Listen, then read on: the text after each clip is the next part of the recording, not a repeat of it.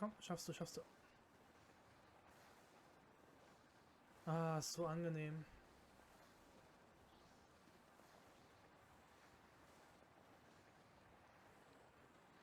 Oh!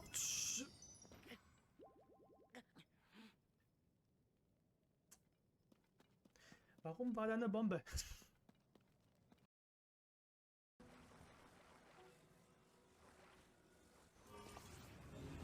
Nein!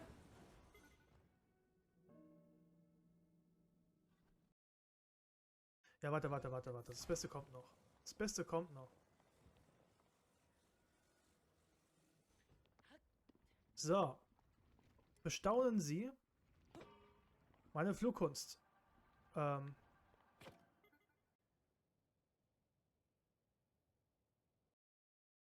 habe zwar geschlagen, aber das zählt wohl nicht. Cool. Dankeschön. Nein, ich muss ablegen. Achso, nee.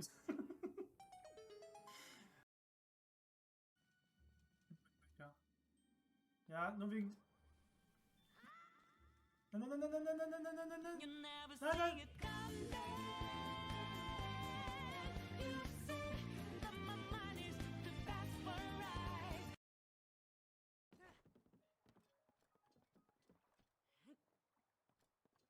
First try.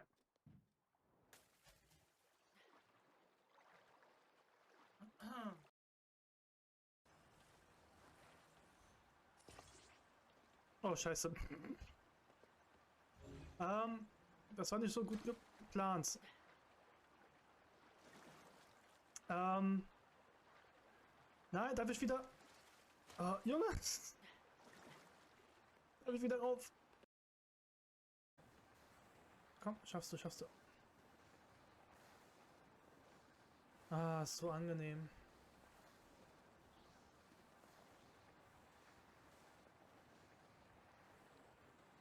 Oh!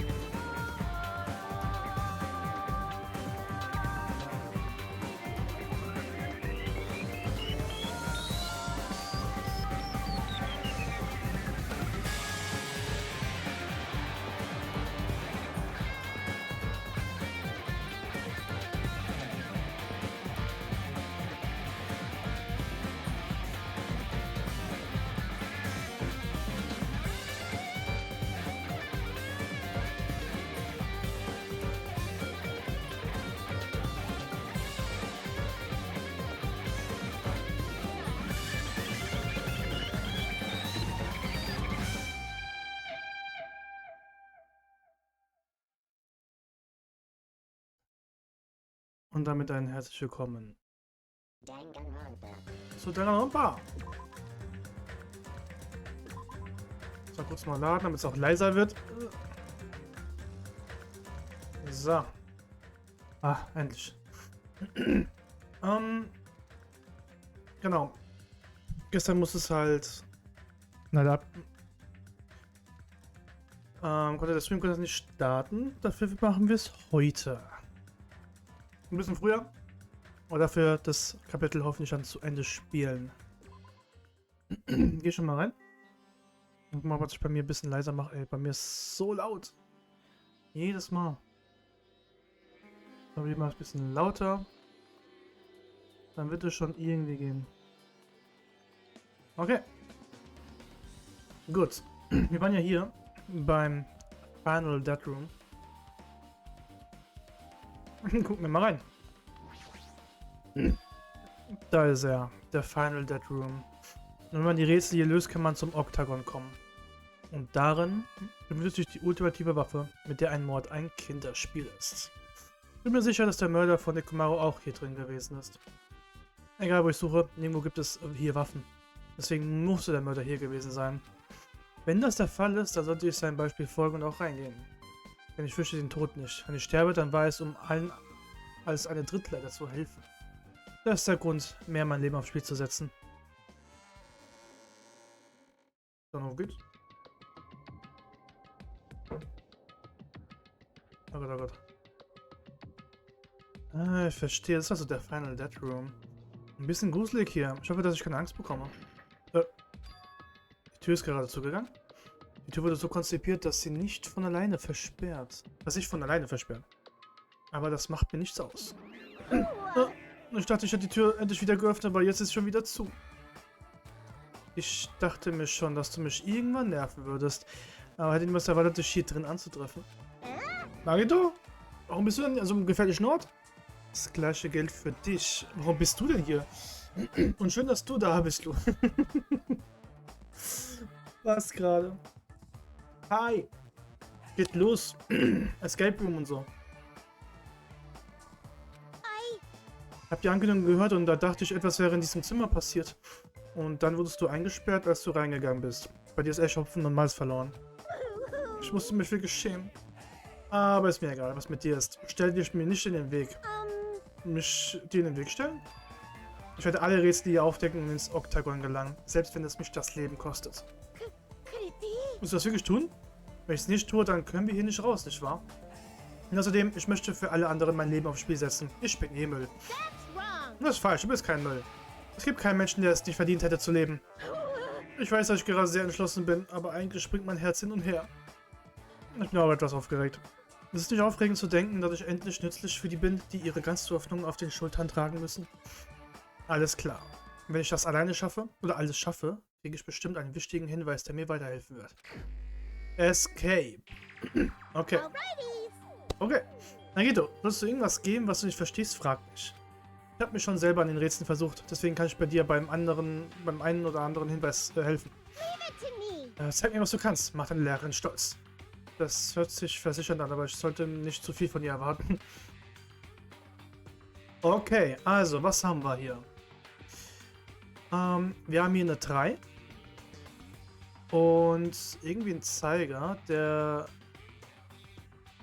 komisch leuchtet. Oh, das heißt vielleicht was. Guck mal, hier 3.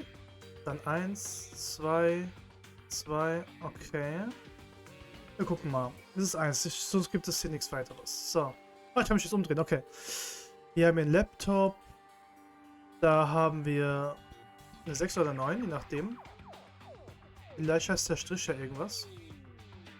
Ein Fernseher. Schubladen. Eine 7. Nur Kuma. Watch the News. Oh, und hier kann man wahrscheinlich ein Passwort reintun. Watch the News. Also ich mir Fernsehen mal angucken. Okay. Ich guck mal. Dieser Fernseher sieht kaputt aus. Ja, okay, dann halt nicht. Das ist mal ein Laptop. Das ist ein Laptop. Das ist angeschaltet, aber versperrt. Ich kann nichts damit machen. Wir können nicht einmal ein Passwort eingeben. Wie können wir ihn entsperren? Okay, die Schubladen aber. Gucken wir mal. Uncompressed Passwort. SM irgendwas. Ist das ein Passwort? Das sind die Anfangsbuchstaben der Wochentage. Okay. Verstehe vielleicht. Glaubst du wirklich, dass es so einfach ist?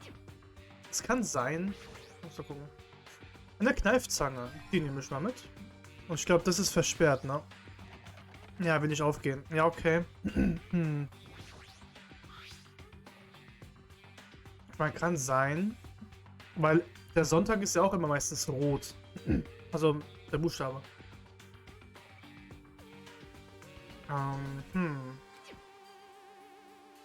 So, gucke ich mir mal an.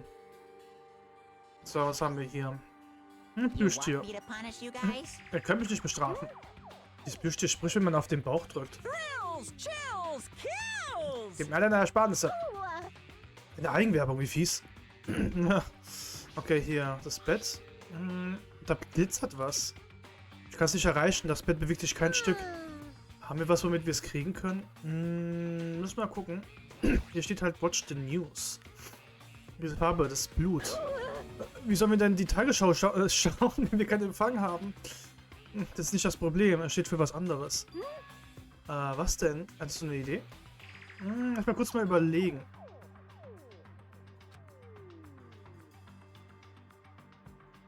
Ja, eine Sache habe ich von damals noch im Kopf. Ich weiß, dass es um Himmelsrichtung es auch ging. Das rauszufinden, keine Ahnung. Ich habe wahrscheinlich nachgeguckt. Hier steht Watch the News. Ist auch komisch auch geschrieben, das hier. North, East, West, South. Also man soll in verschiedenen Himmelsrichtungen gucken. Das Problem ist, wo ist Norden?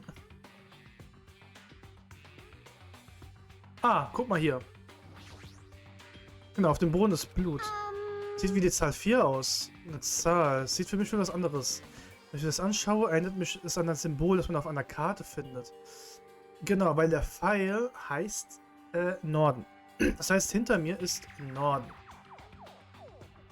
Das heißt, man guckt nach Norden, dann nach Osten, Westen, Süden.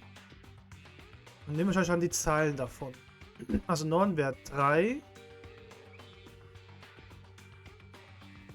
Wir sollten eine 6 darstellen, aber ich glaube, der Strich heißt 9. Also quasi 3, 9. Ist das eine Zahl? Das ist keine Zahl. Das ist natürlich unpraktisch. Was ist überhaupt hier drin? Genau. Ah, guck mal, eine 5. Da ist Blut zu sehen. Das sind die 5, genau. Okay, aber hier haben wir was wir dann nutzen können. Ein Kleiderbügel. Könnte auch wichtig werden, ja. Nehmen wir mal mit. So, quasi 3, 9, 5, 7. 3, 9, 5, 7. Können wir mal reingucken. Das ist, genau, ein Passwort. Ich habe einen geilen Plan. Ja, nee. Ich werde schon machen. 3, 9, 5, 7. Ja. Ups. So, 3, 9, 5, 7. Ah, richtig.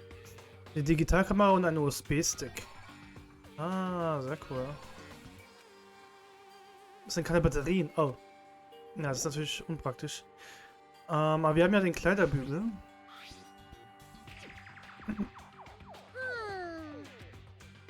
Aber warte mal. Wenn ich es verbiege, kann ich es länger machen. Aber muss sogar noch anklicken. Warte mal, kann ich es anklicken? Hallo? Wenn ich es verbiege, kann ich es länger machen. Ja, und wie verbiege ich das? Hallo? Ah, wait. Mit der Zange vielleicht? Nee. Ah, okay, Rechtsklick muss... Oh Gott. Wie bekommt man das gesagt? Also, genau, Rechtsklick, um das dann zu nutzen quasi. Ah, guck mal da. So, da glitzert was. Achso, warte mal. Rechtsklick und dann nutzen. Okay. Ein Schlüssel. Okay. Das können wir dann da nutzen. Eine Schere. Okay. Aber USB kann man wahrscheinlich beim Laptop nutzen, nehme ich an. Ja, ich kann den Laptop da mit den USB entsperren. Trotzdem muss ich noch ein Passwort eingeben. Welcher Hinweis, der nicht in dieser Schublade gewesen ist von Bedeutung. Ich habe es, das sind die Wochentage.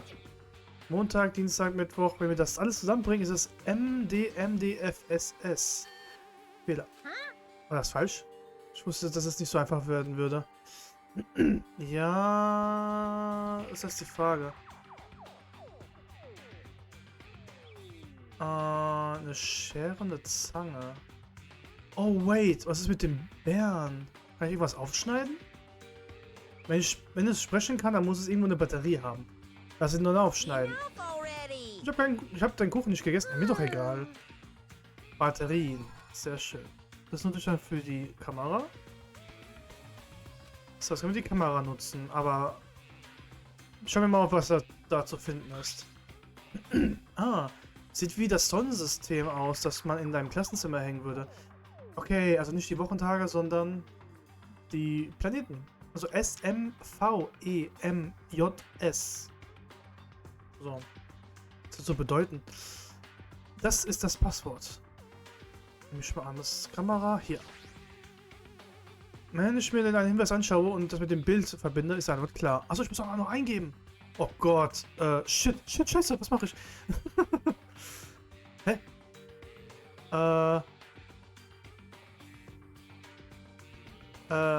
Shit. Ich kann die Planeten nicht mehr.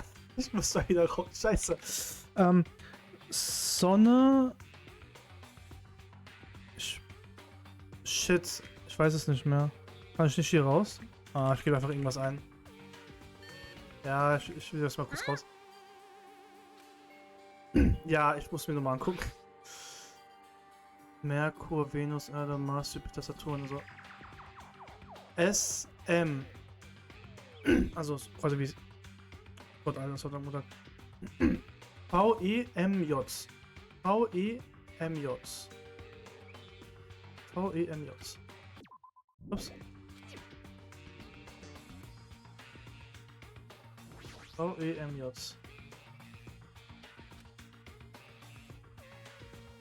VEMJ. Ah, okay. Was ist das? Othello? Bist du sicher? Oh Gott, was ist das denn jetzt schon wieder? Oh. Ah, guck mal. Das sind quasi die Nummern, die man da eingeben muss, ne? Warte mal, lass mich mal kurz mal gucken. Ah, guck mal. Genau, auf der linken Seite. Ich musste überlegen. Warte mal, der obere Kreis, also die nächste nach der 1. Muss mal gucken. Von rechts nach links. Ach, so wird's gemacht. Okay. Es blinkt nämlich. 3. 3, Oh Gott, okay. So. Die weißen sind, glaube ich, die halt aufleuchten. Nehme ich an. Uff. Nee, es kann nicht sein, weil da leuchtet quasi die 4 auf. Ich bin komplett verwirrt jetzt.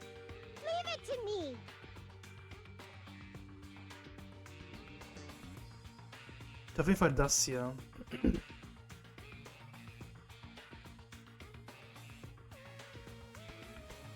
So, ich gucke das mal. 3 und 1.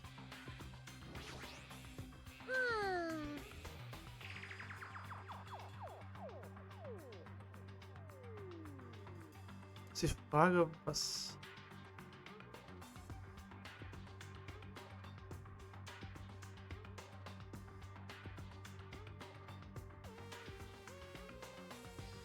Was kann das erste kann nur die 4 sein? Nee. Es ist die 2.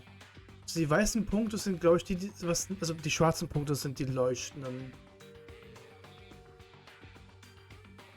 Aber wenn das... ich verstehe, weil hier ist auf jeden Fall bei der 1, ist unter der 1 ein weißes. Hier aber ist das Weiß rechts. Das muss ich von oben nach unten gucken. Ne? Also müsste das erste, weil beim ersten war das zweite aus. Das ist dann doch die 4. Hier ist das erste. Dann 1. Genau, das war 4. Dann 1 leuchtet da. Das kann aber auch nicht sein.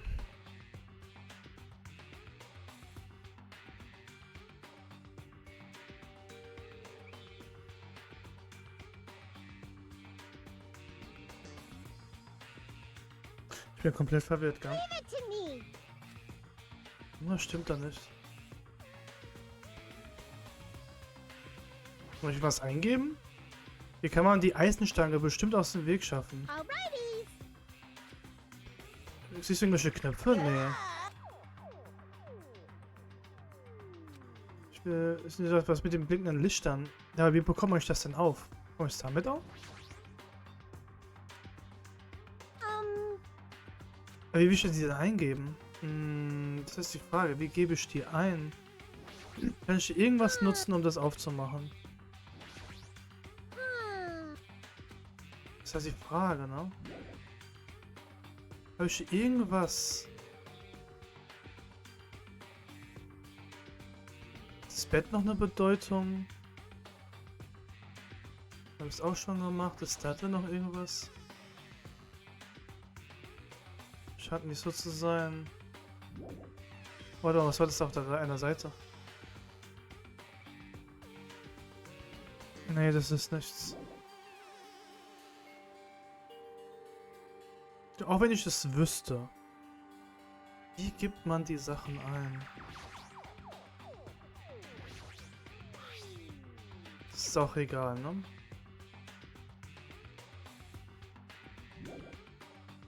Oh, wait. Kann ich nicht da reintun? Zum Fernseher? Sieht kaputt aus. Ah ja, okay. Dann nicht. Also kann ich es nicht reparieren. Schade. Ich hatte, der Fernseher hat auch noch irgendwas damit zu tun. Kann ich es irgendwie nutzen?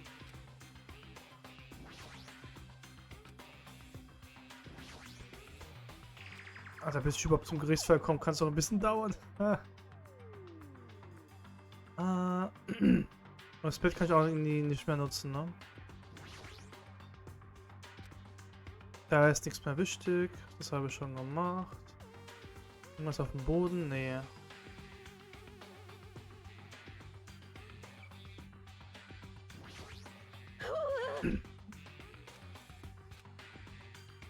Da gibt es eine Abkürzung. Was? Möchtest du es überspringen? Nein, nein, nein, nein, nein, nein, nein, nicht überspringen. Man kann es einfach überspringen. Nee, nee, nee, ich will das noch ausfinden. Das einzige Problem ist, wie bekomme ich es hin, dass ich da was eingebe? Habe ich irgendwas übersehen? Aber es gibt ja nichts mehr, was ich nutzen kann. Die Kamera ist auch komplett egal. Irgendwas anklicken.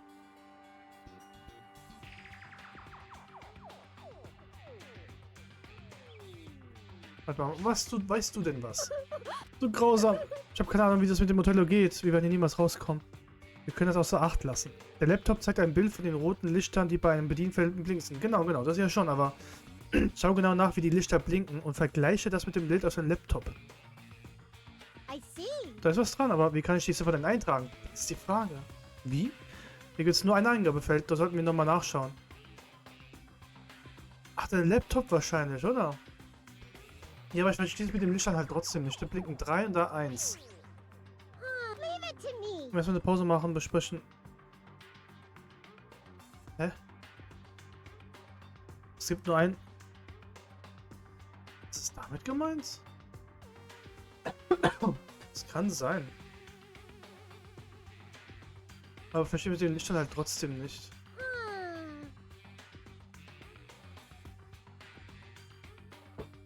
Irgendwie passt das nicht überein. Das passt nicht überein.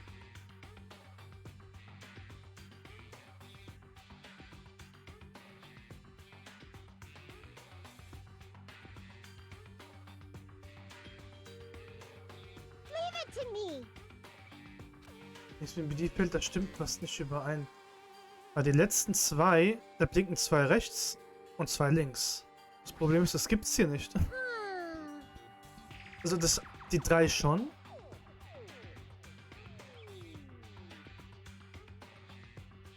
Warte.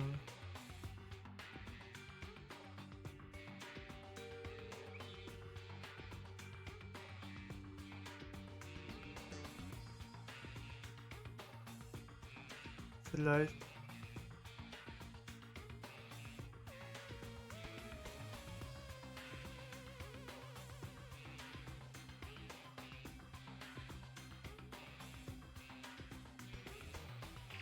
dachte, das wären 4 Ziffern.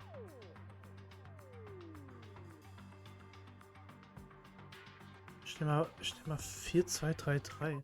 Ups. Das kann aber auch nicht sein.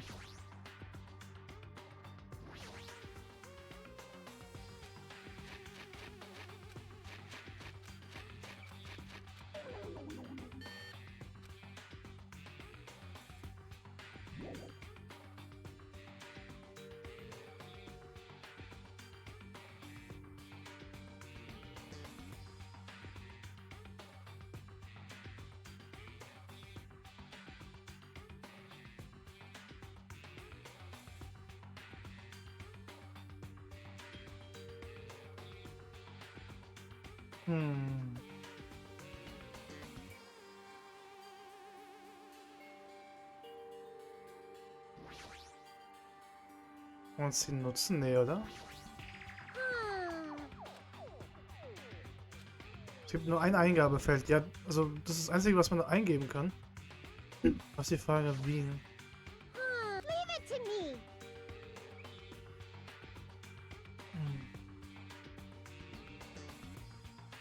Okay, ich habe mir jetzt die Kombi da angeguckt, aber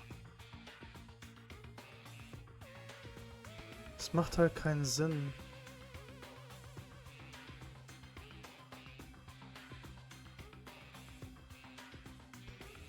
Nehmen wir mal 4233.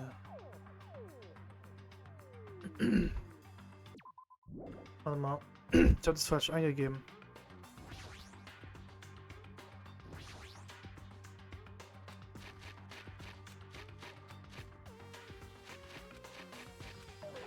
Nee, auch nicht.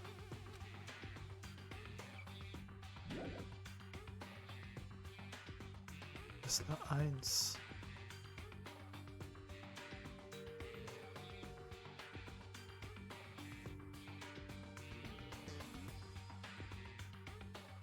Da haben die Nullen was zu heißen.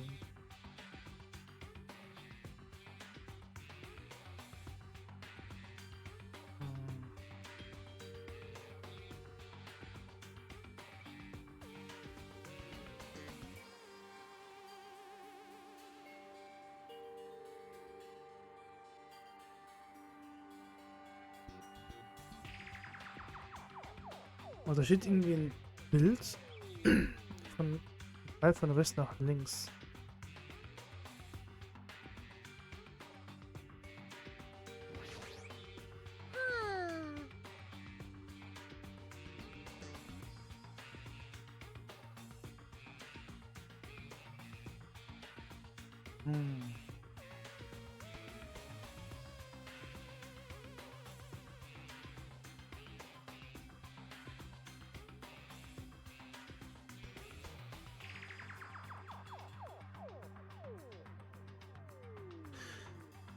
To me.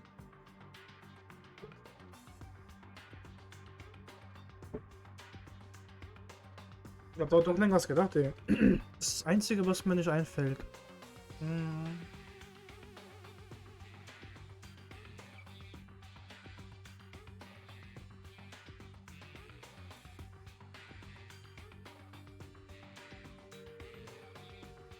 Die Frage, ob weiß heißt, dass es aufleuchtet oder das Schwarze. Irgendwie macht beides keinen Sinn. Da fehlt irgendwas.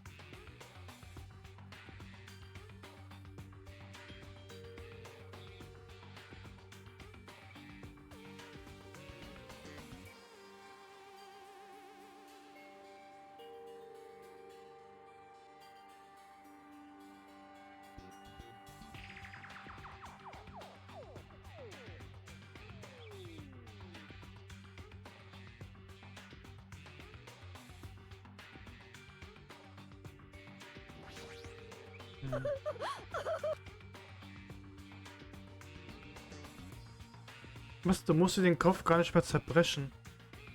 Was? Was ist die Lösung? Warte mal. 9875. Warum sagt er einfach instant die Lösung? 9875, alles klar. Soll ich das in den Safe eingeben? 9875. Warum das denn? Leave it to me.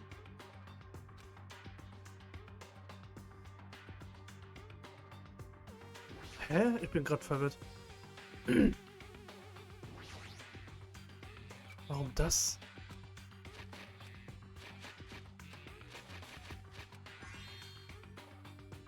Hast du das gehört?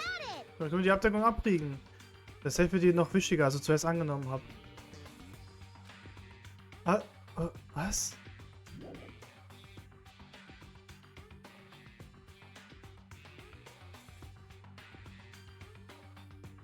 Ich bin verwirrt. Warum 9875?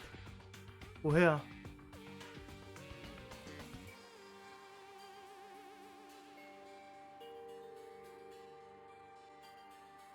Warte. Das will ich nachgucken. Wie kommt man jetzt da drauf?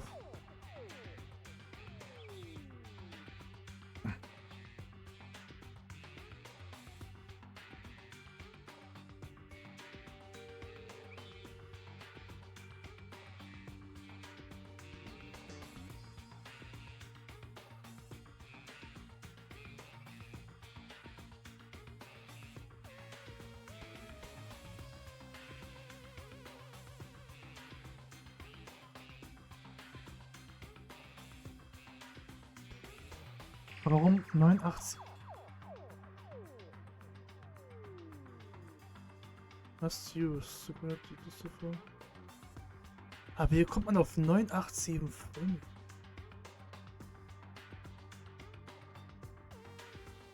Echt verwirrt, Weil jetzt wird eigentlich jetzt wird eine neue Kombination angezeigt, soweit ich weiß. Da ist ein Schlüssel, ja. Aber 9875. Warum das denn?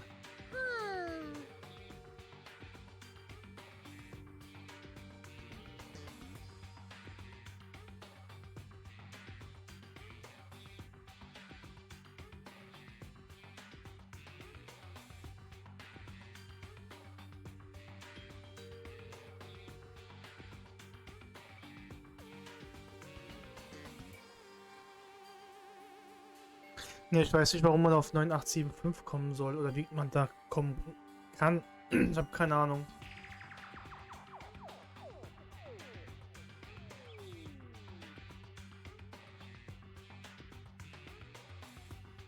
Das muss ich mir dann später nochmal angucken. Wie gesagt, keine Ahnung, wie man da drauf kommen soll. So, wir haben erstmal hier, der Deckel ist jetzt offen.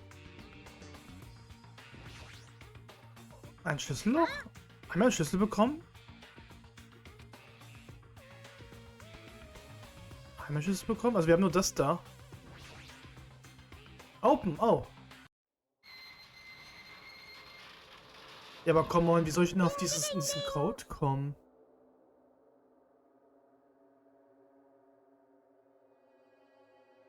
Warte mal, ich guck's mir noch mal kurz an.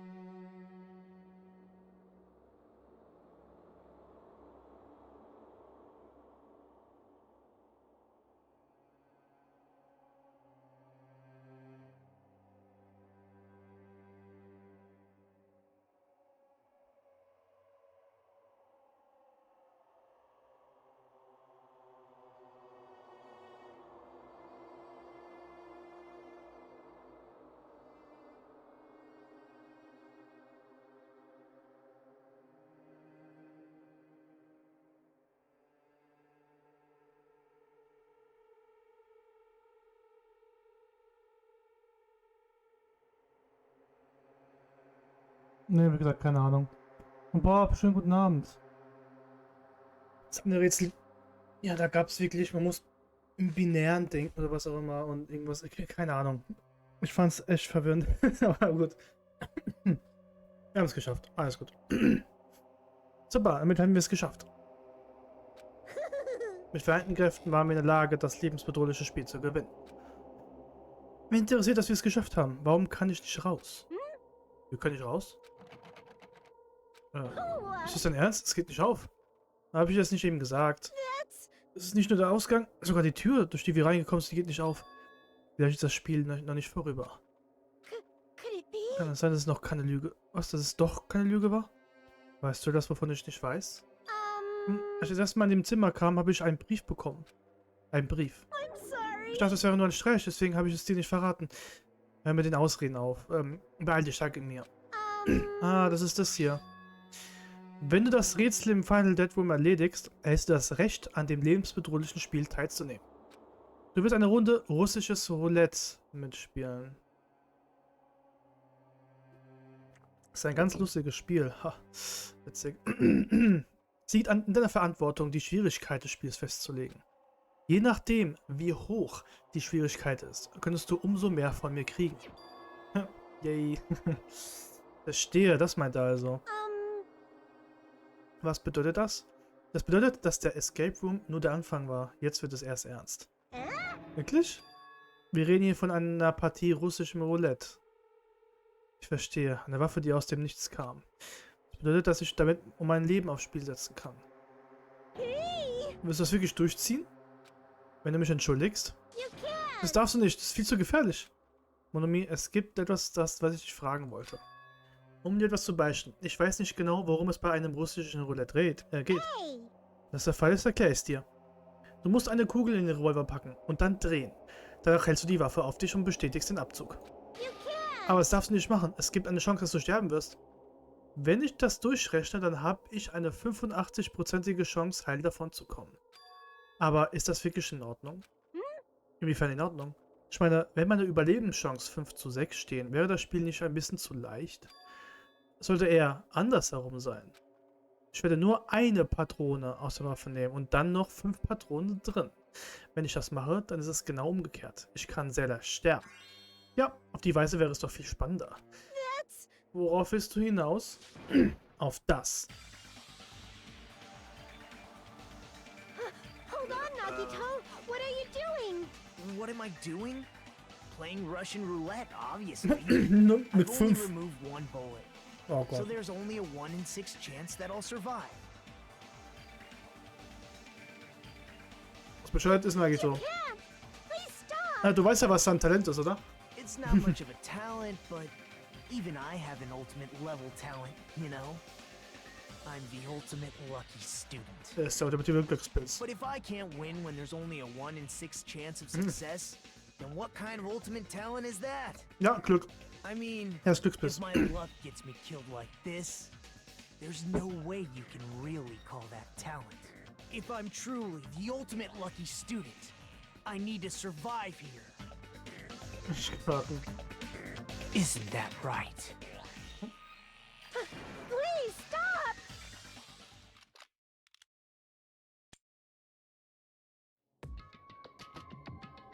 Klick.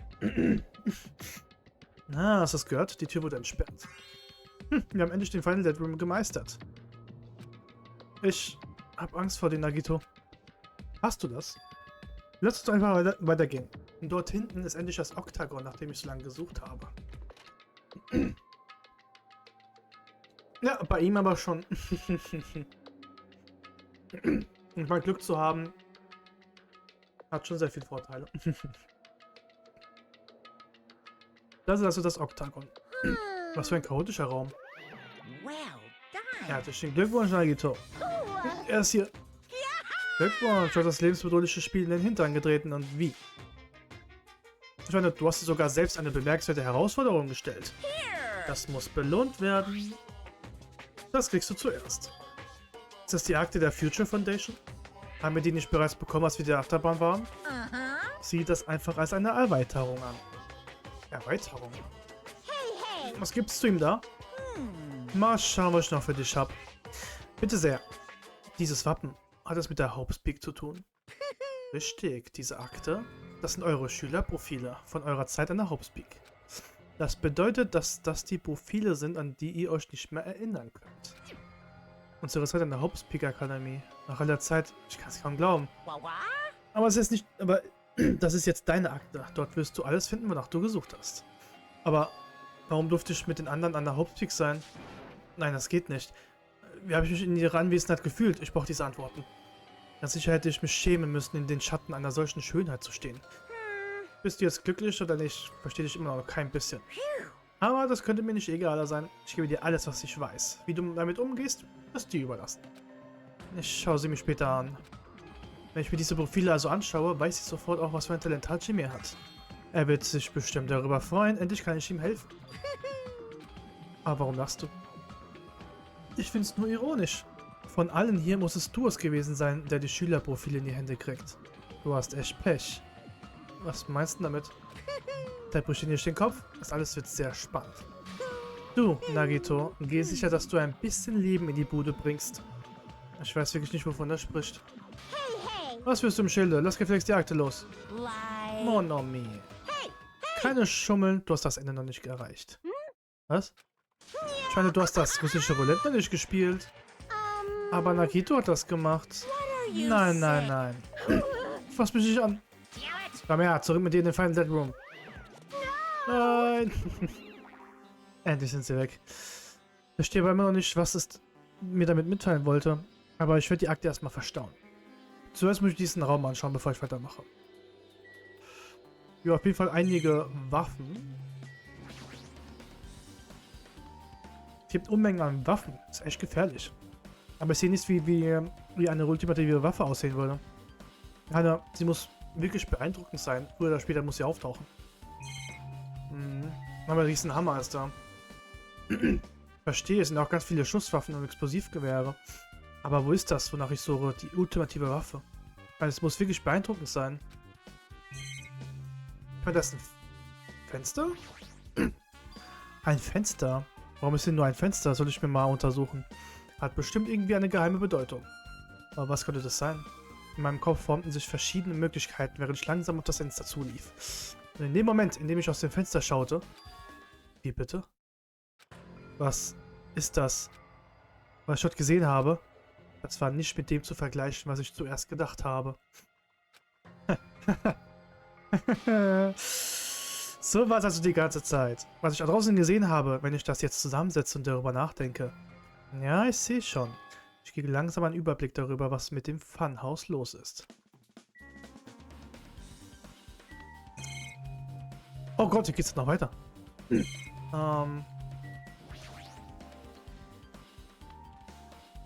Warum wird denn hier ein Kühlschrank stehen?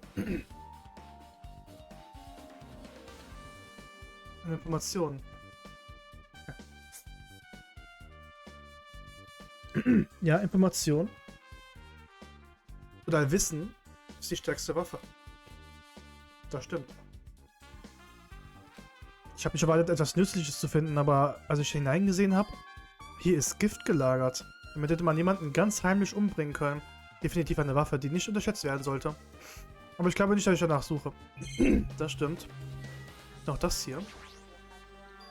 Das ist eine Bodenluke. Warte, dieser Ort kommt mir noch bekannt vor. Könnte die Luke den Untergrund führen, aber das macht doch keinen Sinn.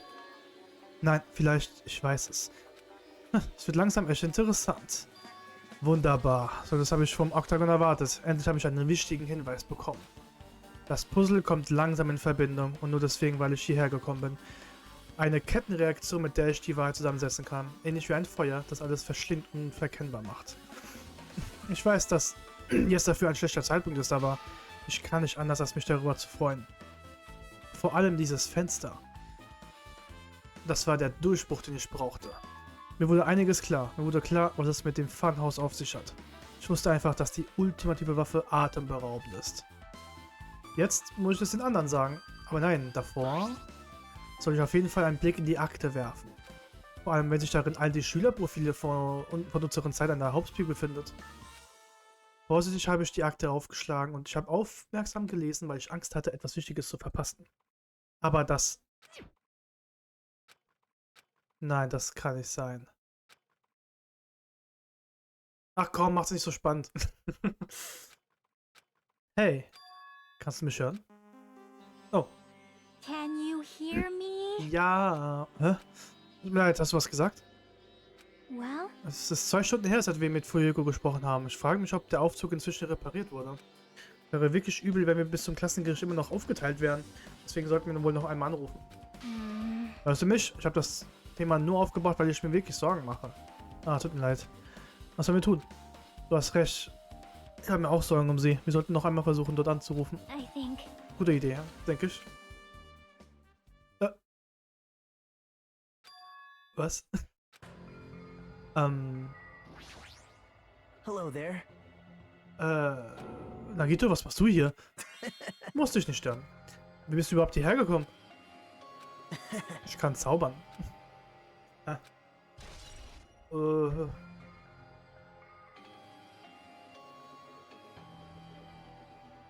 Aha. Unerklärtes Auftauchen. Ungeklärtes Auftauchen.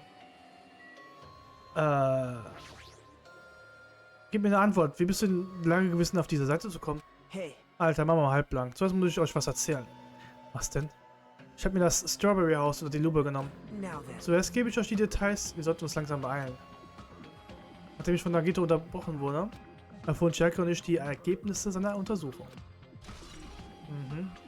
Aufzug. Zerstörter Knopf.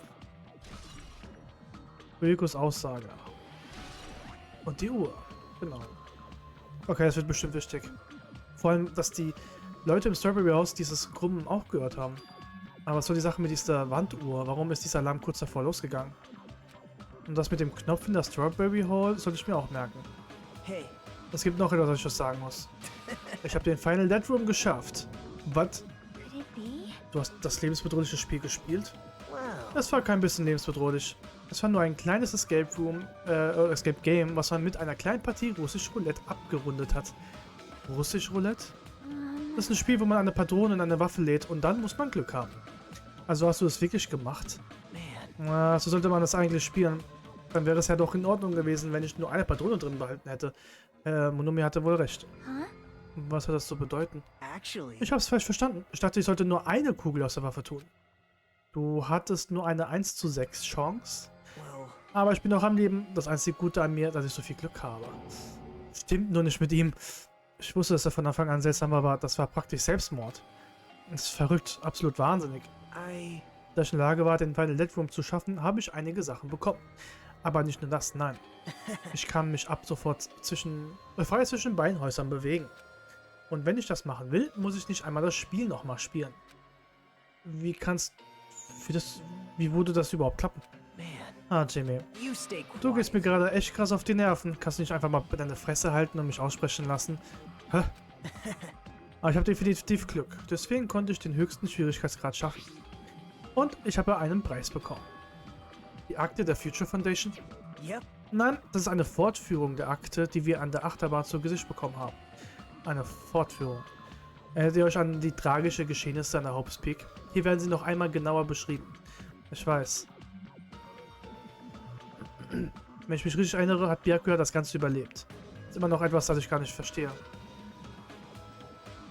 Aber selbst wenn wir noch mehr darüber erfahren, das hat momentan keine Relevanz für uns. Es gab Informationen darüber, wer zuerst gestorben ist. Informationen, wer hier wen umgebracht hat, so etwas. Ich finde es extrem langweilig, das zu lesen. Ich meine, ich kenne die Leute ja gar nicht. Aber was ist mit Byakuya? Dann ist es genau, wie ich mir dachte. Dieser Byakuya war der Byakuya, den wir kannten. Aber ich kann nicht behaupten, dass diese Infos wirklich vollkommen nutzlos sind. Jetzt hört mal zu. Die Geschehnisse an der Hope's Peak haben mit unserem Mordausflug sehr komische Gemeinsamkeiten. Bei dem ersten Mord ging es um einen Mord, der nicht so abgelaufen ist, wie er geplant war. True. Hey. Bei dem zweiten Mord kam ein Serienmörder ans Licht. True. Und noch viel schlimmer, beim dritten Mal wurde sogar 2 von ihnen getötet. Genau wie im ersten Teil. Hey. Warte mal. Und der vierte Mord im ersten Teil... Oh Gott, das muss ich noch mal kurz überlegen. Nach den 2...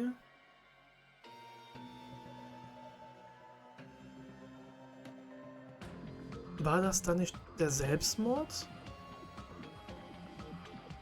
Ich glaube, danach war es der Selbstmord, soweit ich weiß.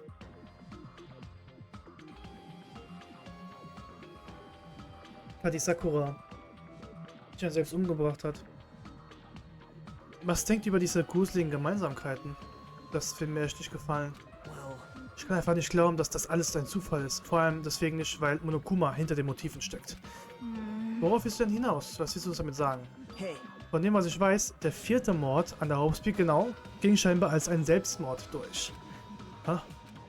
Ob das nun das was heißt oder nicht, das kann jeder für sich entscheiden. Ich wollte euch nur die Wahrheit sagen. Die Wahrheit. Bist du sicher, dass du uns nicht damit verwirren willst? Jeez. Du hörst nicht auf, dich zu beschweren, mein Gott. Wenn du wissen willst, was für ein Talent du hast, dann solltest du lieber kleinere Töne spucken. Well, Diese Akte war nicht die einzige, die ich bekommen habe. Das hier ist noch eine. Dieses Wappen. yep. Ja, es ist das Wappen der Hauptspeak. Perhaps. Und das gibt uns Informationen über unsere gestohlenen Schulerinnerungen. How unfortunate. Bedauerlicherweise konnte ich in der Hinsicht keine hilfreichen Hinweise finden. In der Akte geht es nicht um uns. Es geht einzig und allein um Hajime.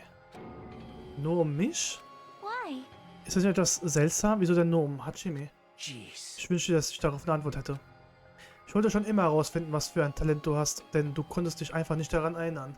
Right? Aber jetzt werde ich dich aufklären. Ist das dein Ernst? Hast du echt herausgefunden, wofür mich die Akademie auserwählt hat? Man. Nun, dass du an der Akademie warst, war ein wenig besonders. Hajime, du hast kein Talent. Du bist ein Schüler aus der Nebenabteilung, der sich in die Hauptspeak gekauft hat. Warte, was? Well, In der Hauptabteilung sitzen alle Schüler, die ein ultimatives Talent haben, selbst ich. Aber in der Nebenabteilung, das sind alle Schüler, die eine Aufnahmeprüfung absolvieren mussten. Sie haben gar kein Talent, nur viel Geld auf der Bank. Du bist mehr oder weniger nur ein Ersatzschüler, ein absoluter Verlierer. Aber nein, selbst das bringt es nicht auf den Punkt. Die Nebenabteilung gibt es nur, damit die Hauptspeak mehr Einnahmequellen hat. Und wie ist das möglich? Nein, alles nur nicht das. Ich will dazugehören.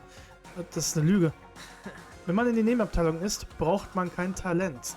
Man braucht nur genug Kohle, damit man den Unterricht und die Aufenthaltskosten bezahlen kann. Und guten Abend, Ace. Gerade ein Riesenspoiler. Hey. Mit diesen Mitteln ist die Akademie dazu in der Lage, nach mehr Talenten Ausschau zu halten. Auf diese Weise können die Symbole der Hoffnung in die Luft steigen. isn't that right? Hajime, du bist in Wahrheit die Drittleiter und solltest dich geehrt fühlen. Ein belangloser Bengel wie du. Du kannst den Symbol der Hoffnung helfen, damit sie umso heller scheinen. Was meinst du damit? Du warst einfach nicht entschlossen genug. Du hast uns bewundert. Wolltest du dich dafür opfern, die Hauptspeak finanziell zu unterstützen? Nein, ich hätte, du hast nur von der Hauptspeak besessen warst, wie ein Fangirl, das dem letzten Trend hinterherrennt. Ich wollte... Stop it. Ich bei dir deine Ausreden. Hör einfach auf. Hör mir zu, um zu dieser Hoffnung zu werden, braucht man erstaunliche Fähigkeiten und einen Willen, der sich nicht niederschlagen lässt. Ist welch, ja, sogar von dem gemobbt. Wenn man auf die Welt gesetzt wird, dann hat man vielleicht Glück. Vielleicht hat man all die Voraussetzungen. There's no mistake. Das hat aber nichts mit Mühe zu tun. Du kannst nicht einfach in die Hauptspeak gehen und so tun, als hättest du alles, was man braucht. You don't even Ich know. würde mich schämen, wenn ich du wäre. Das ist wirklich peinlich. Warst du von deiner Bewunderung so geblendet, dass du nicht mehr sehen konntest, wohin du gehst? Du bist ein Niemand. Du bist einfach ein Typ aus der Nebenabteilung, der nichts zu sagen hat.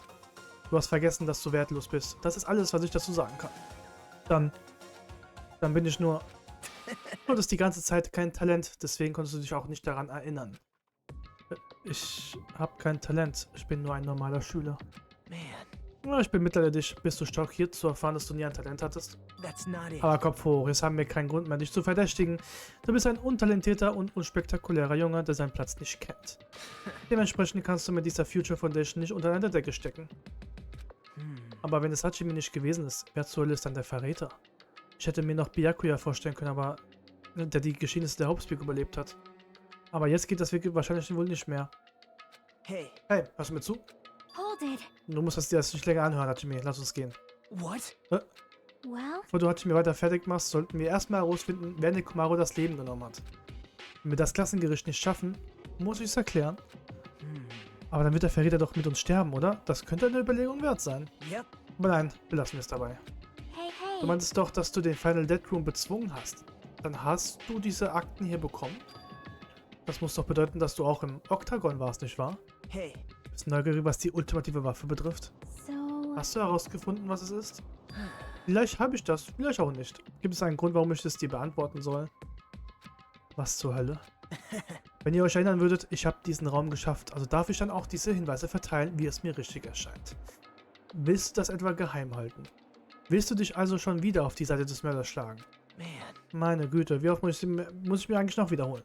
Ich will einfach nur, dass eure Hoffnung noch heller scheint. Ich helfe keinem Mörder. Hmm. Aber das, was du sagst, macht echt keinen Sinn. Sag es uns doch einfach. Worum geht es bei der ultimativen Waffe? jeez. Na, ich habe echt keine Wahl. Ich kann auch einen kleinen Hinweis geben.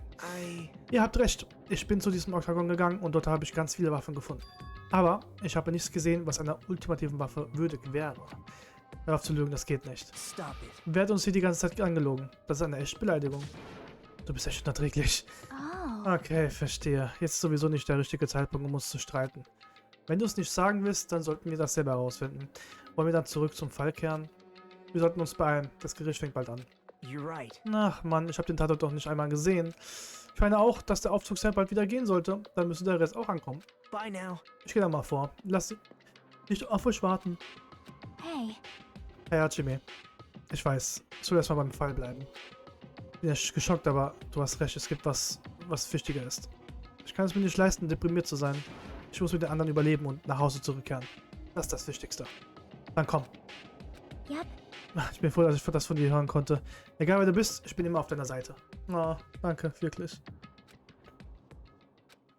Ich soll das erstmal alles beiseite legen. Bevor wir damit weitermachen, muss ich das mit Nekomaru abschließen. Wenigstens eine nette.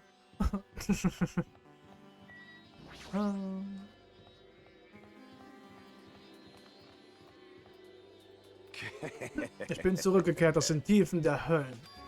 Gundam! Yo. Jo, sorry, dass wir so spät sind. Hey. Nur damit ihr Bescheid wisst, das alles ist dank mir. Ich bin derjenige, der den Aufzug wieder heile gemacht hat. Ich wusste, dass du schaffen würdest. Hey. Hey. Willst du auch mal bitte mal Danke sagen? Ich möchte nur einmal gelobt werden.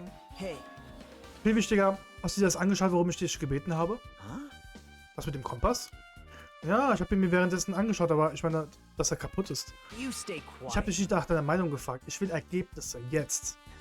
Ja, also die Kompassnadel hat sich um 180 Grad gedreht, als ich im Aufzug war. Um 180 Grad. Verstehe, das dachte ich mir. Hä? Was meinst du damit? Wenn du aufgepasst hättest, wüsstest du, dass sich der Aufzug um 180 Grad gedreht hat. Der Aufzug hat sich gedreht? Now then. Ich sollte mir mal den Nekomarus gleich mal ansehen.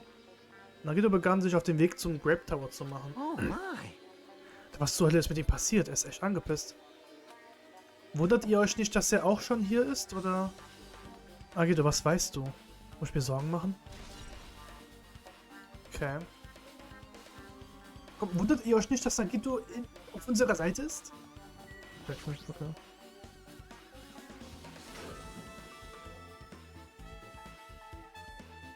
You serious? Ist so euer Ernst? Damn it. Ich weiß nicht, wer das gemacht hat, aber das ist echt verrückt. Hey. Beide eure Gefühle im Griff, kommt schon. Wir müssen unsere Untersuchung vorantreiben. Aber wir haben hier bereits alles untersucht. Wow. Nein, das habt nicht. Es gibt noch etwas, was wir genauer untersuchen können. Jetzt, wo Mikran nicht mehr bei uns ist, können wir keine Autopsie durchführen. Right? Aber Katsuichi sollte in der Lage sein, den Körper auseinanderzunehmen, richtig? Huh? It cannot Ist das be. wahr? Willst du Nekomaru gleich auseinandernehmen? I won't Leg forgive dich nicht you. mit mir an. Hat Coach Nekomaru nicht bereits genug durchgemacht? You don't know? Genug durchgemacht? Wir müssen mit der Untersuchung weitermachen, sodass wir den Mörder finden können. Oder willst du etwa nicht wissen, Nakane? Dir ist es wohl egal, was mit Nekomaru passiert ist? Damn it! Klar. You stay quiet. Dir fällt es sowieso schwer, mit einer Birne zu denken. Deswegen lass es die Erwachsenen machen. Damn it. Ah, Jeez. komm schon, Katsuichi. Wie lange schießt du da noch rum? Ah. Ja, okay, ich muss ihn nur auseinandernehmen, okay? Ich wollte schon sehen, wie er entwickelt wurde, aber nicht auf diese Weise. Das ist zu viel. Well, Komm schon. Wie ist dann das Wetter da drüben? Schwingt euren Hintern hierher und helft mir endlich. Irgendwas stimmt mit ihm nicht. Ich dachte, er würde nur mich anders behandeln, nachdem er herausgefunden hat, dass ich kein Talent habe. Aber das ist nicht ganz der Fall. Sein Verhalten gegenüber den anderen ist auch seltsam. Aber wieso? Was ist mit euch los, Alter? Okay. Ich kann jetzt nicht wegsehen. Ich muss schauen, was Katsuichi herausgefunden hat. Achso. Also. damn it. Die sind so weit gekommen. Ich darf jetzt nicht zurückweichen. Ich fühle mich schrecklich wegen Nekomaru, aber wir brauchen diese Infos, wenn wir die Wahrheit hinter dem Fall aufdecken wollen. Als er dies kaum aussprechen konnte, sah Katsuichi Nekomaru an. Seine Augen waren voller Entschlossenheit und er begann mit seinem Werkzeug die Schrauben locker zu machen. Wo ist er denn den Schraubenzieher her? Huh? Nagito hat mir gegeben. Er hat das schon von Anfang an bei sich. Es dreht sich also echt nur um Nagito. Er hat die volle Kontrolle. Irgendwie kotzt mich das an. Maybe. Der Schein aus seinem Kopf war die Todesursache. Ja, das wird ja vermutlich sein. Der Komaru ist gestorben. Ich meine, er hat deswegen aufgehört zu funktionieren. Sein Buskorb hat mehrere Dellen und einige Einzelteile sind auch losgelöst. Es könnte auch sein, dass seine Getriebewelle nicht mehr funktioniert hat. Aber erstmal habe ich jetzt die Abdämmung abgeschraubt. Das wird uns weiterhelfen. Wenn das der Fall ist, muss ich mir den Komarus gleich noch ein letztes Mal anschauen. Okay. Katsuichi hat den Komarus Buskörper aufgemacht. Das ist die Gelegenheit, noch einmal nachzusehen. Ach stimmt, die Uhr. So, da ist die Uhr drin. Die zeigt 7:30. Oh, 7:30. Genau. Außerdem sieht es so aus, als würde der Alarm auf 7:30 Uhr gestellt sein. Ach stimmt, der rote Zeiger. Ja, true. Hat er auch mal schon mal eine Uhr gehabt, wo man so einen dritten Zeiger hatte. Und den quasi als Alarm dann entstellt. Gut, da war was. Aber das muss bedeuten, dass die Uhr kaputt gegangen ist, dass der Alarm losgegangen ist. Aber 7:30 Uhr ist eine komische Uhrzeit. Ich meine, wir wären bis dahin schon längst im Grape Tower gewesen, um mit Monokuma Taichi anzufangen. Vielleicht ging die Uhr vor? Nein, warte mal. Das ist eine Funkuhr. Eine Funkuhr? Ja stimmt, die muss richtig sein. Haben wir schon mal gelesen. Eine sehr genaue Funkuhr, die niemals stillstehen bleibt. Ja, wenn das der Fall ist, warum blieb der bei 7:30 Uhr stehen? Ist sie wirklich kaputt gegangen? Funkuhr wurde hinzugefügt. Okay. Das war alles? Oder gibt es noch mehr? Das ist irgendwas. Genau, das ist der Knopf. Oh, shit. Das war doch alles, oder?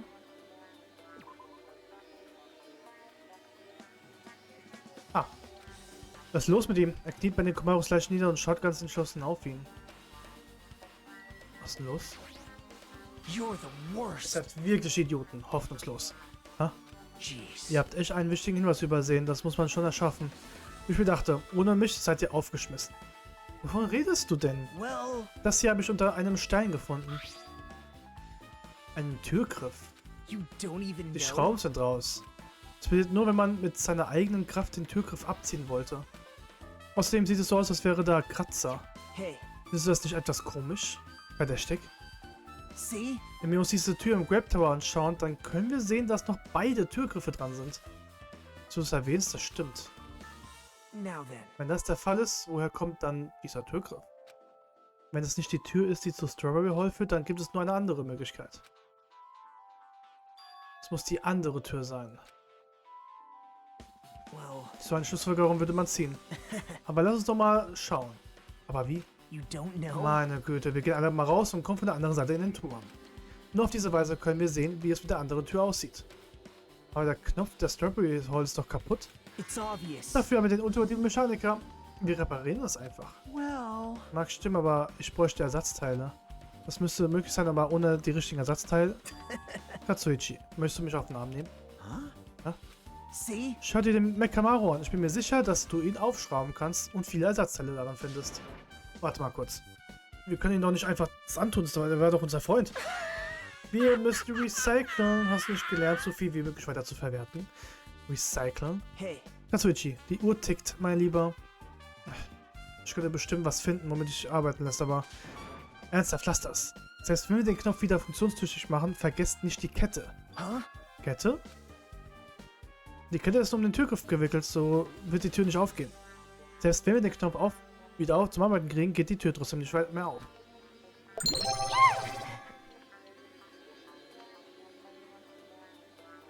Oh, danke für dein Follow. Guten Tag, guten Tag. Oder guten Abend, eher gesagt. Dankeschön.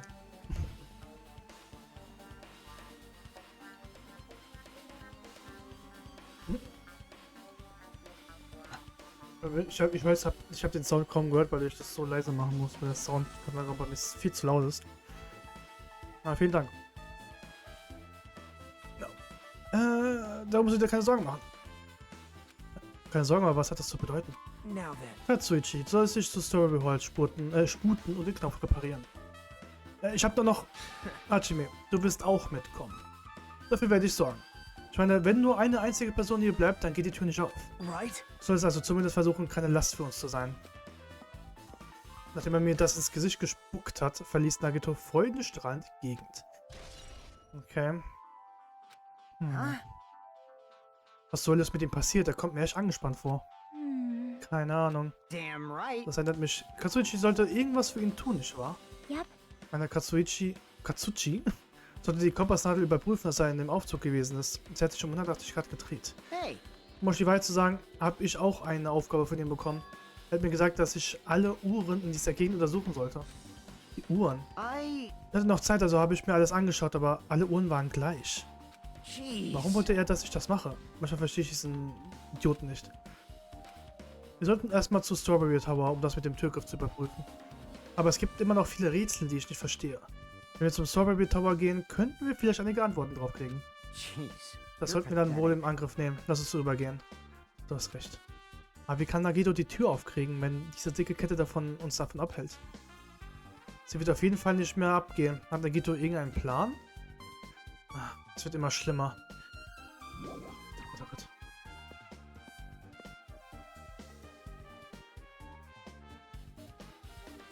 Das heißt erstmal zum Aufzug gehen, ne?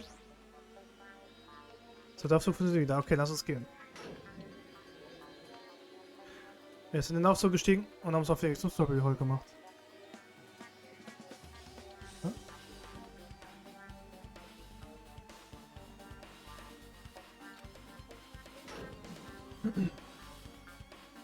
Schon eine Weile schon her, dass ich hier bin.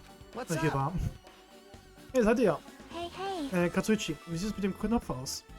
Ich weiß, was zu tun war. Mit den richtigen Ersatzteilen war es immer am Drehen fertig. Ich muss echt Nerven haben, mir das mit diesem Stolz zu sagen. Ich habe dir nie die Erlaubnis gegeben. Hey, hey. Ja, aber Now then. bevor das hier wieder ausartet, lasst uns lieber mal hinne machen. Ich frage mich, ob wir von dieser Seite in den Turm kommen. Even so. Aber es wird nicht aufgehen. Wir haben nichts mit der Kette gemacht. Hey. Die Tür zu Strawberry Hall hat ja immer noch diese Kette um den Türgriff gewickelt. Erinnerst du dich? Wenn wir nichts damit gemacht haben, ist das egal. Selbst wenn der Knopf wieder klappt. That's the question. Oh. So. Ein Versuch kann nicht schaden. Wir wissen aber, dass es nicht gehen wird. Nein, wir sind so weit gekommen. Wir sollten auf jeden Fall mal schauen, ob das funktioniert. Yep. Ja, wird auch schön. Okay. Sind schon alle da? Hi. So. Der Knopf war zwar wieder gehen, aber das ändert nicht an der Situation. Es ist offensichtlich, dass die Tür zu bleibt. Oh. Das geht... Hä? Hey, hey. Warum ist es aufgegangen? Impossible. Wo ist die Kette hin? Hold it. Warte mal, nicht nur das stört mich. Ja, irgendwas ist hier komisch. Das passt irgendwie nicht überein. So. Warte, kann das sein... Hey, hey. Das hier sieht exakt so aus, als wären wir in Grab Tower. Ja, dann... Als wir im Grab Tower waren, war der Komarus toter Körper etwas weiter hinten im Raum. Das muss bedeuten, dass seine Leiche vor der Tür liegt, die zur Strawberry Hall führt. Eigentlich müsste das jetzt im Umkehrschluss heißen, dass er praktisch direkt vor dem Eingang ist. Aber er ist ganz anders. Warum? Warum ist der Komarus Leiche vor der Tür zur Grab Hall? Hey, Und hey. nicht nur das, die ganzen Teile, die ich mit Bedacht zur Seite gelegt habe, sind alle an der gleichen Stelle. Die Leiche ist nicht das Einzige, was sich bewegt hat, sogar die Säule und das Öl auf dem Boden. Hat sich alles auf die exakt gleiche Weise bewegt. Der Tatort hat sich kaum verändert, also alles sieht genauso aus wie im Grab Tower. Alles am Tatort wurde auf die andere Seite gebracht. Es ist so, als wenn der Boden um 180 Grad sich bewegt hätte. Ich kann mir das wirklich nicht vorstellen, aber welche andere Erklärung gibt es denn? Ist es das, was ich denke? Nein, da muss noch mehr dahinter stecken. Was auch immer hier passiert, das hat stark mit dem Fall zu tun. Wir müssen noch einmal ganz neu an die Sache rangehen. Ich glaube, dass wir die ganze Zeit hinters Licht geführt wurden, aber mehr ist mir nicht bekannt. Jetzt einmal tot. Das Gebäude dreht sich. Nette Idee. Aber ein ganzes Gebäude sich dreht? Und hat die Frage, gell? Seltsamer Tatort. Und die Kette. I see. Wir gehen jetzt einfach mal weg. Das ist auf jeden Fall alles andere als normal. Na, dachte ich mir auch. Es war eine gute Entscheidung, das einmal zu versuchen. Wie du dir dachtest, dann wusstest du das? Das ist eine schlechte Angewohnheit von dir. Warum muss ich für dich die Drecksarbeit erledigen, wenn du doch stattdessen selber etwas machen kannst? See? Seht ihr die Tür mit der Weintraube drauf? Lass uns doch mal nachschauen, ob es dort einen Beweis gibt. Das kaufe ich nicht ab. Ah, guck mal, da fehlt der Türknauf. Jetzt sehe ich's. Alter, der Türgriff ist weg. Selbst die Schrauben sind nicht mehr da. Now then. Das ist der gleiche Türgriff, den wir auf dem Boden gefunden haben. See? Schau, die Schrauben sind auch nicht mehr da. Dann kam der Türgriff auf den Boden von dieser Tür. Well, Sieht so aus. Soll das der Hinweis sein, von dem er gesprochen hat? Aber was bringt uns das? what? Bist du jetzt noch verwirrter? Keine Sorge, du brauchst nur eine einzige Gedächtnisstütze. Ja? Du wirst es schaffen. Sobald du alles miteinander verbindest, kannst du das wahre Bild sehen. Das Bild, das ich dir vorgebe. Was hat das zu bedeuten? Selbst wenn ich ihn frage, würde ich wahrscheinlich keine Antwort kriegen. Deswegen liegt es an mir, das alles zu entnebeln. It appears that it's time for the class trial. To tell you the truth, I'm tired. Extremely tired. I feel like spending the rest of my life hibernating already. Man, I know it's bad, but I'm so sleepy. I just want a ditch. Though I really don't feel like it, I'll show you my serious side when you come to the class trial. Even though it's impossible since it's so annoying, you can count on me to take this seriously.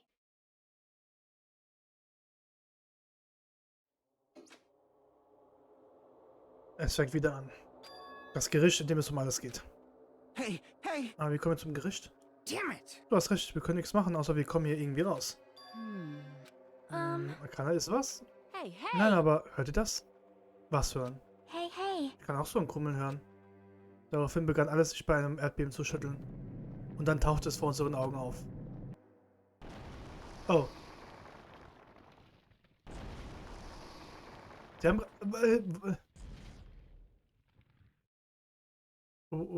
was? Und der Tatort? Ich gehe daneben neben rein. Das ist wirklich eklig. Alles klar, ich gehe rein. Schau mir zu, Koschel Komaro. Jetzt werde ich dich stolz machen. Sei ein bisschen vorsichtiger, wenn du da reingehst. Ich rieche die Gefahr. Meine Instinkte sagen mir, dass ich davon ablassen soll. Aber wir sind so weit gekommen. Ich habe nicht so viel geopfert, dass wir jetzt einen Rückzieher machen. Nun dann, sollen wir eintreten? Yep. Ja, es war wirklich besser so. Es geht mir schon auf die Nerven, aber wenn Dame Sonja da reingeht, kann ich sie auf keinen Fall alleine lassen. Ich will aber nicht. Wir hatten schließlich keine Wahl. Irgendwann haben wir uns einander ermutigt, da reinzugehen. Ich wollte mich auch gerade zum Aufzug aufmachen, als er mich an meiner Schulter festgehalten hat. Wir sind uns sehr ähnlich. Wir sind die gleiche Drittleiter. Nagito hat mir das ins Ohr geflüstert. Ich wollte mich losreißen, aber ich war so auf seine Worte fixiert. Er war so nah, dass ich seinen Atem spüren konnte. Warum müssen wir uns streiten, wenn wir uns doch so ähnlich sind? Ich weiß es, das ist was, weil es uns nur den Anschein hat. Mir war es egal, dass ich kein Talent habe. Ich habe gewusst, wozu ich gehöre, du aber nicht. Was willst du mir damit sagen? Es gab eine Zeit, in der ich gerne zu einem Opfer der Hoffnung geworden wäre. Ich war mir nicht sicher, ich war komplett überzeugt, dass ich letzten Endes nur einem Talent helfe, sich fortzubilden. Aber nein, hier ist keine Hoffnung zu finden. Natürlich nicht, wenn wir uns einander töten müssen, wenn wir verhungern müssen. What? Du bist echt interessant, Hajime. Dürfte ich dir verraten, dass alles, was du kennst, eine Lüge ist. Wir liegen alle falsch. Fressen oder gefressen werden. Das, was stärker ist, wird das andere verschlingen. Nur auf diese Weise überlebt man. Das will ich nicht akzeptieren. Ich werde niemanden opfern, um mein eigenes Überleben zu sichern. Dann bist du zur Beute. Keine Freundschaft auf der Welt wird dir dabei helfen. Bevor ich von dir ablasse, muss ich dir von einem Roman erzählen, den ich einmal gelesen habe. Ein Roman. Es geht um eine Geschichte, in der du in der Welt einer Frau eintauchst, die von einem Serienmörder heimgesucht wird. Immer mehr stellt sich heraus, dass der Mörder ein Spiegelbild ihres traurigen Lebens ist. Die Frau war die Serienmörderin. Natürlich ist die Geschichte so genial geschrieben, dass das niemandem bis zum Schluss aufgefallen wäre. Die Projektion, von der sie so viel Angst hatte, das war sie selbst. Der Mörder, der sie nicht in Ruhe gelassen hat und nachdem sie so viel gesucht hat. Es war in ihr drin. Oder er war in ihr drin. Könntest du bitte damit aufhören, mich ständig mit deinen dummen Geschichten zu stören? Es könnte mir nicht egal sein, was du letztes Wochenende in deinem Bett gelesen hast. No good at all. Du bist wirklich frisch dafür, dass du kein Talent hast. Ich hätte wissen müssen, dass du einfach nicht in das Bild passt. Aber ich begreife es selbst nicht. Warum bist du mir so wichtig? Ich glaube, dass wir uns schon einmal getroffen haben, irgendwo. Dass du es ehrgeizig bist, lässt echt meine Gefühle mehr aufbrausen. Right? Ich bin neidisch auf dich. Ich bin neidisch darauf, dass du dich nicht schämst. Das macht mich echt emotional. Das reicht. Ich habe keine Zeit mit dir zu reden. Los, jetzt. Die anderen warten auf uns. Man. Die anderen.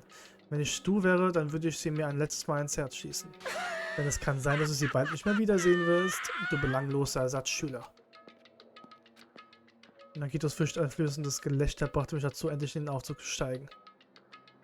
Beruhige dich. Ich muss mich beruhigen. Ich darf jetzt nicht die Kontrolle über mich verlieren. Mit einem tiefen Atemzug konnte ich meine Nerven ein wenig beruhigen. Als Nagito mit seinem Grinsen in den Aufzug stieg, hat es kaum eine Sekunde gedauert.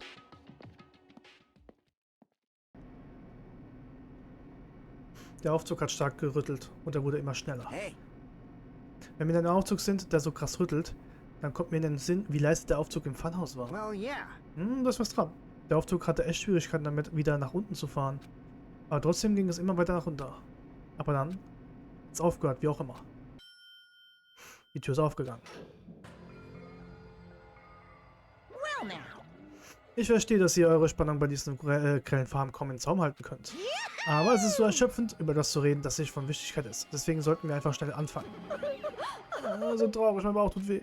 Dass du sie alle dazu zwingst. Mir fehlen die Worte. Hey. Hör auf, mich ohne Erlaubnis zu unterbrechen. Now I'm really angry. Sonst werde ich einen Würfel walten lassen, wie oft ich dir eine Geschichtsoperation verpasse. Warte, was? Was für eine extreme Bestrafung. Now then. Nun denn, würdet ihr euch bitte ereilen? Ich möchte wieder einmal, dass ihr euer Bestes gebt. Dass das passiert, war unausweichlich. Ich würde eigentlich nie wieder zurückkehren, aber das war ein Wunsch, der nicht erhört wird. Der Vorhang des 4. Klassengerichts war gerade dabei, sich zu öffnen. Nekomaru Nidai, der ultimative Coach. Er war leidenschaftlich und trug sein Herz auf seiner Zunge. Es ist eine Untertreibung zu behaupten, dass er alles getan hätte, um uns zu beschützen. Um Akane zu retten, hat er sich geopfert, daher musste er mit den Konsequenzen leben. Aber trotzdem wollte er uns noch helfen nach all dem. Aber als er all das durchmachen musste, hat einer von uns ihm das Leben genommen. Ich werde nicht zulassen, dass der Mörder unbestraft bleibt. Es ist eine kleine Ausrede, jemanden zu töten, weil man keine andere Wahl hatte. Ich lasse das nicht durchgehen. Ich werde das nicht vergeben. Jemand von uns hat Nekomaru verraten. Er hat uns verraten und dafür wird er büßen. Und damit hat die lebensgefährliche Gerichtsverhandlung voller Misstrauen und traurigen Wahrheiten begonnen. Mit einer kleinen Pause. Und dann machen wir den Fall. So.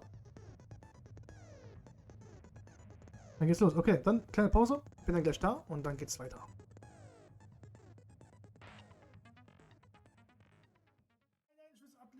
Achso, nee.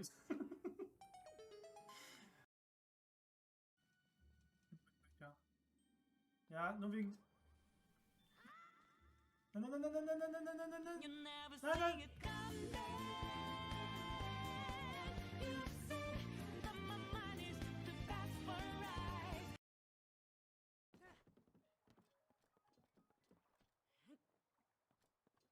First try, first try.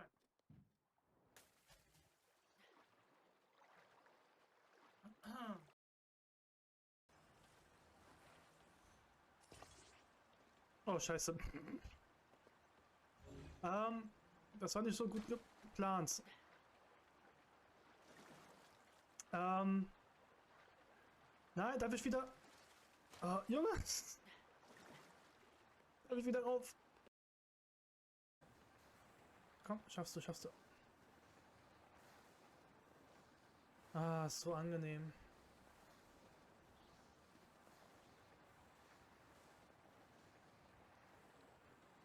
Oh,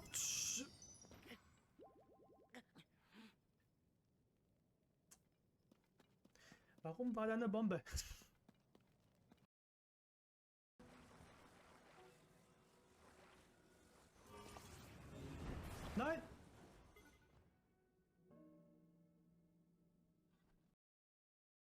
Ja, warte. Das Beste kommt noch. Das Beste kommt noch. So. Bestaunen Sie meine Flugkunst.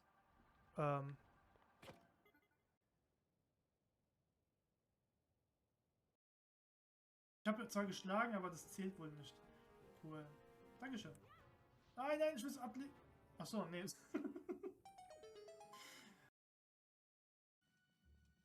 Ja. Ja, nur wegen... Nein.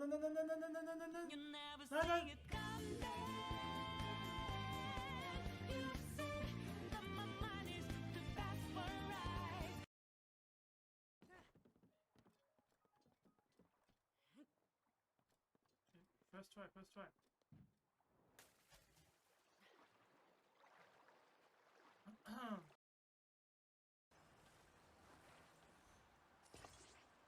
Oh, scheiße.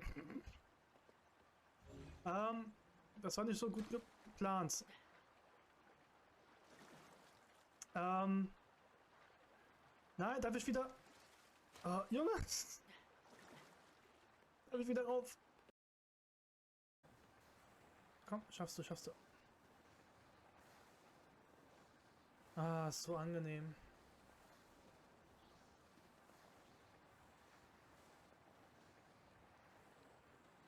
Oh!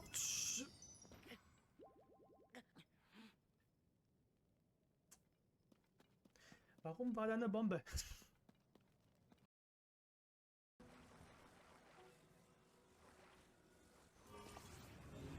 Nein!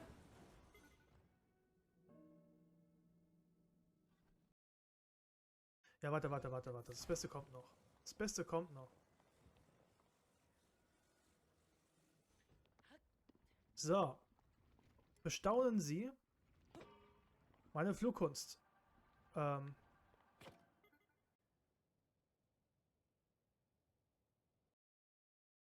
Ich habe zwar geschlagen, aber das zählt wohl nicht. Cool. Dankeschön. Nein, ich muss ablegen. Achso, nee.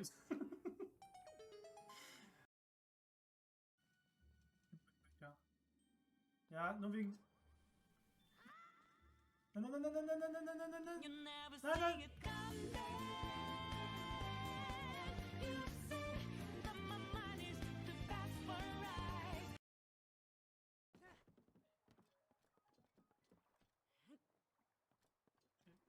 First try.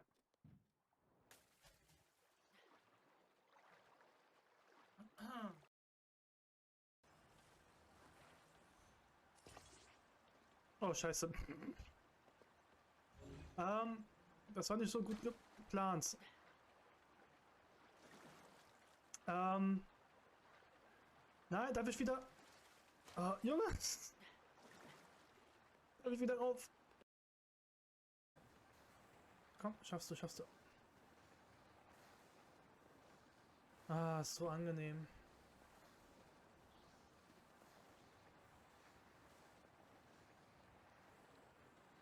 Oh! So. Da wäre ich wieder. Ich muss ein bisschen lauter machen wegen den Stimmen. Sagt Bescheid, wie der Sound ist von den Stimmen vor allem. Hi, Ace. Dankeschön. Wie gesagt, Hauptsache die Stimmen sind gut zu hören. So, ich guck mal, Fähigkeiten habe ich. Und dann man dreht sich mit. Man will kann nicht mal reden. Ah, ich bin gehypt auf den Fall. So, dann. Let's go. Hören wir uns an, was die zu sagen haben. Das ist ein Gericht. Alle aufstehen. Now then, let's begin with a simple explanation of the class trial. Wissen wir schon. During the class trial, you will present your arguments for who the killer is and vote for who done it. If you vote correctly, then only the blackened will receive punishment. But if you pick the wrong person, I'll punish everyone besides the blackened, and that person will earn the right to leave this island. I'm sure you guys are starving by now, but let's get wrapped up and raring to go! Whoever survives will be treated to a fancy lunch. Guess what? Rabbit curry is on the menu. Huh? I'm not the main ingredient, right? Vielleicht. I'm here today because Coach Nekomaru risked his life to protect me. I'm gonna be the one who avenges him. I'll definitely find out who the killer is. I'm definitely not tempted by curry. Got it? Akane, you seem to have an impressive amount of drool flowing from your mouth. Hey, why don't we try going over the incident? We weren't able to leave Strawberry House, so I want to make sure we get a detailed understanding.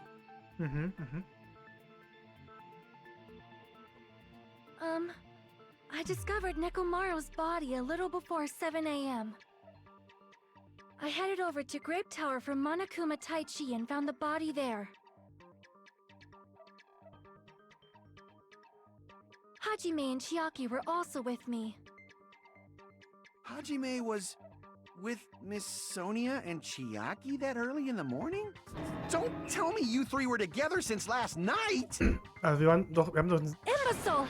I am not some woman with flexible legs! Of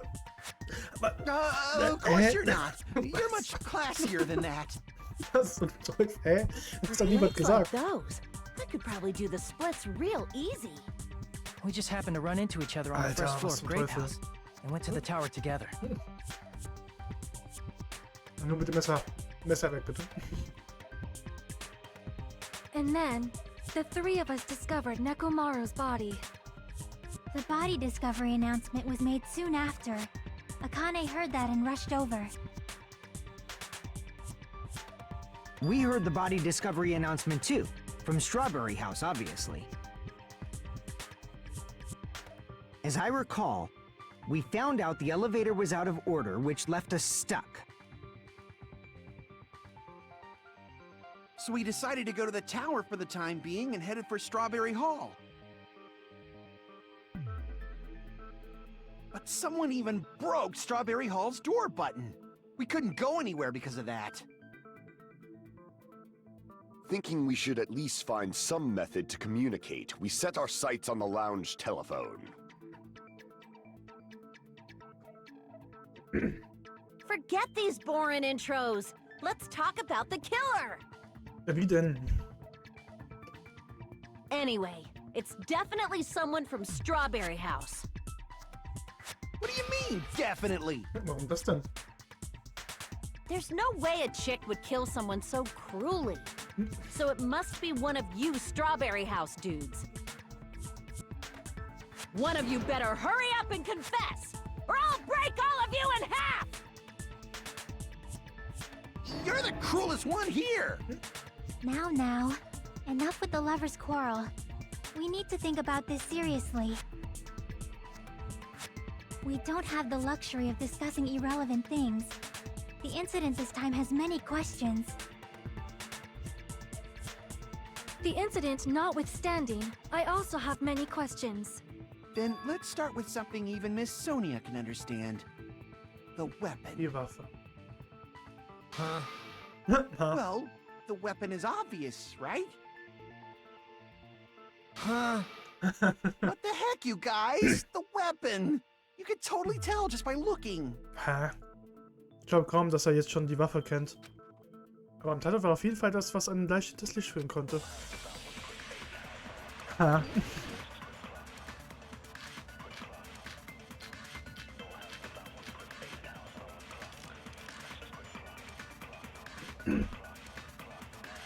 Ich glaube, ich weiß, was es war. I guess. Weil der Hammer hat ja keine Spuren, aber die umgekippte Säule hat eine Spur. Also, auch Blut in dem Sinne. The weapon was right there at the scene of the crime. Also man hat es gesehen, ja. Killer, Aber huh? soll er was? Ja. No, the hammer! Nein, nicht der Hammer. Da war keine Spur. The killer used that hammer and beat the crap out of him. No. Oh. Damn it! Ah, warte mal. Oh, das sollten wir vielleicht doch den Hammer nehmen, weil der Hammer hat I da guess keine we should Spuren. figure out the Ja, weapon sorry. first. The Ich weapon meinte was das right there at the Richtige, scene of the aber man musste crime. sagen, dass es nicht der Hammer war. That pillar, huh? Nicht sagen, es war die Säule, sondern es war No, nicht der the Hammer. hammer! The killer used that hammer Aber er war sauber. and beat the crap out of him. No, that's wrong. Also ich meinte schon das Richtige, aber man muss es irgendwie anders ziehen.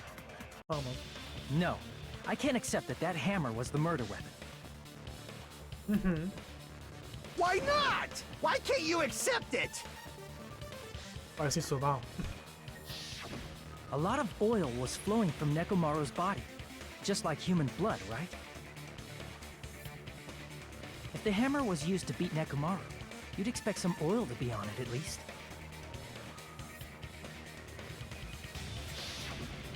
But that hammer was clean. So that's why you can't accept that it's the murder weapon. Well, yeah, but the killer might have wiped off the oil later. Why? Well, obviously, to make the hammer look like it's not the murder weapon. Und warum? Nicht gleich Then why mitgenommen? bother cleaning the oil? If they didn't want it to look suspicious, they would have discarded the hammer. Ja, hätten wir einfach mitgenommen. You're pretty insightful, baby gangsta. Baby Gangster. Okay. Baby gangster? Me? Just so you all know, I was trying to test you guys. Genau, ja. Natürlich. I thought, maybe you guys mistook the hammer for the weapon or something. Baby G. It seems that was a waste of time. Then what was the real weapon used to murder Nekomaru? That's the problem. There wasn't anything else at the crime scene that looked like a potential weapon. Then, how about we look at it from a different angle? If it doesn't have oil on it, it's not the weapon. So whatever has oil on it must be the weapon, right? Sollte. Müsste sein, ja. Wieso war was mit dem Öl beschmiert war? Die umgekippte Säule. I see! The only thing with oil on it is that broken pillar. Ah, wie hat man die denn benutzt? Then that pillar is the weapon. Coach Nekomaru got Kopf clobbered with niedergeschlagen. that pillar. Mit der Säule. Nobody could withstand a blow from that pillar. Even if you used 100% of your muscle strength, it would be impossible to wield it as a Genau, aber man weapon. kann sie nicht tragen. Wie denn? Why? We tried to move it, right? Ach, Akana, wir haben's doch probiert. Ja, viel zu schwer. Yeah, that pillar was pretty frickin' heavy. But there's one dude who could have lifted that pillar. Schlagen. Who Ja, are die you war talking kaputt, aber about? wie? Coach Nekomaru's robot body. With that dude's super strength, lifting a pillar would be real easy. Aber wie hat es denn gemacht? Hä? So, he lifted the pillar, and Sich then dann what? selbst erschlagen? Did he use it to beat himself? You mean Nekomaru killed himself? Don't be stupid. He ain't the type to commit suicide. Then even if Nekomaru could have lifted that pillar, it has nothing to do with the case at all. Well, I guess you're right. What the heck? Aber es macht mir trotzdem Sorgen. Der Gedanke, dass er sich selbst getötet hatte. Ah, von dem, was ich weiß, ist der 4. Mord war auch ein Selbstmord. Oh oh. Das hat nichts damit zu tun. Es kann nicht sein, dass die Nekomaru selbst umgebracht hat. But that's a problem. If it's not the pillar, then there's no other weapon we can think of. There may be a way to use the pillar as a weapon without lifting it. Huh? For reals? Yes, for reals. For real. I see. So my gut was right after all. All right, it's up to you, Sonia. Prove that pillar was the murder weapon. Understood. Then I shall give it my all. Sonia, here I go! Let's go. Okay, sag mal. Was hat man genutzt? Okay, ich weiß nicht genau, was ich da jetzt von nehmen soll, aber mal sehen, was sie sagen. There's no need to lift that pillar. Du musst den Stein, warum musst du das nicht hochheben? If the pillar was not lifted, beating him with it is beyond a dream. What about tipping the pillar over? Umstoßen. They aimed right for his head and bullseye. Even I could probably tip it over. Considering the pillar's weight, it probably exerted a ton of force. Sonia, you go, girl! I'm getting hella excited! Das will mir irgendwie nicht gefallen. Warte mal, was There's passt denn no denn need to dazu? lift that pillar. If the pillar was not Säule. lifted, Warte mal.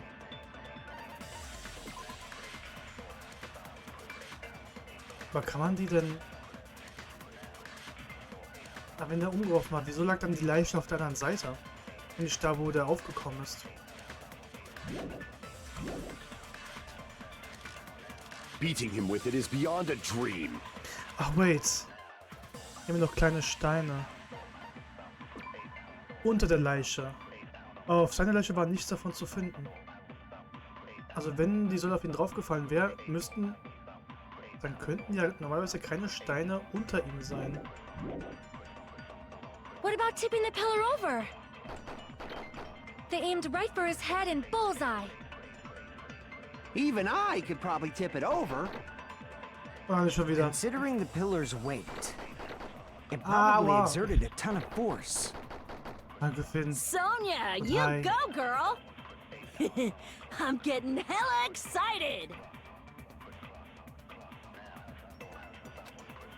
Bin ich da? There's Achso, no need to okay. lift that pillar.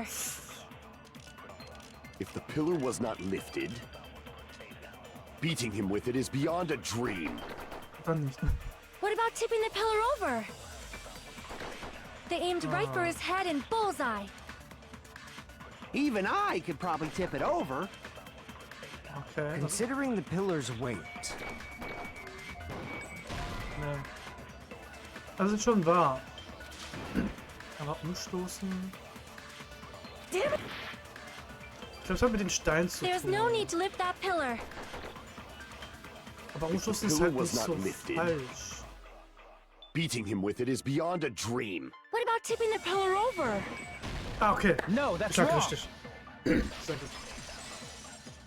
Dann wenn die Steine ja halt auf ihn oder rundherum. If Nekomaru was crushed by the pillar, then there should have been fragments on top of his body. Genau, auf ihn oder um ihn herum, aber nicht unter ihm. Warum sollten unter ihm so Steine liegen? Fragments? The pillar fragments were scattered beneath Nekomaru's body, but there weren't any on top of his body.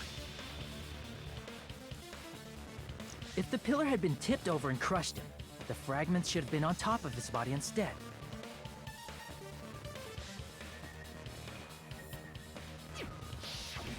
I briefly considered that too, but it's probably not what happened. I see. That was entirely my bad. Wobei, If they didn't tip it over, then how did the killer murder Nekomaru with that pillar? How much longer are you gonna focus on the pillar? Just let it go already. aber ist ja die Mordwaffe war. There's no Warum way wurde er I can let it gefesselt? Ist auch go. eine Frage, ne? I'm positive that Nekomaru was killed by that pillar. Warum wurde er gefesselt? Why are you so certain about that? I just have a feeling. A feeling, huh? That's just your instincts. Instinkte. But we can't say for sure that that instinct is wrong, can we? Huh? There's another way to use that pillar to kill. You guys just haven't noticed it. Is that true? Then I shall ask you, what way is that? You guys, the same as usual. You're unable to clear a path to the future with your own powers, so you just stand there and falter. Was denn mit dem los? What a waste of talent. Warum hat sich And you gedreht? all intend to fight the Future Foundation? Was hat es damit zu You tun, make me laugh. wenn es sich nur gedreht hat? What did you say? Regardless, it's not like I want to die with the rest of you. So I guess I should lend a hand. Hey, Nagito, what the hell happened to you? How come you're not talking like a lunatic anymore? Du sprichst dich irgendwie verrückter. Okay. I've learned a valuable lesson. Ignorance is by far the greatest shame. Huh? What do you mean? Was sagen dir das? Who cares? Just tell us how the pillar was used to Aber kill. warum die Delle auf dem Kopf? Das ist es ja. Warum das Blut an... Well, first of Säule. all, the pillar itself is not enough. But when combined with the specific item, Man hat nichts mit der Delle there's zu a tun. way it could be possible. A specific Wie gesagt, item? ich weiß ja, Of was course, ungefähr passiert the ist. Also, ultimate weapon. genau, die ultimative Waffe. Ultimate weapon? Isn't that the thing you get when you clear the final dead room? So, Nagito knows what the ultimate weapon is? Of course I know. But I'm pretty sure everyone else has seen it, you know? We've seen it? Hast du schon gesehen? That's right. You've seen it clearly. Woher weißt du das? Because I, the one who has claimed dominion over evil, am the ultimate weapon. I am he who cuts the insolent catalyst which flows out from the chaos with the sword of victory. Aha. It's only fitting that I deserve to be called the ultimate weapon. No, you are far greater than the ultimate weapon, since you wield your 4 dark devas of destruction. Mit dieser Unterbrechung. Ah, ist wieder. Oh, wow. I see. I don't know why, but I'm not liking this. Cut the bullshit and say it clearly. What is the ultimate weapon? In order to clarify that, we first need to solve the secret of the funhouse. Das Geheimnis ist vom Funhaus. Huh? The secret of the funhouse? You still don't realize it? Jeez, get it together. You're supposed to be the symbols of hope, aren't you? Alter. Ah, I forgot. Except for Hajime, of course. Aua. Except for Hajime? If we make it out of this, I'll explain it to you guys. Anyway, we must first clarify the secret of the funhouse, right? Then I think it must have something to do with the structure of the funhouse.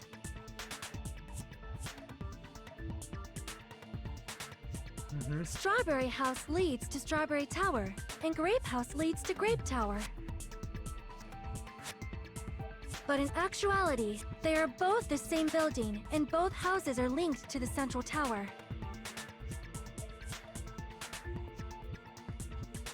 It is undeniable that such a sweet building structure is the secret of the funhouse. Sweet. Man, not only does that make perfect sense, but Miss Sonia's beautiful voice is just so soothing. Faux show! I shall leave this matter to your discretion. Klar doch, Bruder. Ja, die Häuser, die wir kennen, so sagten wir, dass sie sich den gleichen Turm teilen. Aber wir haben viele Beweise gefunden, die dem völlig widersprechen. Okay.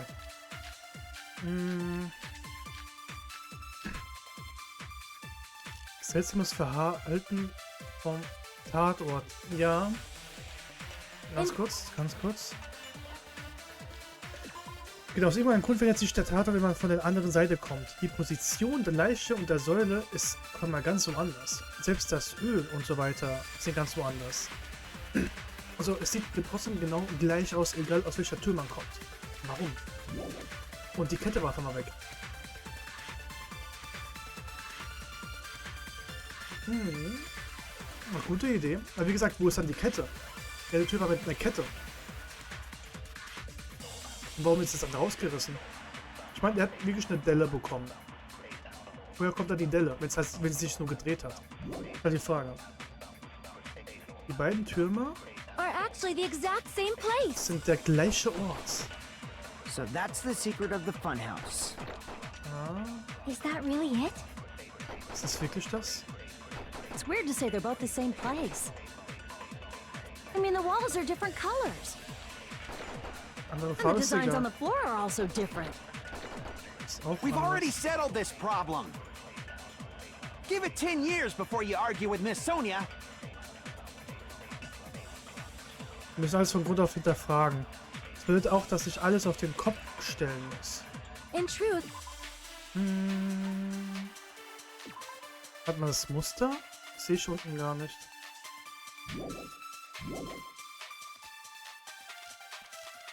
are actually the exact same place. So that's the secret of the funhouse. Is that really it? It's weird to say they're both the same place. I mean, the walls are different colors. And the designs on the floor are also different. Das kann ich so. Nee, das ist nicht. Ja, nee. Damn it! Farbe ist egal. In truth, Strawberry Tower and Grape Tower are actually the exact same place. So that's the secret of the funhouse. Is Nee, that warte really mal. it? Ist nicht, Weird to nicht, say they're nicht both. I mean, the walls are exakt different and the designs on the derselbe floor. Ort. We've already settled. Give it 10 years before you argue with Miss Ist Sonia. derselbe Ort, aber In nicht truth, ganz. Strawberry Tower are actually the exact same place. Ja. No, okay, that's war wrong. richtig. Etwas stimmt da nicht. Both of those towers, are they really the same place? Why are you asking that now? Do you harbor a grudge because my kingdom destroyed your homeland? Warte, was? Hajime, I won't tolerate any sort of Du rebellion. hast mein Heimatland zerstört? Warte, was? I mean, doesn't it seem strange? When we went to Grape Tower from Grape Hall, Nekomaru's body was in front of the door to Strawberry Hall. Ja.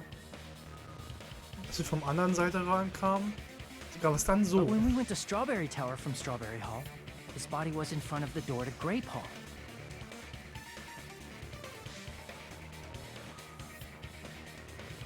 It's probably some kind of trick, like the floor rotating 180 degrees or something.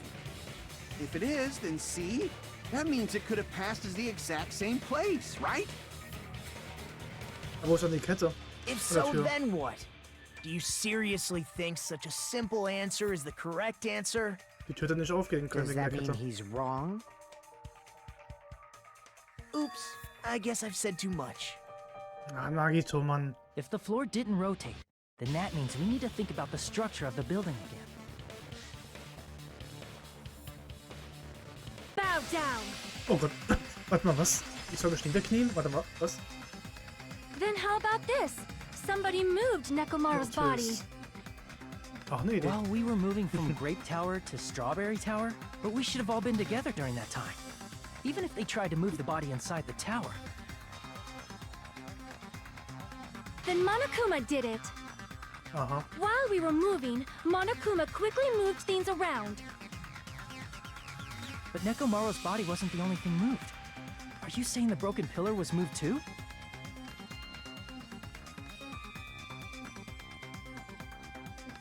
If it is too heavy to carry, let them roll it. Just like if there is no bread, let them eat cake. Warte, was? Was? Sonja, tut mir leid, ich mag dich, aber nein. Öl auf dem Boden. Ja, wie hat man denn das Öl bewegt?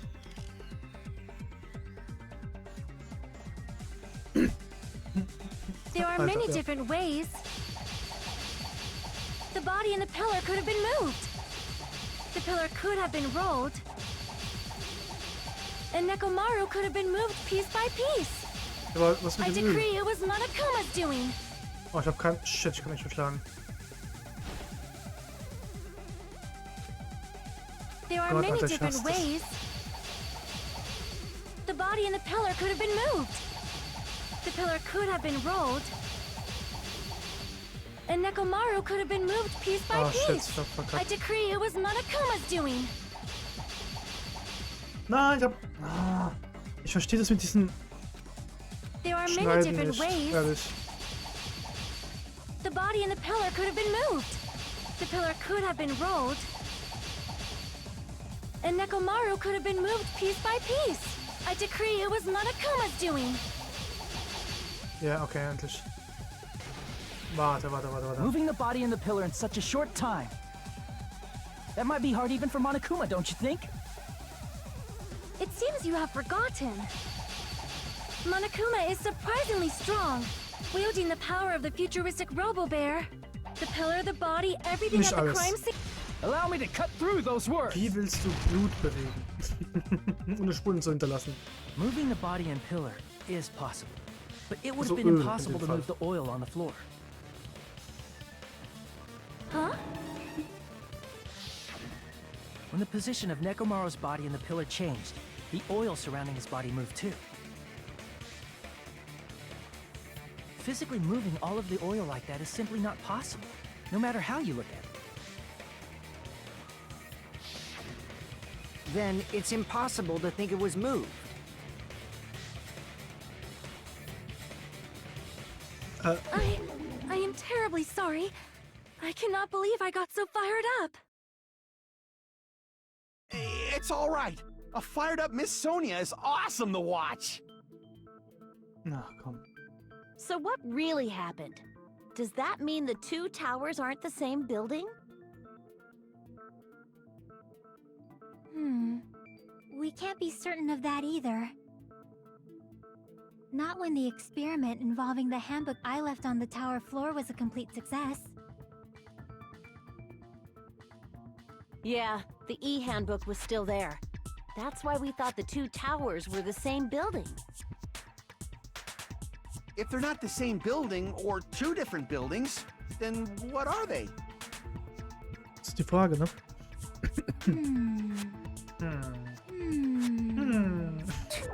No idea, huh? Die Frage lässt sich erklären, sobald wir von dem Geheimnis vom Funhaus wissen. Aber wir haben noch nicht genug Beweise, um das zu beantworten. Wir müssen uns demnach auf jemanden verlassen, der eben diese Beweise hat. Hey, Nagito. Nagito. I thought it would come to this. I knew my turn was coming up. Fine. I'll tell you guys a big hint that can help you solve the secret of the funhouse. Give us the answer, not a friggin' hint. But then it wouldn't mean anything. I need you guys to do this class trial properly. Als ob er halt schon alles weiß. It's also important for me because it will help me determine something. Bestimmt. Er könnte vom Verräter sprechen. Aber warum ist Nagito uns gegenüber auf einmal so feindselig? Ist etwas mit ihm passiert? But how do we know your hint is any good? It's suspicious that you're the only one who knows it. I have a good reason for that. The reason I'm the only one who knows it is because I was the only one who performed the appropriate action. Wovon spricht er? Diesem lebensbedrohlichen Spiel. I see. You're talking about the final dead room, right? You cleared the life-threatening game there and found something, didn't you? That's right. The hint is what I saw after I cleared it. In the depths of the final dead room, there was a hidden room surrounded by concrete. And there, a small conspicuous window waited, all by itself. Ein kleines From that Fenster. window, I saw some very strange scenery. Sag's doch einfach. Strange scenery? Instead of explaining it, it might be faster just to show you. Zeigen. At an opportune time, I found a perfect the camera in camera, the okay. final dead room. You took a picture? Yep, Nagito sah entschlossen aus, als er eine kleine Digitalkamera aus der Jackentasche See? zog. this is it. Okay. Als er das gesagt hat, zeigt er uns ein ungewöhnliches Foto. Let me explain it to you again.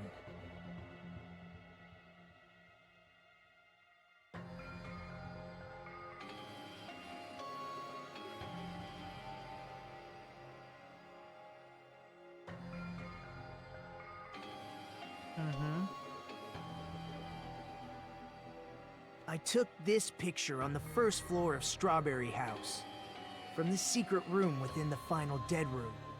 Wo ist die Insel? Ja, anscheinend ist die Insel groß genug, dass man das Meer halt nicht sieht, nehme ich an. Irgendwo in der Mitte. Das hat jetzt, also wie gesagt, die Insel an sich hat ja nichts damit zu tun. In dem Fall. Vielleicht irgendwo mitten auf der Insel, aber man sieht halt das Meer nicht. But don't you think it's weird? If the funhouse's structure is what you guys have been thinking, then there's lots of things that don't make sense in this picture, right? Was macht da keinen Sinn? Ja, das wird definitiv sehr interessant. Then let's begin. Shall I call it thinking time? Thinking time. Okay, was macht auf diesem Foto keinen Sinn? Er hat das Foto aus der Strawberry-Gebäude gemacht, sage ich jetzt mal. Was macht hier keinen Sinn? Ich kann mich, glaube ich, noch erinnern, ich habe falsch geklickt an der Stelle. Er macht es quasi nur einen Gang zu dem Turm. True, genau, der Gang. Links ist der Gang zu diesem Turm, da wo auch die Leiche war. Das ist die Frage, was macht da keinen Sinn? Ist da was zu viel? Ist da was zu wenig? Ich glaube, ich weiß, wo ich klicken muss. Aber ich glaube, ich es da falsch gemacht habe beim ersten Mal. Aber ja. Was ist gemeint? Das ist der Gang zum Turm quasi. Ja, der Mittelweg. Das ist der Turm. Aber was ist da? Also, oder was ist da nicht? Denn wenn wir den Umriss im Kopf haben, müsste eigentlich hier was sein. If the structure of the funhouse is what we thought it was,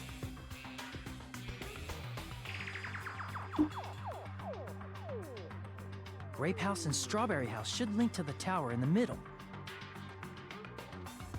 Which means, if you're viewing the tower from Strawberry House, you should see Grape House behind it. Ja, genau, der Rest vom Funhouse fehlt. But in this photo, I don't see anything behind the tower. Ja, das gar No nicht. shadow, no shape, no Grape House at all. I see. And is that it? Nagito ist der Meinung, dass sich in diesem Foto noch viele Sachen verstecken. Das muss bedeuten, dass ich hier noch nicht fertig bin. Ich muss es mir noch einmal anschauen. Was macht auf diesem Foto keinen Sinn? Stimmt, da fehlt noch eine Sache. Denn wenn wir im Grape House sind, im ersten Stock oder im Erdgeschoss, warum sieht man es so, wie es hier ist? Da muss ich auch überlegen. Was macht halt Sinn? Wenn wir im Erdgeschoss sind, warum das? Here! You said this photo was taken from the hidden room inside the final dead room, right? Die Bäume sind nicht hoch, also If zu that's the niedrig case, in dem Fall. then that means it should have been taken from the first floor of Strawberry House. Die sind zu weit unten. Yeah, it should have been. Then this is definitely strange. This photo doesn't look like it was taken from the first floor. The angles suggest it was taken from higher up.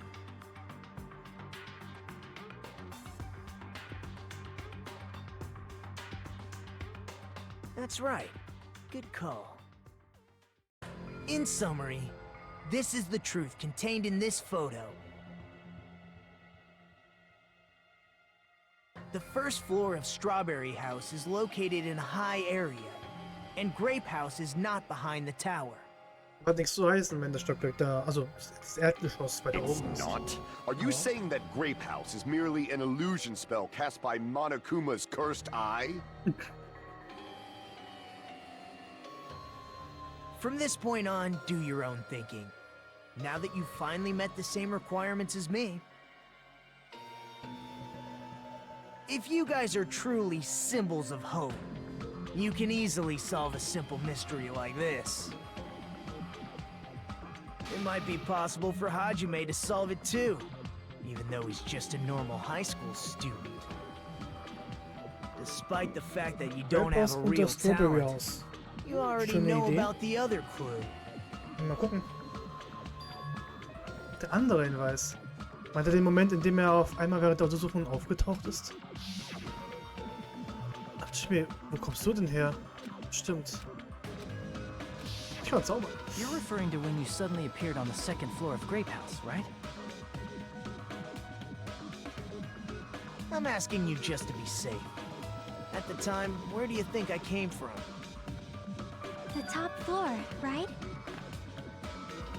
Such sharp eyes. So you realized it already. Top floor. So the third floor?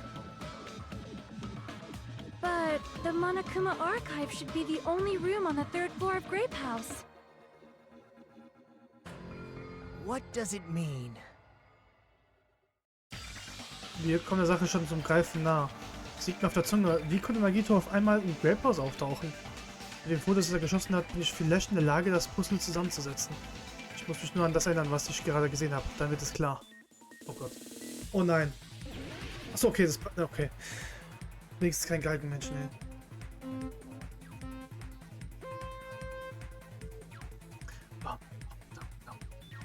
Oh Gott.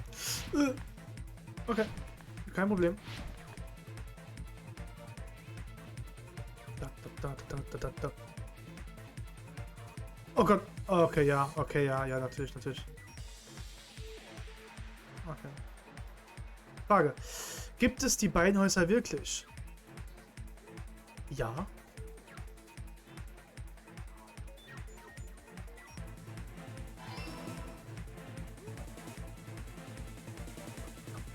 Oh, ja, natürlich, Alter. Stellt sich das da einfach in den Weg, gell? Hab's doch fast geschafft, ey. Oh Gott.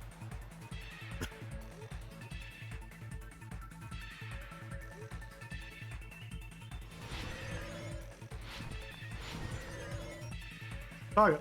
Aus wie vielen Gebäuden besteht das Funhaus? Aus einem. Oh Gott. Okay.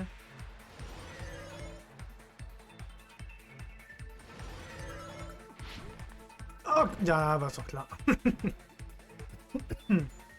Ach Mann. Ja, okay, ich konnte nicht mehr springen. Cool. Ich muss doch vielleicht langsamer gehen. Oder parkouren. Okay. Frage. Wie stehen die beiden Häuser zueinander? Bob, das war sogar richtig. Sie liegen aufeinander. Verdammt. It's all coming together!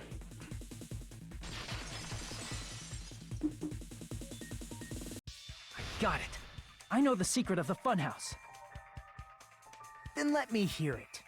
What kind of answer will you give, I wonder? In the picture Nagito took from Strawberry House, I didn't see Grape House at all. So where did Grape House go? There is only one possibility. It was in a position where it couldn't be seen from Strawberry House.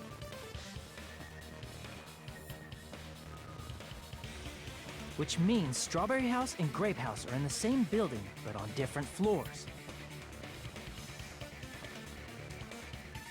Same building, different floors? Then the two houses aren't two different 3-story buildings. They're actually one 6-story building? If you think about it like that, based on Nagito's picture, it's clear where Strawberry House is located. Wenn ich alles zusammensetze, dann ist das Strawberry House über dem Grape House. I see! On top of Grape House. That's where Strawberry House is located. Because of that, the photo taken from the first floor of Strawberry House was at a high angle. Altogether, this means the first floor of Strawberry House is also the 4th floor above Grape House.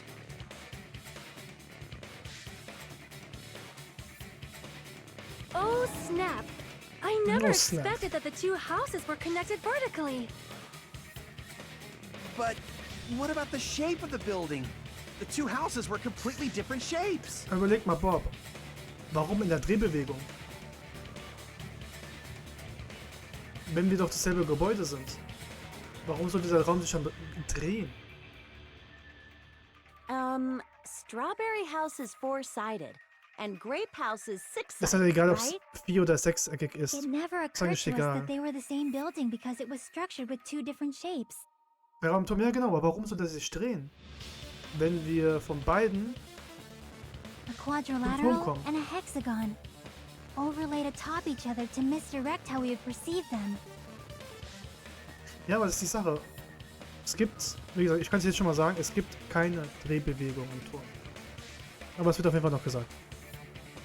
And it worked, didn't it? Ja, man sieht so aus, aber es ist eigentlich egal, ob es 4-eckig oder 6-eckig ist. Disregarding the tower, we fully kann ja believe das the anders two bauen. houses were two separate, distinct buildings.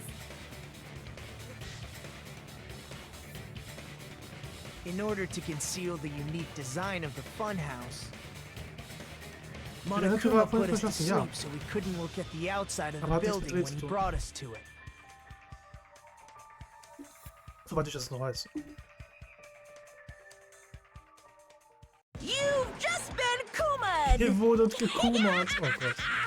Don't you think a building full of so many surprises totally deserves to be called a fun house? Then it's true? Das wäre eine The Idee, Bob. building Wie was gesagt, really ich like that? werde nur nichts sagen. Wie gesagt, das Ding macht That's halt keinen right! Sinn in dem Fall. Those two houses exist on different floors in the Aber es ist same natürlich.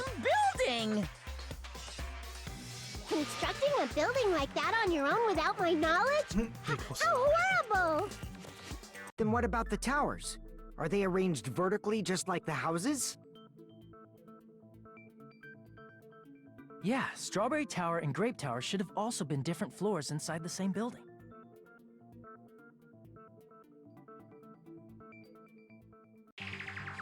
Just like Strawberry House was on top of Grape House. Strawberry Tower was also on top of Grape Tower. However, if they're different floors within the same building, why was Nekomaru's body in both places? Aw, your precious hammies don't know? But it's so simple. Alrighty then. I'll be the one who solves this mystery in a flash. Please watch me, Miss Sonia. Okay. Mach Oh, mal. I see. Mach was Do du willst. whatever you like. I'll definitely make her watch me. I'm gonna stand out till she notices me. Dann sag mal deine Theorie, hey.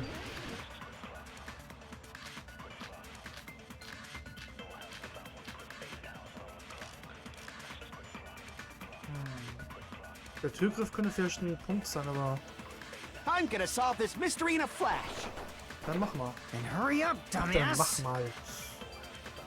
One of the bodies in one of the towers was actually a dummy.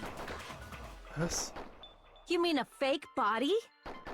Ja, Nekomaru died with a mechanical body. It should be possible to construct a dummy from spare parts. You're magnificent, Gundam! No fair! You totally stole my spotlight! So which one was the fake body? Shut up! Just pick one of them! Wenn Leute etwas, das wirklich getan hat, dann passt etwas nicht zusammen. I'm gonna Ach solve so, this ja doch. mystery in a flash! Der Türgriff, der kaputte. Then hurry up, Der war in einem dumbass! anderen, aber nicht in dem einen. Also, One of the bodies in one of the towers was actually a dummy! oh, das war falsch. Damn it! Oder habe ich das noch falsch gerüstet? Weil, warum war die Türklinke auch bei, I'm bei dem gonna einen, aber solve nicht beim this mystery anderen? in a flash! Then hurry up, dumbass! One of the bodies in one of the towers was actually a dummy! War ich You mean a kaputt? fake body? Nekomaru died with a mechanical body. It should be possible to construct a dummy from spare parts. You're magnificent, Gundam! No fair! You totally stole my spotlight! So Warte mal, was ist die vierte? Warte mal.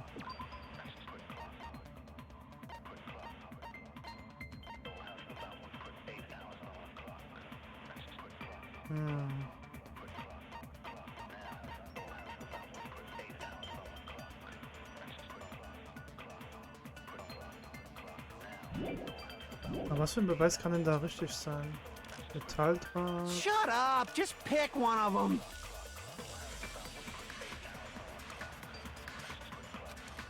Dann passt was nicht zusammen. Ja, schon. Ich muss doch wissen, was. Metalldraht hat, glaube ich, nichts zu heißen.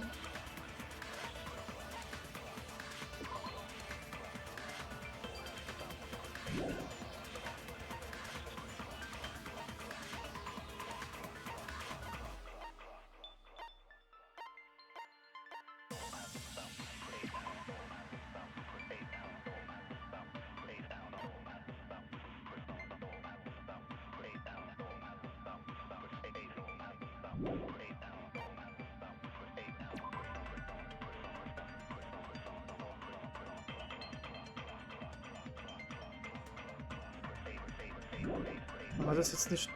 Ich bin grad verwirrt. I'm gonna solve this mystery in a flash! Then hurry up, dumbass! One of the bodies in one of the towers Das war kein Dummy, das kann doch nicht was sein. actually a dummy! Oh, okay, das war No, sogar that's richtig. wrong. Ich weiß nicht genau was, aber...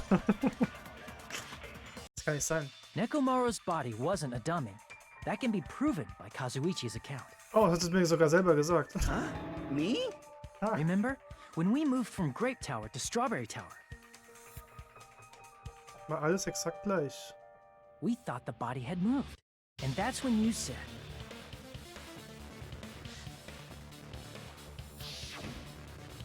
Ich finde, dass die ganzen Teile, die mit Bedacht zur Seite gelegt haben, sind alle an gleicher Stelle. right up until that moment, you were disassembling Nekomaru's body at Grape Stimmt, der hat ihn Tower. auseinandergebaut.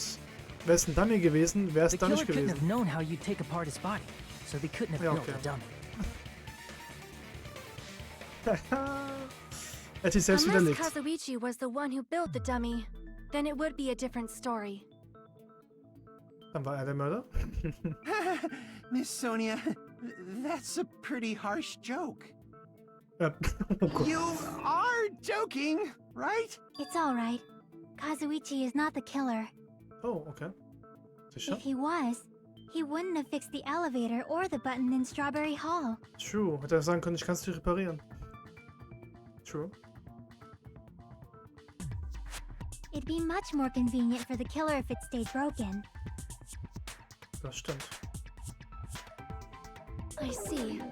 That is disappointing. Oder was? I'm Ich bin noch mehr more enttäuscht. disappointed. However, even if Nekomaru's body wasn't a dummy, it's meaningless if we don't have the important answer. The reason Nekomaru's body was in both towers, even though it was supposed to be on different floors. Maybe it was simply moved? Aber gerade so. Oh. The body moved to a different floor?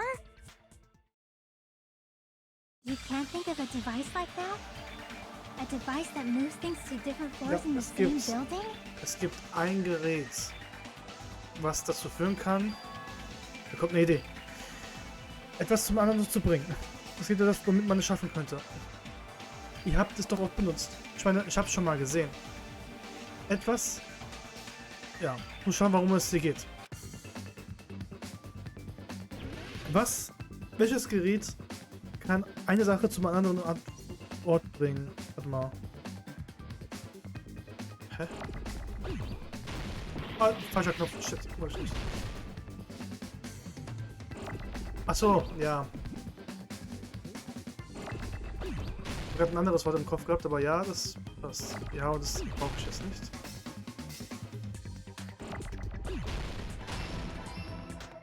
Es gibt ein Gerät, das bringt etwas auf einen anderen Ort oder Höhe. Das müsste eigentlich so klar sein. Aufzug, richtig. Ich meine, ist doch klar, oder? Sowas müsste man ja kennen. Glaube ich.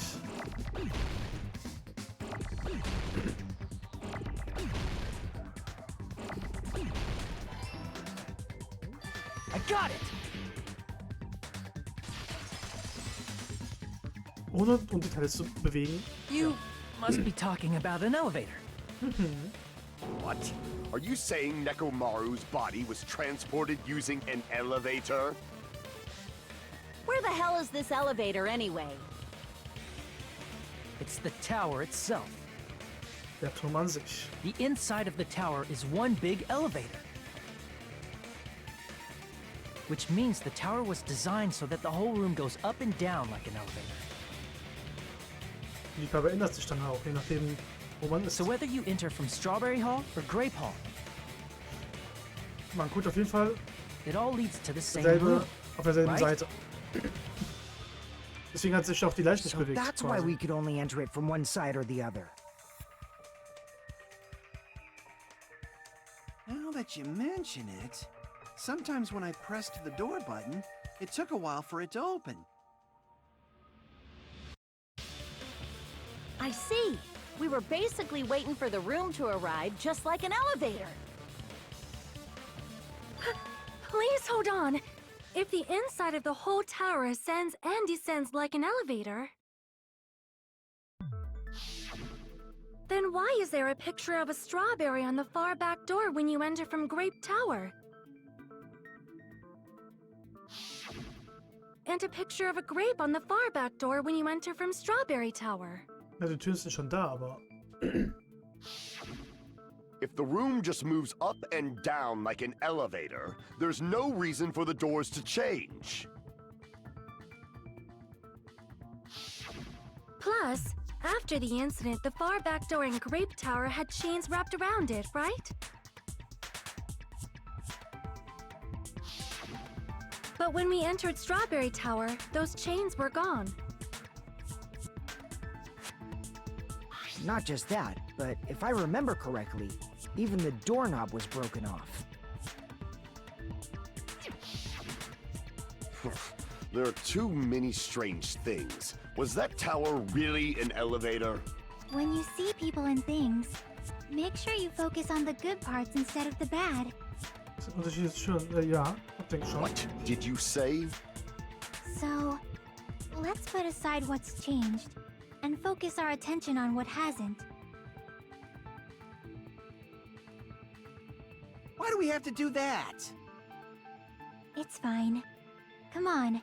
What does everything that hasn't changed have in common? Es gibt vieles, was einfach gleich geblieben ist, als wir rübergelaufen sind. Was ist das für Gemeinsamkeiten? Es ging um die Säulen, um das Öl, all das. Wir müssen einfach schauen, wie es das mit dem Tatort erklären können. Was haben die Sachen miteinander gemeinsam?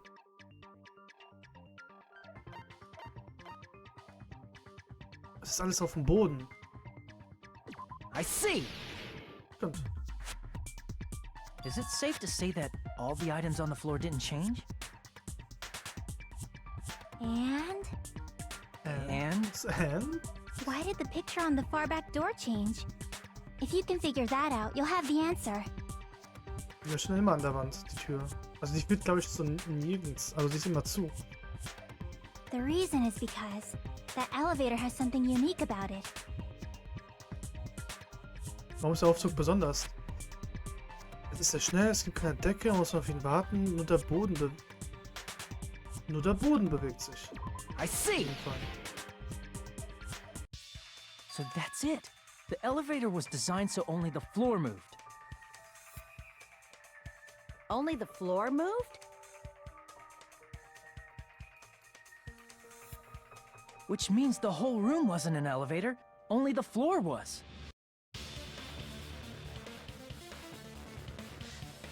That's why we saw different doors in each tower. Which means on the first floor of Grape Tower, the door on the far back wall had a strawberry design. And on the fourth floor, which was Strawberry Tower, a different door on the far back wall had a grape design.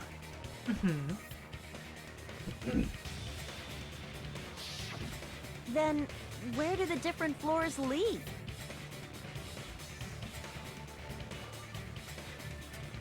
I want to say they lead outside, but They're probably just for show. Die führen, glaube ich, nirgends hin. Just for show? Why was something like that necessary? Muss So so we'd verwirren. falsely believe that the doors were connected to where their picture signified.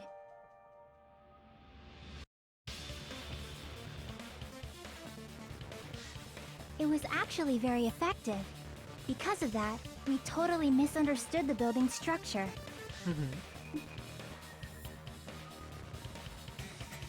I don't get it.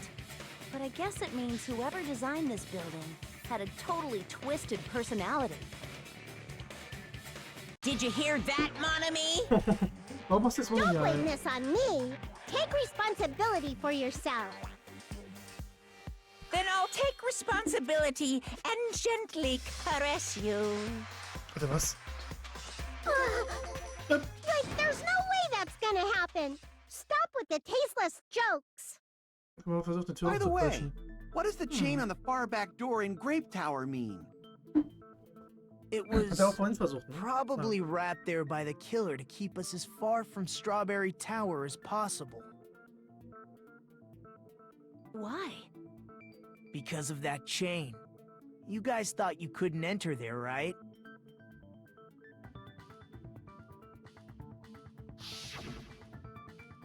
Ich kann bestimmt etwas finden, womit sich bearbeiten lässt, aber ernsthaft, lass das. Stimmt. Wir könnten auch denken, dass es nicht damit zu tun hat. Oder was damit zu tun hat, wenn wir nicht durchkommen. The killer destroyed the Strawberry Hall button, so we'd stay away from Strawberry Tower.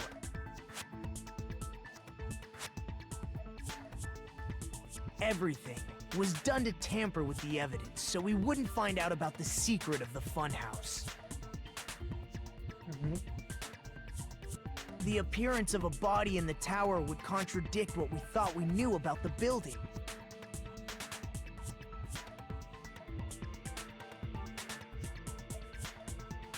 In that situation, if we'd gone to Strawberry Tower, we'd have seen that contradiction firsthand.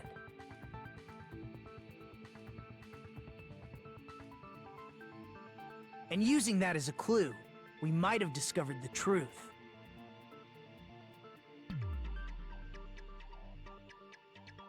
The truth that the two houses and the two towers are actually one complete vertical building. The killer wanted to keep us from learning that. That's why they made us stay away from Strawberry Tower. They destroyed the button and wrapped a chain around the door just for that? Would it really have inconvenienced the killer if we learned the true structure of the building? It would have been a major inconvenience. After all, this funhouse is strongly connected to the ultimate weapon that killed Nekomaru. Hold on. You're progressing much too quickly. There's still a contradiction concerning the building structure. What a pain. It's fine already. Katsuichi, bist du mal ruhig. Gundam, please proceed. So kann man es auch sagen. You said earlier that Strawberry House and Grape House are connected vertically, right? If so, how does the contact elevator supposedly transport us from one house to Stimmt, the was hat es other? mit dem anderen Fahrstuhl auf sich? Ich hab vergessen, es gibt noch einen Aufzug. If Woanders that her's, ja. elevator moves vertically, Genau. then when your back is facing the elevator, both towers should be on the same side. But does this reflect reality? Inside Grape House, Grape Hall is on your right when your back is to the elevator. Da kommt man halt von der rechten Seite, ne? Vom anderen auf der linken Seite. Ich mir And gedacht, ich hatte aber inside nie. Strawberry House, Strawberry Hall is on your left when your back is to the Man hat ja auch elevator. kein Gefühl im Fahrstuhl, also man merkt auch nicht, dass es sich überhaupt bewegt. Which means the houses are on exact opposite sides of the tower. Ja. Answer me, fiend! What does this mean? Na, What does this mean? ich verstehe es auch nicht wirklich. Wenn sich der Aufzug wirklich schon nach oben und nach unten bewegen kann, dann sollte der Turm bei den beiden Häusern auf der gleichen Seite liegen. Aber stimmt, wenn ich meinen Rücken zum Aufzug habe, dann ist der Turm im Grape House auf meiner rechten Seite. Und beim Strawberry halt andersrum. Wie kann ich das erklären? Wie?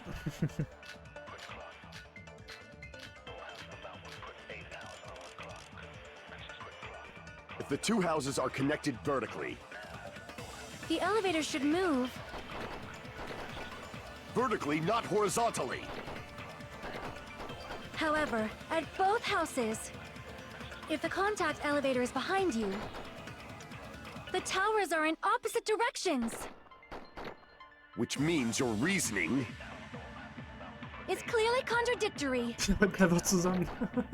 What's with this iron curtain of teamwork? Also ich echt überzeugen dann. Aber irgendwas stört mich an der Sache. If the two houses are Ja, connected und vertically, Katsuichi hat es halt auch gesagt, aber nur mit The Hilfe von elevator should Nagito. move. vertically, not horizontally. Nee, warte. Nicht nur. No, that's wrong.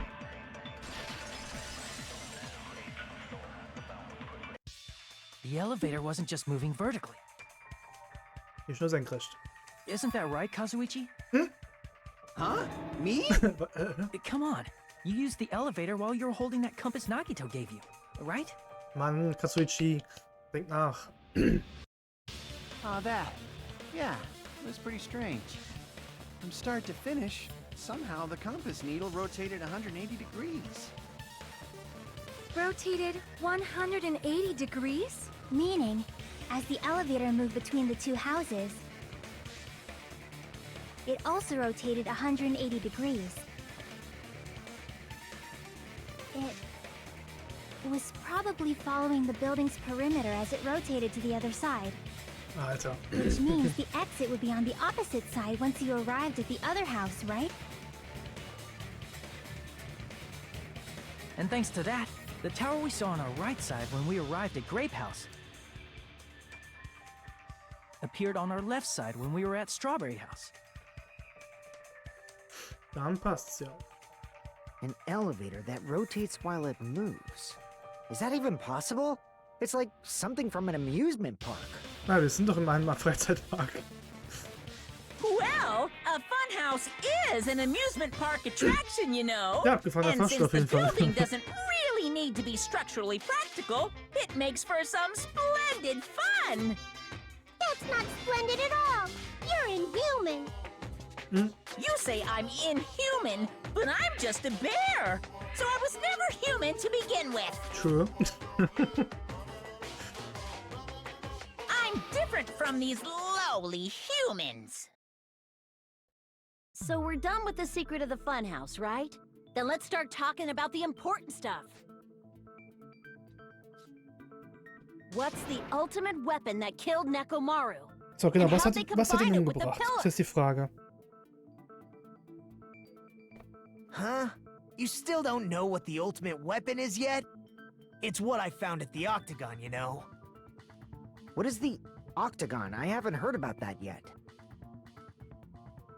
Oh my... I can't believe I have to explain that now. As long as you know what an octagon means, you can solve this simple mystery easily. Also wie viele Ecken hat ein Oktagon? Ja, 8. Okta. I see! Ne? If I recall, an octagon is a shape with 8 sides, right? Mhm. I didn't expect you to know that. For a substitute reserve course student, you're quite knowledgeable. Nagito. Bitte. Ah, so. I guess I should continue listening. Where is the place befitting of the name Octagon? Wo ist das Oktagon, von dem die Rede ist? Das ist das Gebäude rechts. Das ist quasi ein Oktagon. Und dass die zwei Gebäude in Anführungszeichen halt anders gebaut worden sind. Das hat nicht so 4 Ecken. Crap! Hä? Oder bin ich... Was ist das? Das muss hier sein. Also, das Leere hier? Crap! Ich dachte, das wäre halt... Ich gerade ein bisschen falsch. Crap! Nee, es kann nicht das andere Gebäude hier sein, oder? Nee. Crap! Deswegen. Fahrstuhl? Nein. Crap! Ich bin grad. Crap! Hä?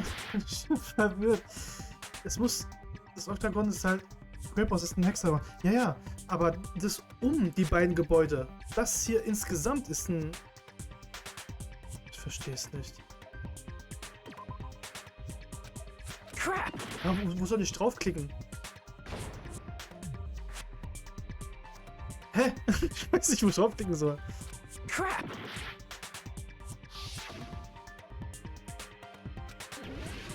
Ja, aber das ist das Ganze hier gemeint. Das ganze Gebäude von rechts ist das Oktagon.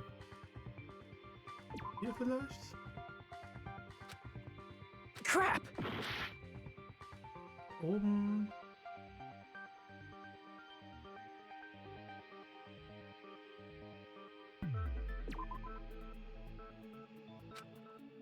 Crap! Keine Ahnung, gell? Crap! Hab ich gerade verarschen?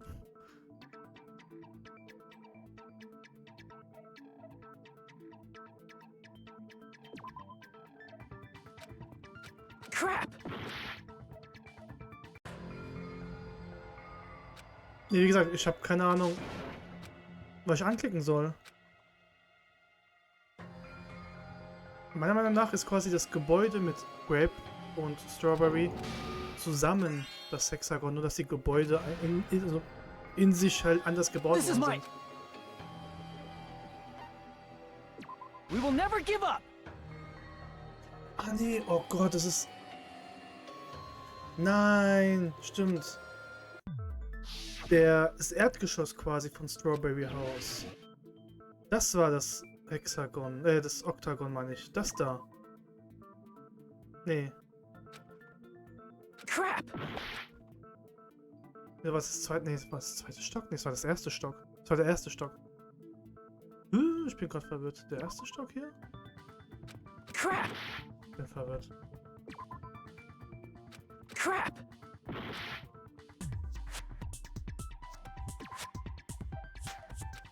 Crap! Nee, ich weiß nicht, was ich klicken soll. Hier gibt es sonst nicht, was ich anklicken kann. Ist hier unten? Crap!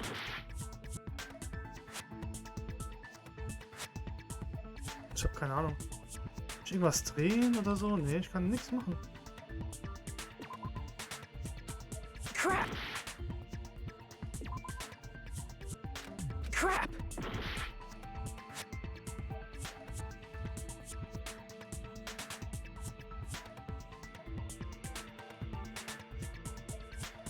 Kein Plan. Hä? Sorry, ich muss da nachgucken. Ich habe keine Ahnung, was ich da anklicken soll.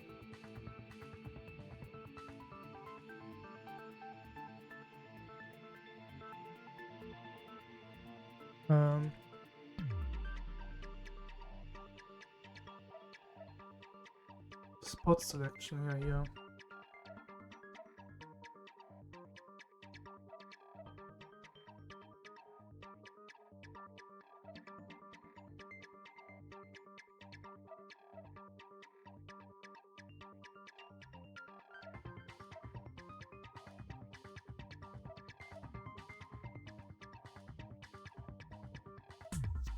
Warte mal.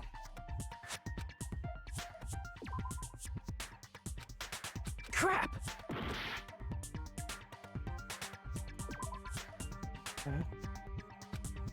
Crap! Here! Ja, was? Da muss ich draufklicken. You're talking about the secret room surrounded by concrete in the depths of the final dead room. Wow.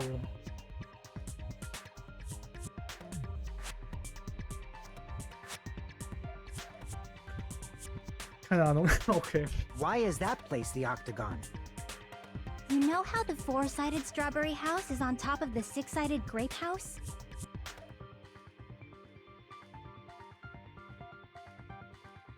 If you cut a four-sided shape out of a six-sided one, you get 8 edges. It becomes an 8-sided shape. That's basically the gist of it. The true identity of the Octagon is that secret room in the depths of the final Dead Room. In actuality, that place contained various weapons. Then the ultimate weapon was there too? That's a little different. I learned the true identity of the ultimate weapon at the Octagon. Ja, keine Ahnung, was ich machen soll. Learned? The true identity of the ultimate weapon is the Funhouse, which means the killer used the building structure as their weapon and killed Ja, Nekomaru. meine Idee war schon richtig, aber irgendwie... Ach ja. Na, die Baustruktur, wenn man das Like weiß... me, the killer probably realized the secret of the Funhouse from the scenery. And then thought of a way to kill making use of the building structure. The funhouse itself is the weapon, so they killed using the building structure? That's why the killer tried to keep us from learning the mystery of the building. But more importantly, using the building itself as a weapon? Such a spectacular crime. It truly deserves to be called the ultimate weapon. Wenn das Funhouse die ultimative Waffe ist, dann sind wir schon sehr weit gekommen. Aber wie war der Mörder dazu in der Lage, Nekomaru damit zu töten? Und noch viel wichtiger, warum ließ Nekomaru das zu? Pause!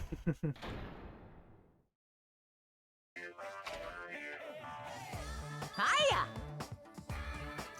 Dann mache ich auch mal eine kleine Pause.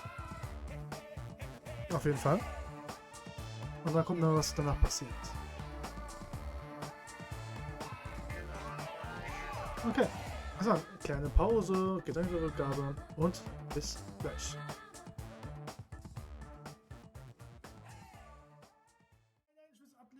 Achso, nee.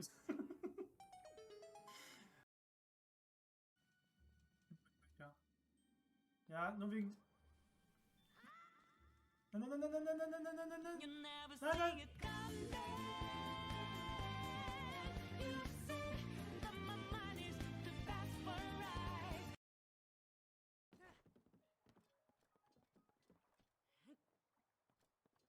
First try, first try.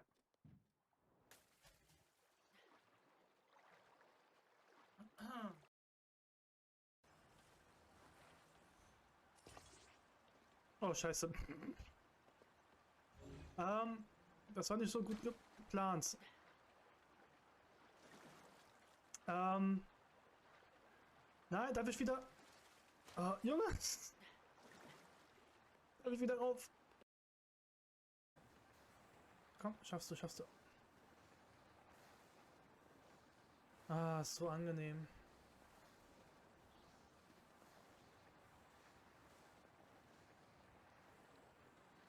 Oh!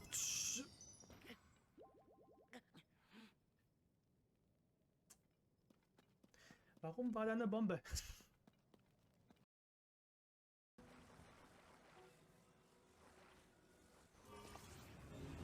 Nein!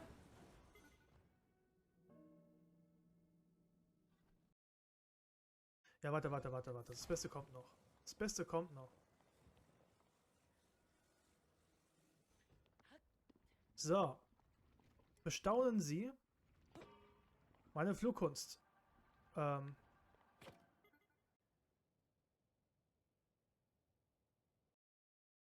Ich habe zwar geschlagen, aber das zählt wohl nicht. Cool. Dankeschön. Nein, nein, ich muss ablegen. Achso, nee.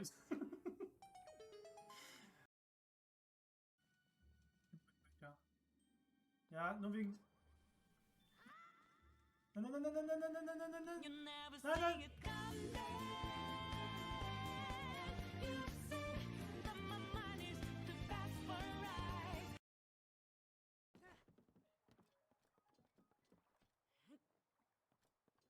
First try, first try.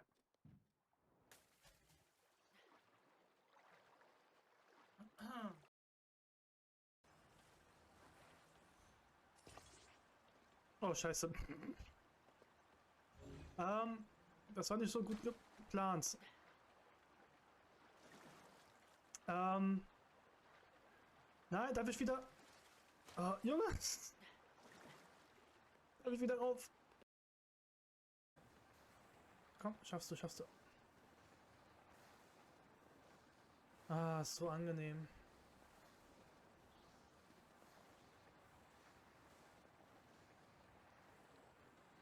Oh!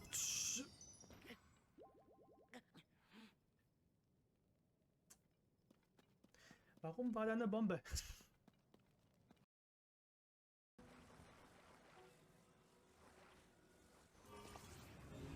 Nein!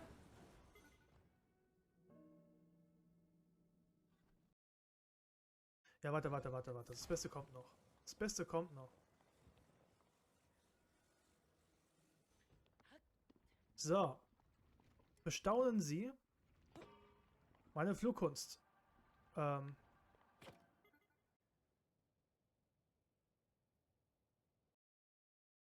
Ich habe zwar geschlagen, aber das zählt wohl nicht. Cool. Dankeschön. Nein, ich muss ablegen.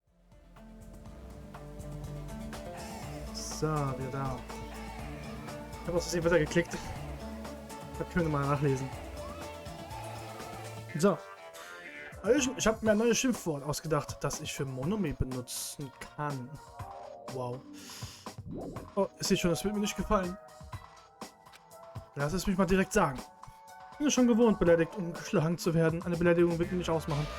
Du bist ein richtiger Dummfettlich? Also ich dachte aber, ich wusste, dass dir bald die Beleidigung ausgehen. So, das ist es nicht, kein bisschen. Du bist dumm, fett und hässlich. Wenn ich das alles miteinander verbinde, dann bist du ein Dummfettlich. Da war ein hässlich mit drin? Okay, everyone, all together now. Monami is a serious Stufatly. Aha. Bist du nicht.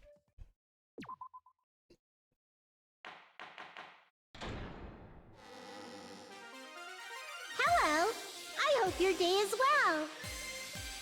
I'm trying to force myself to be more energetic, or else my mental state won't be able to keep up. Ugh, my heart's thumping like crazy. I might as well have a laid-back, so what attitude and go ahead with high energy. Yeehaw! Ah, but be careful that your batteries don't run out for various reasons. And just like I say each time, don't forget to save frequently. Okay, weiter geht's. I never expected the funhouse itself to be the ultimate weapon. Oh well, let's just press on ahead. Weitermachen. Is it really alright to accept a situation so easily? I mean, that's not what's important. The thing that's really important is the killer who used the building structure. Like, who's Mekumaru's murderer? But is it really okay to believe the building is the weapon? Nagito said it, you know. There's no way I'd lie at such an important moment. I don't want to die either. What happened to the bastard who kept saying how much they didn't mind dying?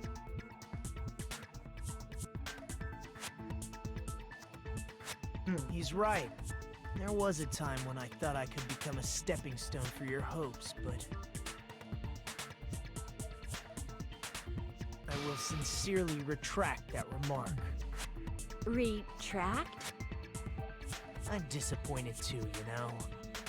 If this was a murder for the sake of hope, I'd happily sacrifice myself. You say such falsehoods, per usual. There is no such thing as murder for the sake of hope. Murder is simply murder. Forcibly sacrificing others for one's own desires. Even one as diabolical as I would avoid such actions. I see. It's fine. Let's just leave him alone and find out who killed Coach Nekomaru as fast as we can. Just so you know, It's not like I'm getting hungry or anything, Nein, you know. überhaupt nicht. Akane, you're drooling waterfalls? Nagito, ich weiß immer noch nicht, warum er sich damals verändert hat. Ich frage mich, ob er das als ernst Anyway, meint. if the killer used the building's structure, why don't we think about how they used it?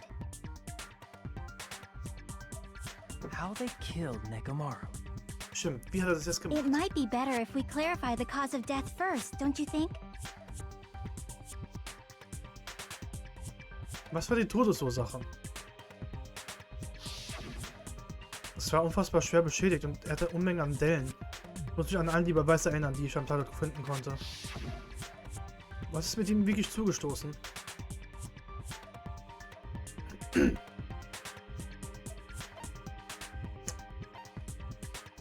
Er ist vielleicht runtergefallen. I see! That's it. I think he might have died from falling. Deswegen war er auch so kaputt. Died from falling? If the funhouse's secret is that it's a structure where both towers and houses are vertically connected,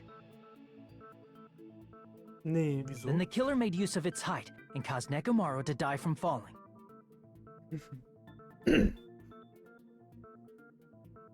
Are you saying they pushed him off? Where'd they push him off from? That I don't know yet. Ist nur eine Idee. Don't just make things up when you don't know the method. Where in that building would you even be able to push someone off in the first place? It Das ist might be eine Frage. possible in the tower. Also wenn man nicht You schlagen could konnte push oder him so. off the 4th floor when the elevator is on the 1st floor. Stimmt, beim Aufzug wird's Did you gehen. forget how the elevator functions? When it's on the first floor, the door on the fourth floor won't open. Man weiß gar nicht, wie hoch die sind, das weiß man gar nicht. Aber das Problem ist, die Tür geht halt nicht auf. Man kann ihn nicht runterschubsen. Saying he died from falling Ja. is truly incorrect. You should burn in the flames of hell. Ja, ganz ruhig. Aber wenn man ihn nicht verhauen hat mit dem Hammer oder wenn man die Säule nicht bewegen konnte, es war ja nicht möglich wegen den Steinen. Also statt dass etwas auf ihn fällt, ist da ja aber was gefallen. Aber wie hätte man ihn da runterschubsen können? Die Tür geht ja nicht auf, wenn der Fahrstuhl unten ist. But my gut is going crazy right now. Und die Frage, wenn Nekomaru runtergestoßen wurde, wo ist das dann passiert? Ich muss die Wahrheit hinter allem aufdecken, aber trotz alledem ist alles sehr kompliziert. Ja, wie? Aber ich denke, dass der kaputte Türgriff was damit heißt. Irgendwas When the elevator is on the 1st floor, you can't go through the door on the 4th floor. It'd be impossible to shove off the victim from up there. Na, runterstoßen kann man ihn nicht. How about this? After locking Nekomaru inside the elevator, they moved the elevator from the 4th floor to the 1st floor and made use of the drop. Hold on, did you forget the elevator has a sensor? Ja, man kann die Tür nicht As long zumachen. as there's a moving object inside, the other door won't open. Which means the elevator wouldn't have moved either. That must be the threshold of that elevator.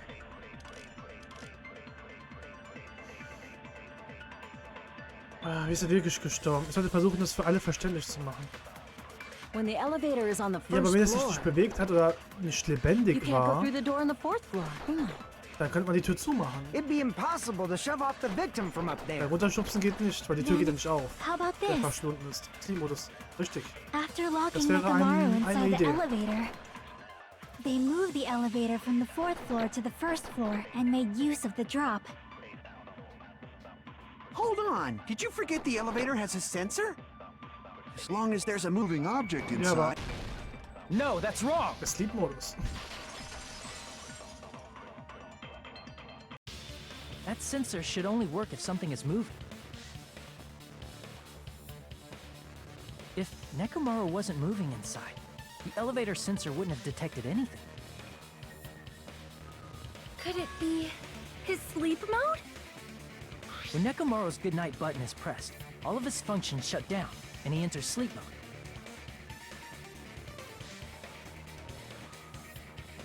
If he's in sleep mode, the elevator sensor wouldn't have noticed him, right? I see. So that's how...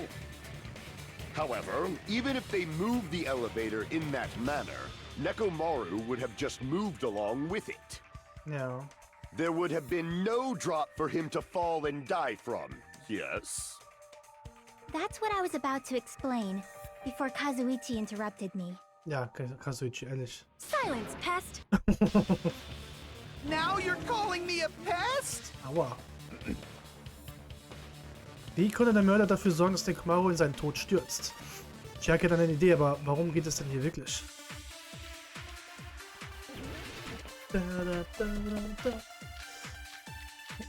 So.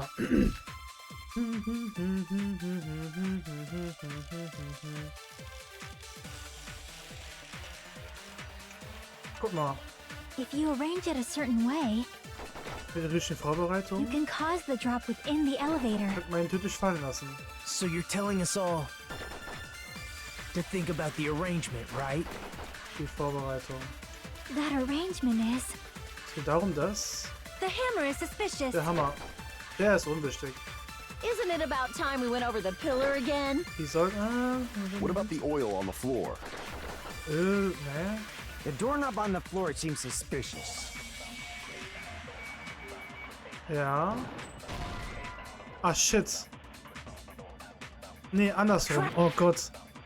Ja, dumm. If you Sorry. arrange it a certain way, you can cause the Warum drop... den So you're Türgriff für telling den to think about Türgriff the abschießen? That Macht ja keinen arrangement, the Sinn. hammer is suspicious. Isn't it about time we... What about the oil on the floor? The doorknob on the floor seems suspicious. Ja. So. I agree with that. Der Türgriff hatte halt Kratzer. Und war auf der anderen Seite irgendwie neben der Leiche halt. Didn't the doorknob have scrape marks on it? That might have been where it got scraped by the wire. Is that the same wire that was tied around Nekomaru? The tip of that wire was tied into a loop. If the elevator moved while that loop part hung from the doorknob,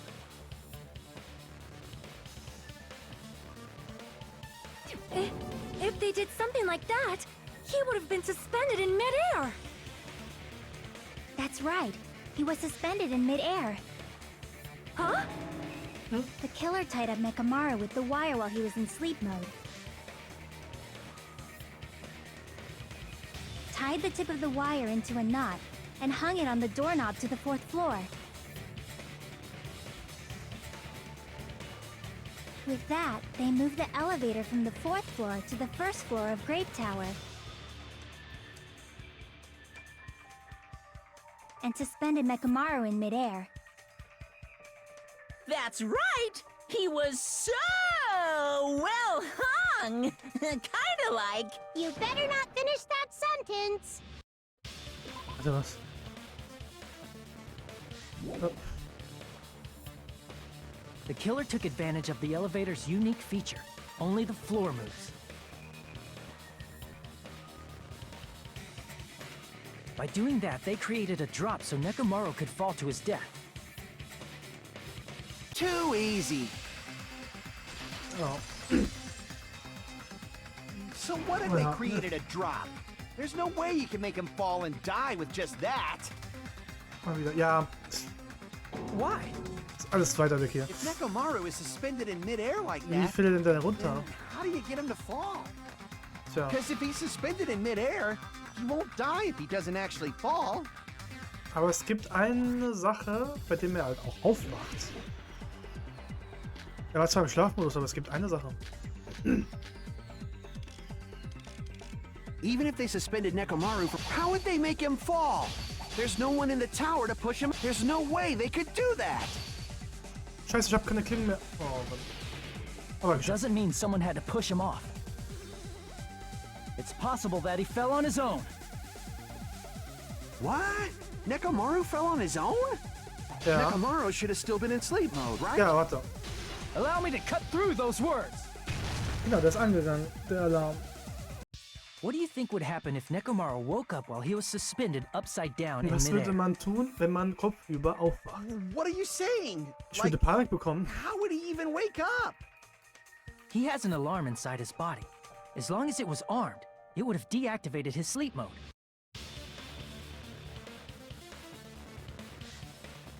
Which means the killer set the alarm before they suspended Nekomaru.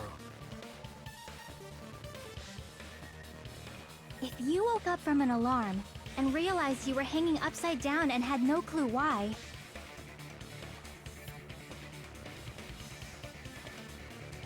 if something like that happened to you, you would start panicking a lot, right?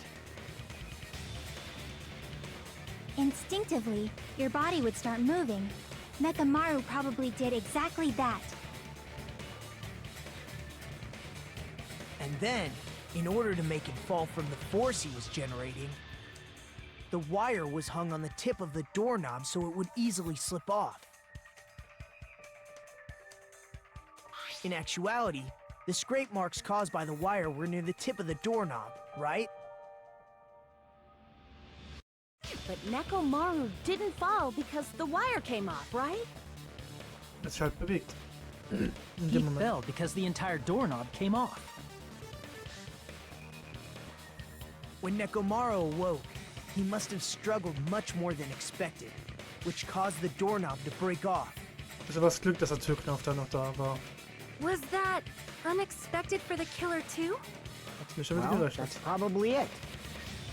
If they knew it'd leave behind evidence like that, they would have at least tried to do something to cover it up.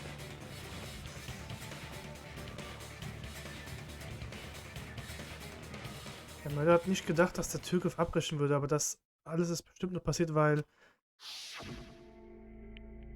Was? Wenn das so ist, mache ich sie zur Option. Sein Gebrüll schüttelt Nekomaru mit seiner Kraft an der Türklinke. Aber... Ja, nicht, hier kommt sie, die unglaubliche Pferdestärke. Warte mal, sie macht schon komische Geräusche. Hat er sich schon gelockert? Wenn das wirklich gewesen ist, dann hat uns Nekomaru einen letzten Beweis hinterlassen, mit dem wir näher zum Mörder kommen konnten. Er hat sich schon gelockert, als er es versucht hat I aufzumachen. see. So that's how Nekomaru fell to his death. Do you finally understand now? Yeah. It appears it's just as Miss Sonia said. I'm just a pest.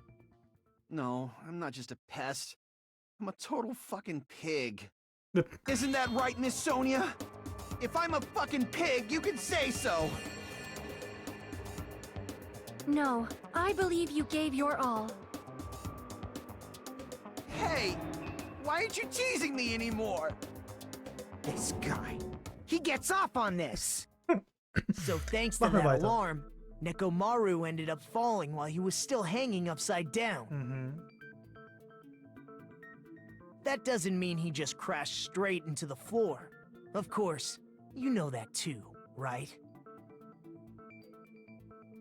Was ist ihm dann zugestoßen? Mir kommt nur eine Erklärung in den Sinn. Naja, der ist halt... Er hat die Säule gerammt. I see! When Nekomaru fell to the floor, he ended up colliding with the pillar. Isn't that it? Finally, the pillar! Endlich. So that's how the pillar shattered, and why oil was spilled all over the place. See, I told you the pillar was the weapon. My gut was totally right. Well, the pillar was a bonus. It's not even clear if the killer intended that, or if it was just a coincidence. At this point, it is quite difficult to find a clue that will lead to the killer. Then what about the alarm? I'm positive the alarm was set for 7:30 a.m., and if we map it out from there... Hold on, baby gangsta. Stop calling me baby gangsta! What'd you just say? Did you say the alarm was set for 7:30 a.m.? You didn't check it yourself? Warum die Zeit schon wach? Nekomaru's alarm was set for Eigentlich 7:30 a.m. jeder sollte es sein, weil um 7 Uhr war dieses Tai Chi. Nah, that's impossible. Das geht nicht. Um 7 Uhr war Tai Because Chi. even though I slept in a little, I still got to the Ja, wir waren tower um at 7 Uhr 7 schon in the eigentlich beim morning. Tower. Kann nicht sein. Now that you mention it, so did I. There was no way I could be late for Monokuma Tai Chi, so I left for Grape Tower before 7 a.m. Ja, und wolltest mich essen, Sonja. Erinnere dich. And if we found Nekomaru's body there, it would have been before the 7:30 a.m. alarm went off. Das stimmt doch nicht. It appears yet another contradiction has been birthed. How were you able to discover Nekomaru died at 7:30 a.m. when you went to the tower at 7? That's what I want to know. Noch etwas, was ich nicht verstehe. Ernsthaft, die Fragen hören nicht auf. Aber jetzt kann ich mich nicht klein kriegen lassen. Noch ein bisschen mehr und wir wissen, was passiert ist. Es muss eine Erklärung geben.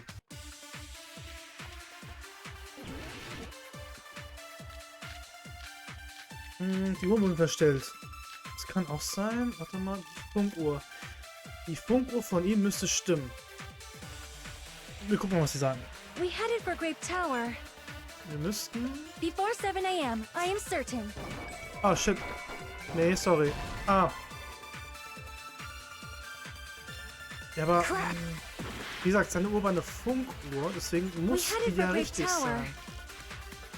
Warte mal kurz. Was hat nochmal Ryugo gesagt? Das, glaube ich, hat nichts damit zu tun, aber die Funkuhr ist, glaube ich, richtig. Ah, hier, Uhr in der Lounge. Warte mal. Da.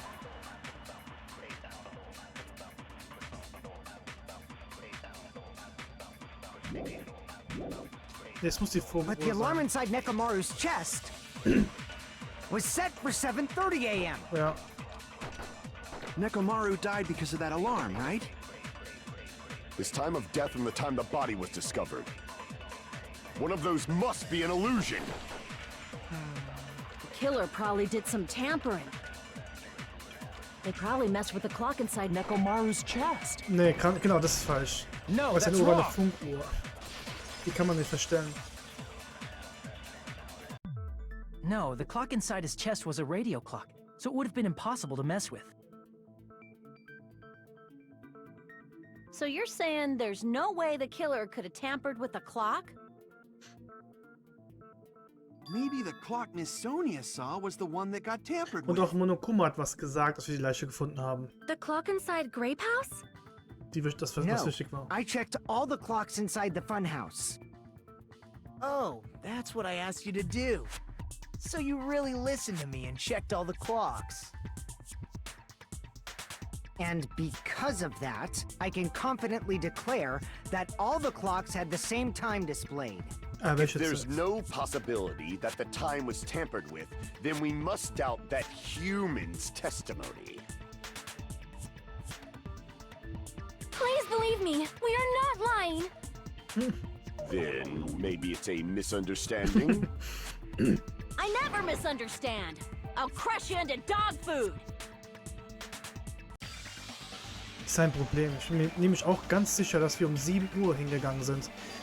Aber was ließ mich denken, dass das der Fall gewesen ist? Das war die Uhr. Ich sollte die Uhr anzweifeln. Ich habe alles, was ich brauche, um die Fragezeichen in meinem Kopf zu lösen. Vielleicht haben wir etwas übersehen. Es kann sein, dass wir alles missverstanden haben.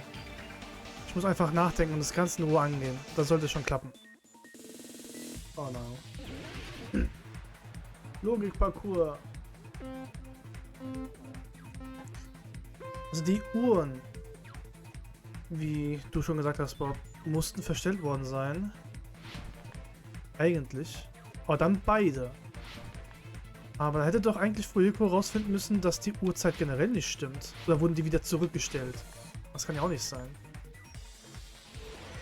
Das musst du es mal genauer angucken. Was war das Missverständnis? Was man nach dem Mord tat? Nee, wann die Leiche entdeckt worden ist? Nee, ich glaube, das ist falsch. Warte mal. Nee, war sogar richtig. Okay. Die Leiche wurde halt irgendwann nach 7:30 gefunden. Genau, und wir dachten, es wäre um 7. Aber es war nicht 7, es war vielleicht 8 oder so. Oder später. Oh Gott. Ja, okay. Ganz toll. Jetzt bin ich ausgerutscht.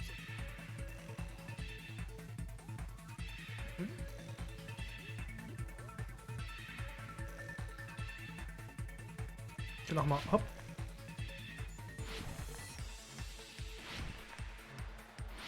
Gott, oh Gott, oh Gott, oh Gott. Okay. Okay, zweite Frage. In welcher Uhr wurde eingegriffen? In den Uhren in der Lounge. Ja, also die beiden. Oder waren die schon von Anfang an? Nee, das waren die. Also man kann die anscheinend umstellen. Ich hätte auch gerade gehört, dass man die Uhren nicht umstellen kann und Monokuma uns verarscht hat. Auch sein können. Aber ich glaube, das war nicht gemacht. Oh, okay, das war knapp. Noch schön bremsen.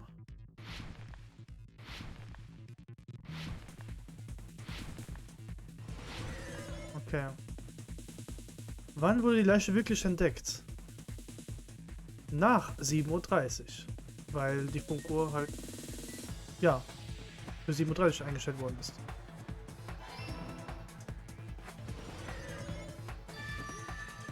It's all coming together.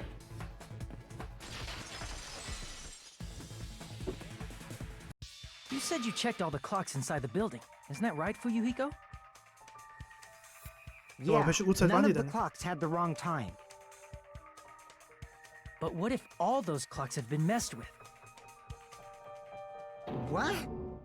All the clocks? So even if you checked all the clocks inside the building, there's no way you'd have noticed it. I see. So the killer messed with the time inside the whole building by changing all the clocks. So that's what it was. There's no way I would have noticed that. This is truly fantastic! Now's not the time to be pleased. More importantly, how much was the time off?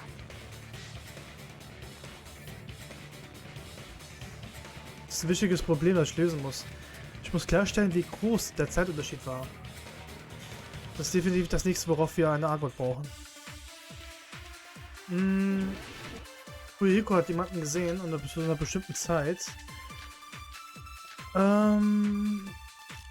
Ich glaube Fuyuhiko? Ja, doch. Warte mal. Warte. Hier. Fuyuhiko hat Nekomaru um 5 Uhr gesehen. Das müsste es, glaube ich, sein. Then we can only rely on Nekomaru's radio clock. The time of death Es muss um was clearly 7:30 a.m. gestorben sein. Das stimmt. Problem is, what time would 7:30 be? In our In time. unserer Zeit, ja. Are there any clues that can be used to narrow that down?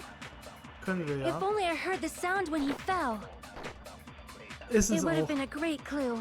Shit. Ja, okay, es war das Or his scream. Wie er geschrien hat. He's not the type to let out a scream. Ein Geräusch haben wir gehört. Nekomaru's alarm was loud enough. We would have heard it too. There's no point in saying that. If does not exist in this world. Ah, shit, aber welcher Beweis war das nochmal? Ah, shit, warte If the mal. time in the building was all messed up, then we can only rely on Ah, hier, Aussage von Akane. Warte mal. Ich glaube, das war das auch. Genau, sie hat ein Geräusch um 5:30 Uhr gehört. So war der Zeitunterschied so 2 Stunden. Was clearly 7:30 a.m. Ne, die Uhren haben nicht gebimmelt. Nur bei dem Jungs. Problem is, what time would 7:30 be? In our time. Aber es gab ein Geräusch zu einer bestimmten Uhrzeit. Are there any clues that can be used to narrow that down? If only I heard the sound when he fell. Ja, I agree with that. weil bei uns hat die Uhr nicht gebimmelt. Also bei den Mädchen und bei mir. We should have heard the sound he made when he fell. Wasn't it that rumbling noise? Rumbling? I thought it was just an earthquake, so I went back to sleep. Was that the sound from when Nekomaru fell? Well, a huge body fell from the 4th floor to the 1st, and the pillar fell with it. It's obvious we'd hear the impact sound. We heard that noise too. It was when we were gathered at the Strawberry House Lounge. What is it, Sonia? Oh, well. That sound everyone heard? I Ich hab's did nicht not gehört. hear it at all. Huh? You probably didn't hear it because you were sleeping. Das kann auch sein. I could not sleep at all. I was awake the whole night with hunger pangs. Du warst wach und hast nicht gehört. Da gibt's halt There's auch einen nothing to Grund. worry about. What's important is that rumbling noise anyway. If we use that rumbling sound as a reference, we might be able to figure out how much our time was off. I heard that sound probably around 5:30 in the morning. Huh? You can tell? I instantly woke up and left my room. And that's when I saw the clock in the lounge. Excellent work, Akane. Sehr gut gemacht. Wenn wir das Krummen um 5:30 Uhr gehört haben, wie groß war der Zeitunterschied? Ach komm, es kann doch rechnen. Also, I see! ich weiß es nicht. Nekomaru's alarm went off at 7:30, and if we heard the sound of his impact at 5:30, that means our time was off by 2 hours. 2 hours? That much? We were starving pretty badly. There's no way we would have noticed. Plus, the funhouse has no windows. And there weren't any Monokuma announcements either. However, for what reason did the killer alter our perception of time? The reason is obvious. So they can lure out just Nekomaru. Locken. If you messed with the clocks and used a specific thing, you definitely get Nekomaru to the tower alone, right? From there, the killer's plan was a splendid success. That's all it means. Was hat der Mörder zu seinem Vorteil gemacht? Ja, die Funkuhr. Muss auf jeden Fall mit der Zeit zu tun haben. Ja, stimmt, das Tai Chi. Die, genau. I see! Weil es um 7 angefangen hat. That's it. The killer made use of the Monokuma Tai Chi activity in the morning. How did they use it? We were required to go to Grape Tower every morning at 7 a.m. for that activity, right? But if they mess with all the clocks inside the building, what would that do to us? We wouldn't be able to attend on time, but that wouldn't affect Nekomaru. His radio clock had the exact time. That's right. In doing so, the killer was able to lure him to the tower by himself at the precise time. Then, when I witnessed Nekomaru early in the morning, If I recall, you witnessed Nekomaru around 5 a.m. And if that time was also 2 hours off, it should have been 7 a.m. Yeah, that's pretty much it. At that time, he was heading over to Monokuma Tai Chi, right on schedule. I see. Now that I think about it, I realize what Monokuma meant when he said those words. Ja, hat irgendwas gesagt. Sie gleich schon gefunden haben. Oh. Too early. He didn't even ask you yet. Das ist aber nicht zu akzeptieren. Ich hätte nicht dabei gedacht, dass ihr alle nicht dran teilnehmen würdet. Ganz ehrlich, das hätte ich niemals erwartet. Aber es kam so, wie es kommen musste. When you said everyone, you were including us, right? We thought we came to the tower on time, but in truth, it was way past the meeting time. Ah, jeez. That's, well, how should I put it? What was it? You know, tripping over a foot or something like that. Are you talking about tripping over someone else's fault? Wrong! Too bad. Liar! I'm right! That's not it. It's incorrect. That's definitely the correct answer. You always get so stubborn like this. Let's just ignore the peanut gallery. Now that we've found out how the killer lured Nekomaru,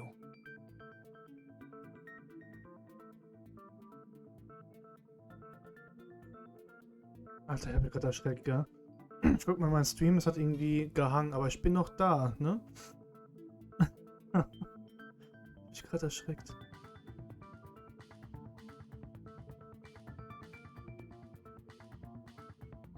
Ja, man scheint noch so funktionieren, okay. Und wahrscheinlich sollte einfach gleich schreiben.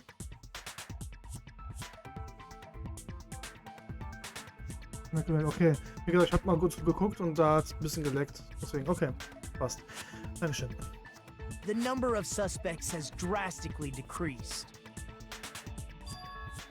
Warte mal, Hey, genau. why would that decrease the number of suspects? Don't be a friggin' Wer ist liar! überhaupt verdächtig, ist das die Frage. You'll know I'm not lying when you listen to what Fuyuhiko's going to say next. Huh? What the hell do you mean? You witnessed Nekomaru going toward the tower. Did something else happen after that? Are you talking about that alarm? Der Alarm in der Lounge. Alarm? A little while after I witnessed Nekomaru, the clock in the Strawberry House lounge started going off. Plus, it was just before that rumbling sound occurred. That's it. So that's what it is. If Nekomaru died when the rumble happened, then whoever doesn't have an alibi at the time is the prime suspect. Really? Was there anyone who didn't have an alibi at that time? I remember now. The sound was so loud I couldn't help bolting from my room. But there was one guy who never left the lounge.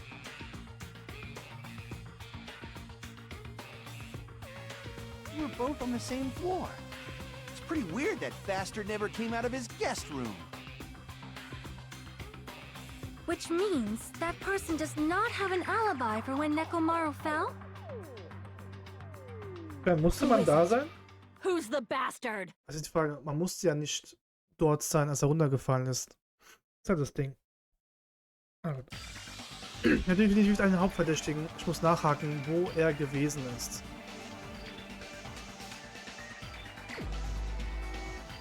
Also, es geht darum, jemand war nicht dort.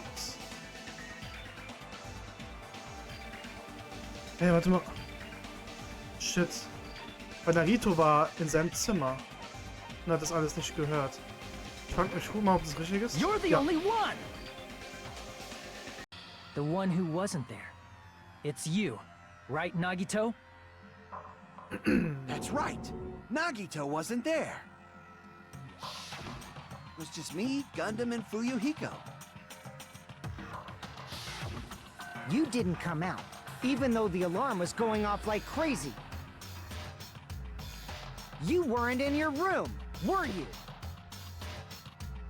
If that's the case, where were you? Please, say something!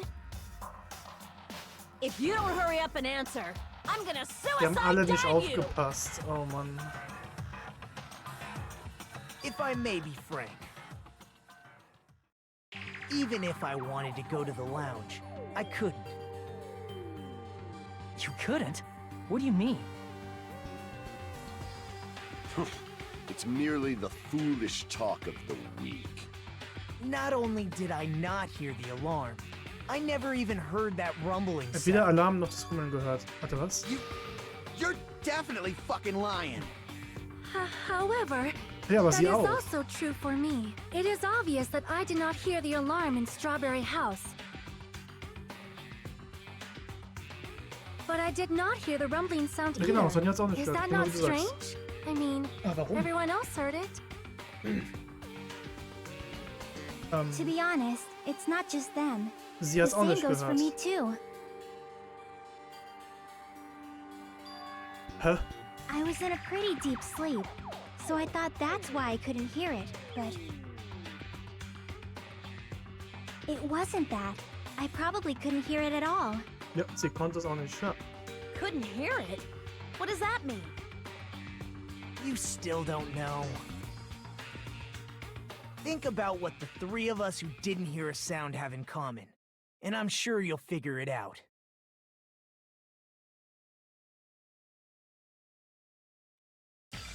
Nagito, Sonja und Chiaki, sie haben das Grummeln nicht gehört.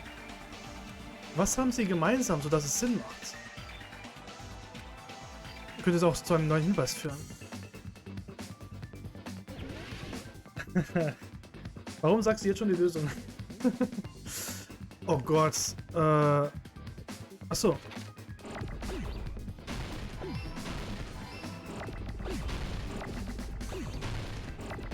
Ich muss das halt nur machen. Ich muss überlegen, wie es auf Deutsch heißt, aber ja.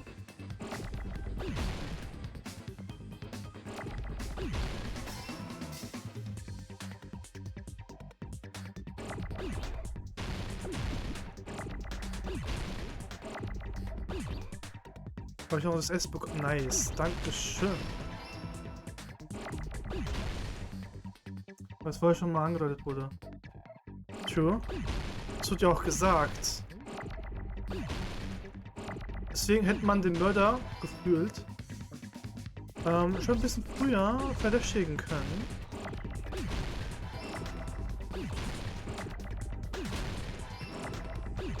Ich habe Lu auch schon mal angedeutet. Denn da war was nicht gepasst hat. I got it. Wow.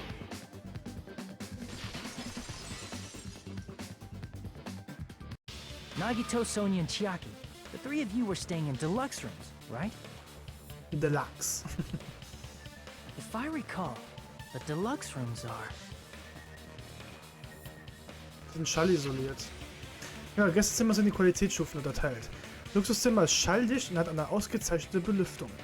Standardzimmer weniger Qualität, aber man kann gut übernachten. Und das heruntergekommene Zimmer, naja, stickig und kalt. The reason we could not hear the rumbling noise. That's right. It was because the deluxe rooms have superior sound insulation. You actually noticed that. Nice catch, Hajime. Are you using your ultimate reserve course student talent? Now then, you guys must understand by now, right? The true identity of Nekomaru's killer. Oh, hold on a sec. Why does that lead to who the killer is? Why? Well, that fact just now is a very important clue, and a decisive factor in identifying the killer. Decisive factor? Ich verstehe, worauf Nagito hinaus will. All das, was wir gerade besprochen haben, es führt alles zum Mörder. Ich muss nur dafür sorgen, eine Verbindung zu schaffen. Es gab nämlich eine Sache, die komisch war. Wenn man jetzt so drüber nachdenkt, wer hatte denn ein Luxuszimmer? Und wer war an einem Ort, wo er nicht hätte sein können? Weil es angeblich zu laut war. Wir wissen ja, Narito, Chiaki und Sonja waren im Luxuszimmer. Aber wer hatte das vierte Zimmer? Wer hatte das vierte Zimmer und hätte die Geräusche nicht hören können? Der war bei der Uhr. Nee, Hyuko war es jetzt nicht. Aber wer hatte das vierte Zimmer? Sonja. Ja, wie gesagt, Sonja, Chiaki und Nagito hatten das. Wer war die vierte Person? Wer hatte noch ein Luxuszimmer und war an einem Ort, wo er nicht hätte sein können? Weil er was gehört hat, was er eigentlich nicht hätte hören können.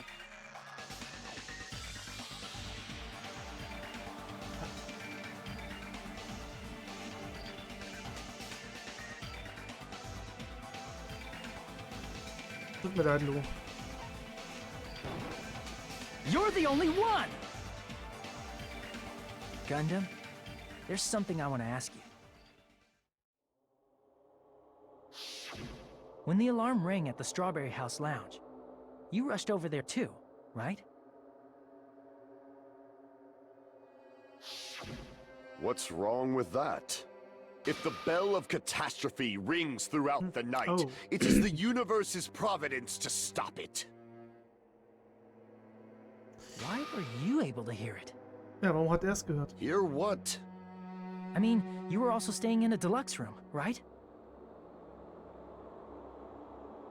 Nagito was staying in a deluxe room in the same house on the same floor, and he couldn't even hear it.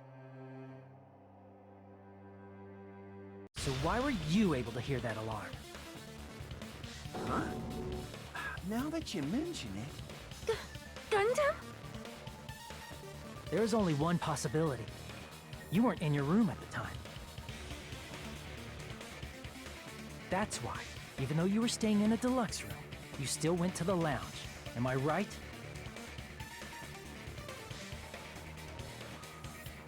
Gundam, you have some sort of explanation, right? Gundam probably couldn't return to his room because of Fuyuhiko. Me? After you saw Nekomaru heading to the tower, you stayed at the lounge for a while. Am I correct? Until the moment that alarm started ringing, right? If you were in the lounge for that long, the killer who had left earlier obviously wouldn't be able to go back. Even though Mekamaru's murder was a death trap that utilized the alarm in his chest, the killer still needed to prepare the murder in advance. Like putting Nekomaru in sleep mode and tying him up with the wire. In order to do that, the killer needed to be waiting for Nekomaru at the tower.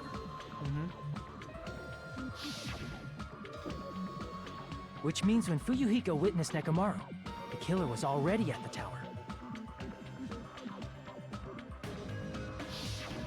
And Ja, das hat einen once Knopf they gedrückt. tried to go back, they Interessante Idee. couldn't because Fuyuhiko was at the lounge.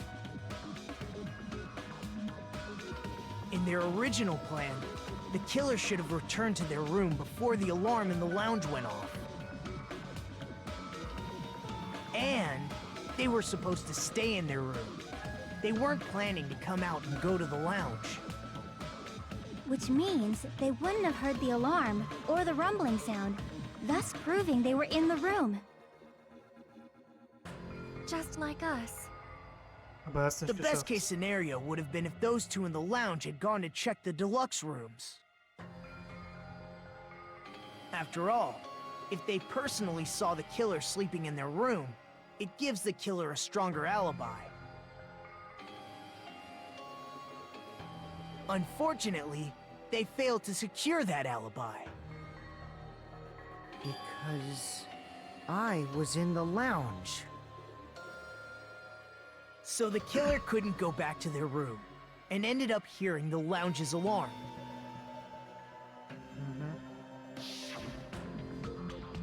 Ey, was stellst du an? Ja, und dann konnte er nicht weg, ne? But why'd you come out? You should have hid till the excitement died down. If Gundam tried to hide, and if those two went to his room to check on him, he would have been found out.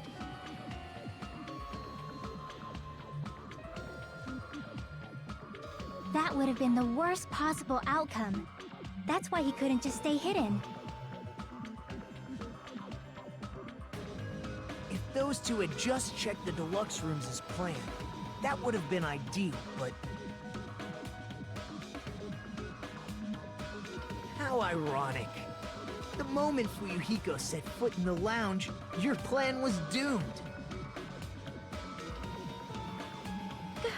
Gundam? Please, can you at least say something? Answer me this, including myself in my 4 dark devas of destruction. How many ears do we possess? Huh?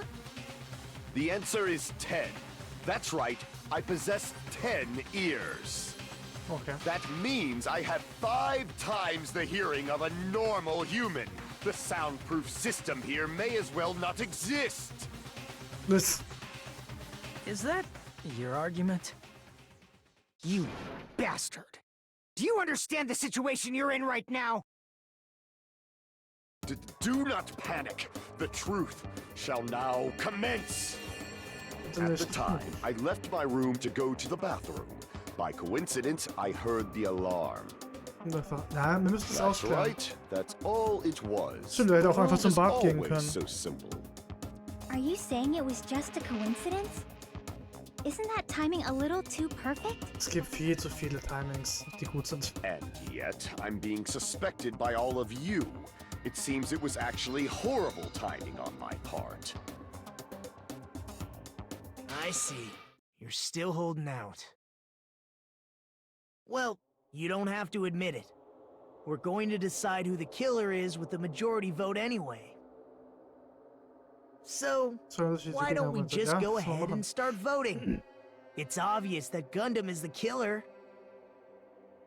Hold on a sec.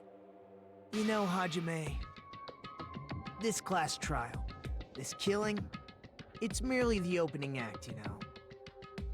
Hey! What do you mean the class trial is just the opening act? Perhaps I should say, it's just a farce? Just a boring farce. So boring, so stressful. I'm so painfully bored that I might develop stomach ulcers. Seriously. Let's just hurry up and finish this before I collapse from poor health. Nagito, something definitely happened to you, didn't it? Hmm? At some point during the investigation, your behavior became even weirder. What actually happened? Did you discover something? Well, let's just leave that fun for later. And finish this opening act already. Ah, you said opening act again! Was willst du denn? Please hold on! We have yet to hear Gundam's rebuttal! But he's completely shut up. Perhaps he can't argue anymore. Gundam! I was simply at a loss for words after being dumbfounded by your pathetic assumption. In fact, I shall deny the very basis. Your assumption has been wrong since the beginning. Since the beginning? Based on your assumption, I hung Nekomaru from the 4th floor of the tower and made the floor descend to the 1st floor. From there, after returning to Strawberry House, I was present when the alarm at the lounge went off, correct? Although going to and fro is busy enough as it is, how would I be able to travel between both houses anyway? I see. The contact elevator was broken. Er hätte nicht danach kaputt As machen können? I recall, the killer tampered with the Grape House control panel, which shut down the elevator. Achso, Grape House, wo das... Okay, wusste ich gar nicht. Plus, the stopped elevator should have been facing the Grape House side. If so, the human who used the elevator would have left it at Grape House. Ah, okay, das wusste ich For nicht. these reasons, it's an indisputable fact that the killer destroyed the elevator at Grape House. Wie kann man dann zurück? And what's wrong with that? If the elevator was broken at Grape House, you wouldn't be able to return to Strawberry House. Es gibt aber eine Möglichkeit. However, I was already at Strawberry House. I was present when the alarm in the lounge started ringing.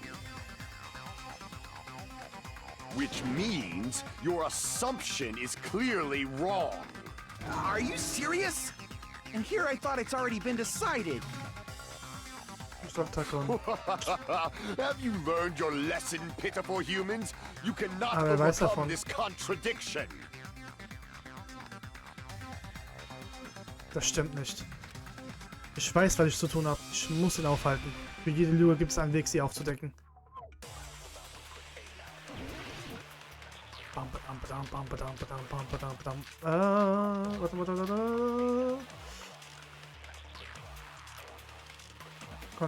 Hä? Nee, warte mal, was? Kontakt auf? Warte mal, was soll... Eigentlich ist das hier.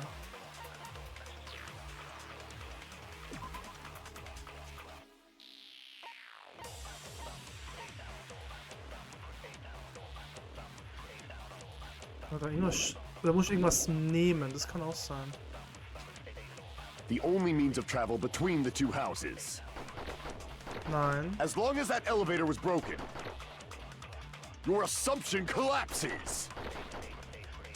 Plus, the elevator was broken at Grape House. Das stimmt. If the killer cannot return to Strawberry House, Since I was at Strawberry House at that time, there's no question that the following crime is impossible. It would have been different if they had an accomplice. Nein, kein Or if there Komplize. was a secret passageway. Ja, ein Geheimgang. How much longer do you plan to lecture me? Why don't we stop this already? Es gab einen Geheimgang. That elevator was the only means of travel between the two. Nein. No, that's wrong!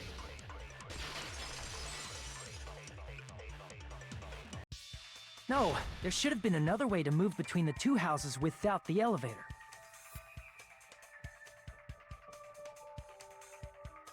Such a method does not exist.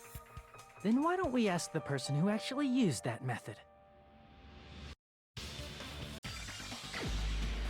Ah, muss ich noch aussehen, ey. Da, wo bist du? You're the only one! Nagito, you should know. Huh? What are you talking about? Don't play dumb. You appeared so suddenly that one time because you used that method, right?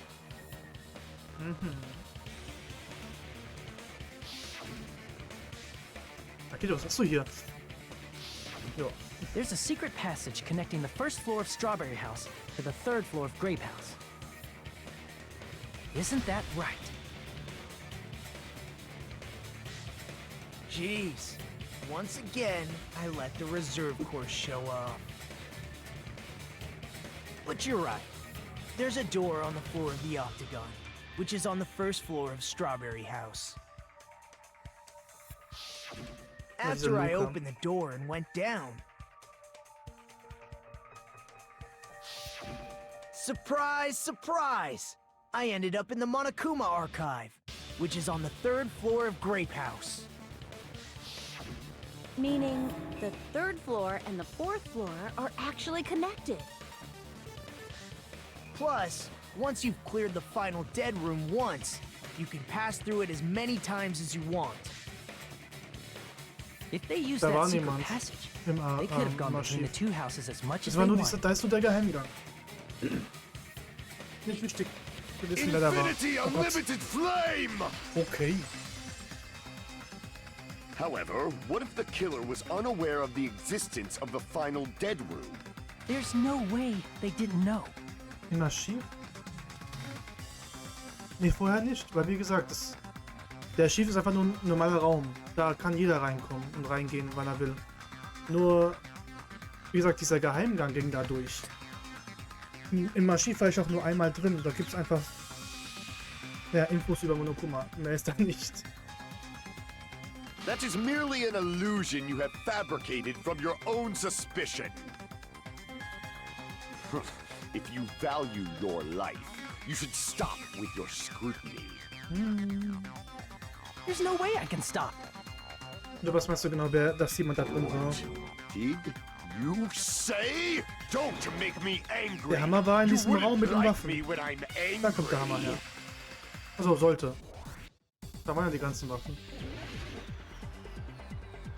Den hat er einfach mitgenommen.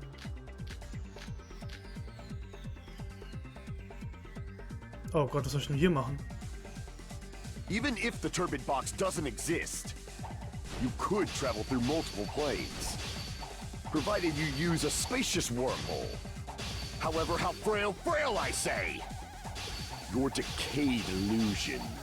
Oh Gott, oh Shall Gott. I feed you to the progeny of vile deities? I can't back down. Alter, was soll ich denn hier drücken? Okay. Even if the turbid box doesn't exist, you could travel through multiple planes, provided you use a spacious wormhole. Warum However, how Wunder? frail I say! Your decayed illusion. Alter, wie sprichst Shall du I gerade? feed you to the progeny of vile deities? Nein, ich kann nichts I machen. can't back down.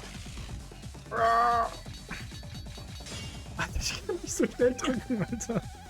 Even if the turbid box doesn't exist, you could travel through multiple planes, provided you use a spacious wormhole. However, how frail I say! Your decayed illusion. Shall I feed you to the progeny of vile deities? Okay, jetzt aber. Oh Gott, ey. I already proved a secret passage exists. The secret passage was at the Octagon. Know the limits of your own reasoning. You say the killer went to the Octagon. Don't bark, you cur! If you don't want to drown in the maelstrom of blind, at least pray to the key which dwells in the light! Warte, was? Shit, aber... Know the limits of your own reasoning. You say the killer went to the Octagon. Don't bark, you cur! If you don't want to drown in the maelstrom of blind Spur der blinden confusion, Verwirrung. at least pray to the key which dwells in the light! Hä? Warte mal. Was will er hinaus? Know the limits of your own reasoning. You say the killer went to the Octagon. Don't bark, you cur! If you don't want to drown in the maelstrom of blind confusion. Strudel der blinden Verwirrung. Ey. Trap! Was willst du mir Know the sagen, limits of your Alter? own reasoning. You say the killer went to the Octagon. Don't bark, you cur! If you don't want to drown in the maelstrom of... Ah, Allow doch. me to cut through Oh those words. Gott, ja. Der Draht. The wire No. used to string up Nekomaru's body. Oh Gott, ey. The hammer that looked like the weapon. And the chain on the door in the tower. Ja, der Hammer und die Kette und der Draht kam von dem Zimmer. Deswegen war der Mörder dort. Those are all the items that weren't in Funhouse. Where did the killer obtain them? The only place I can think of is the Octagon. Genau, das Archiv, da waren ja die Waffen ja nicht drin. Und dann in diesem Oktagon. Und von various dort kommt weapons man in and diesen tools Archiv there. als Geheimgang. I'm pretty sure I saw stuff like wires, hammers, and chains too. Since those items were used in the crime, there's no doubt that the killer went to the Octagon.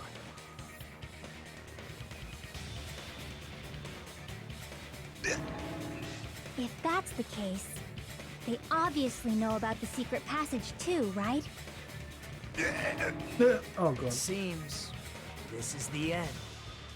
Normally, we'd end up listening to Hajime lecture us with a very long summary of the case. Gibst du mir jetzt die Zusammenfassung weg?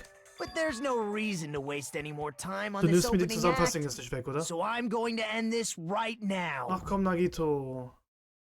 Hey! Hey. What are you... First of all, Ach by Mann. messing with Halt all dich the schnell. clocks in the building, Gundam tried to lure only Nekomaru. The elevator was probably broken by that point. Thanks to that, Nekomaru wasn't able to go to Grape Tower, which was supposed to be the meetup point. So he tried going over to Strawberry Tower, just like we did when we found out the elevator was broken. Well, it's obvious he'd attempt that. At that time, we didn't know the two towers were the Nagito, exact ach same Mann. place. Also, the button in Strawberry Hall wasn't broken, so he was easily able to enter Strawberry Tower. But surprise! Gundam was waiting for Nekomaru's arrival. Oh Gott, ja. Hold on. If Nekomaru didn't go to Strawberry Tower, Stimmt, what would the killer have done wenn er then? nicht hingegangen wäre. Their plan was a balancing act of uncertainties. But even if they failed, they probably wouldn't have minded. They can just greet everyone the next morning as if nothing happened, and come up with a different plan.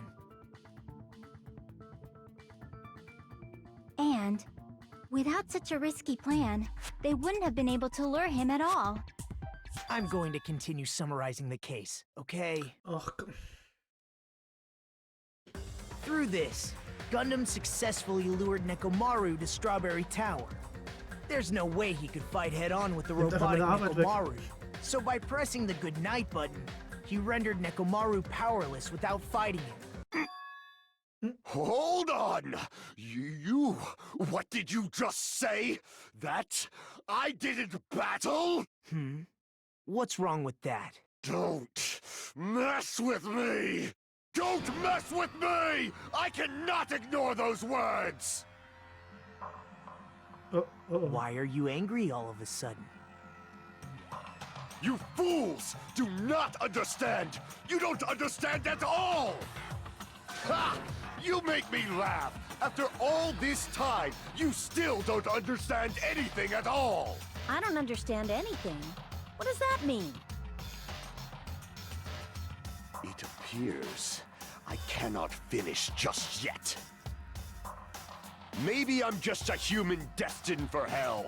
However, I cannot finish just yet. I cannot finish! What do you intend to do? It's obvious! I'm going to destroy your illusory assumptions! Are you saying you still have more? You still have room to argue? Your words. You said I pressed Nekomaru's goodnight button. However, that button was on the back of Nekomaru's neck. To press it, I'd have to get behind him. It's not easy to get the drop on Coach Nekomaru. It's even more difficult if it's a one-on-one situation. Just as I thought, truly frail. Succumbing so easily to this simple argument, it was just a mere illusion.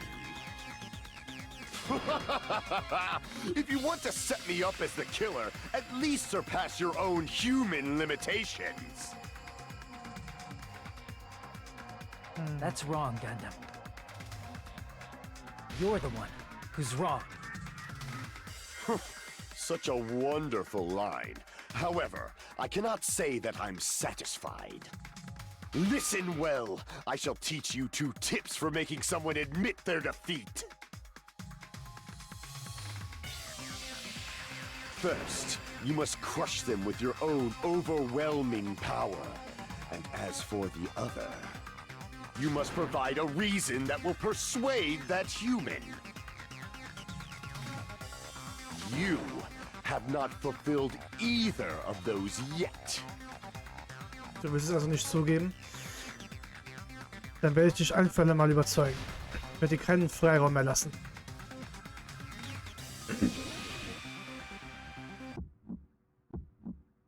I won't let you! For the Tanaka Empire! Wither! Crushed as David prophesies! I won't let you! For the Tanaka Empire! Tanaka Empire, Alter. Crushed as David prophesied! Show me the cadaver! Was, Kadaver? Warum Leiche? I won't let you! For the Tanaka Empire! Wither! Ah, scheiße, ich hab's voll verkackt, ey. Crushed as David prophesies! I won't let you! For the Tanaka Empire! Wither! Crushed as David prophesies! Oh, das geht wohl For the klar jetzt. Tanaka Empire! I won't let you! For the Tanaka Empire! Wither!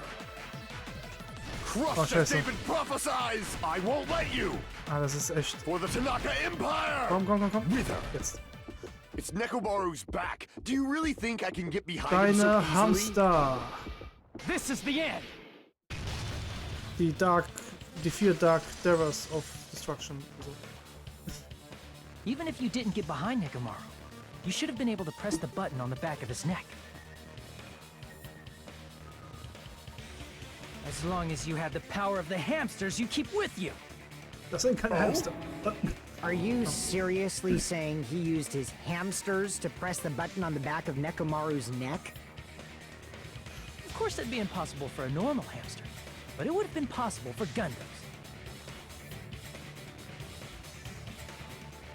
In fact, we saw that with our very own eyes, right? Ist unser alter Vertrag besagt, ist nur die Zeit gekommen, dass du mir beistehst, Vermittler der bösen Sonne. Supernova, Silberfuchs, Sandy. Bing. Hat den Knopf gedrückt, ja. Wow. Now that you mention it, after Ibuki was killed in the music venue, one of Stimmt. Gundam's hamsters retrieved the piece of wallpaper from the baton lighting, right? Ich würde da was, so ein Stück Tapete geborgen. Ha. Hey, with your friends and their exceptionally smart brains, it must have been possible. to secretly get one of them behind Mechamaru and press the button on the back of his neck. How about it, Gundam?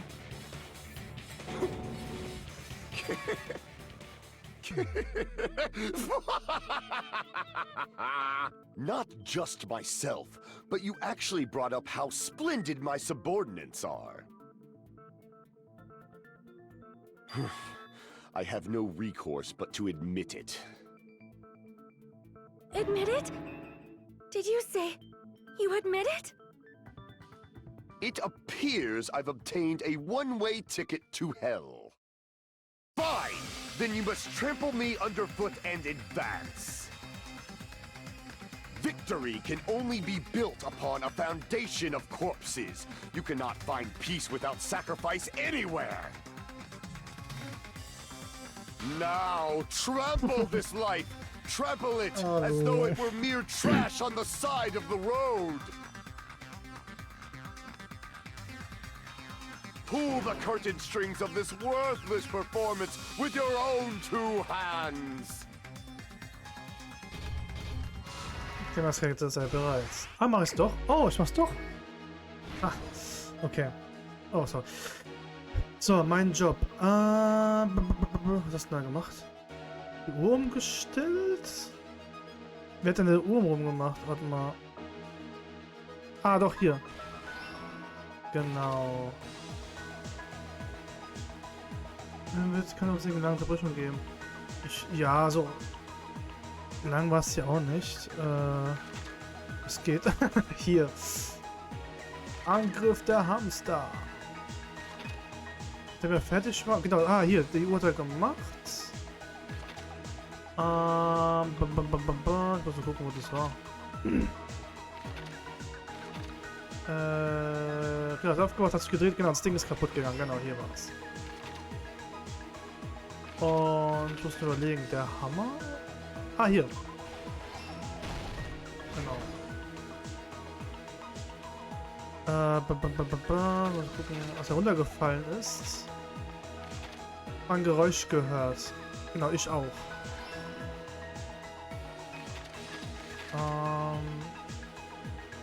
Das war hier nicht. Der hat Dings zerstört. Was hat er gemacht?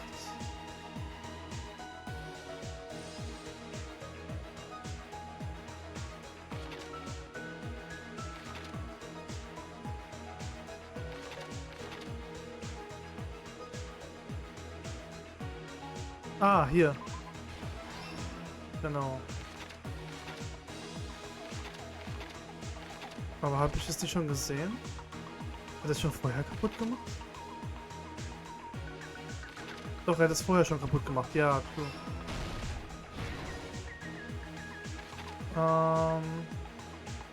Hat ihn festgebunden und dann da dran gehängt, genau. Und da hat er... Was ist das denn? Achso, Kontaktaufzug gut gemacht. Okay, das war das nicht. Wann ist Ryuko Nekomaru? Ne, hier war es nicht. Ah, hier. Beck hat geklingelt. Genau. Da waren die da. Und der hat den Knopf gedrückt. Ja. Oh, warte mal, ganz vorne. Ah, hier.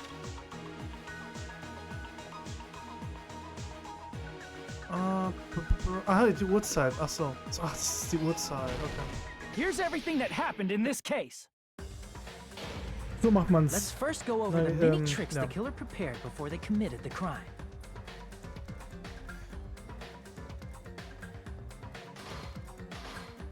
First, they destroyed the contact elevator.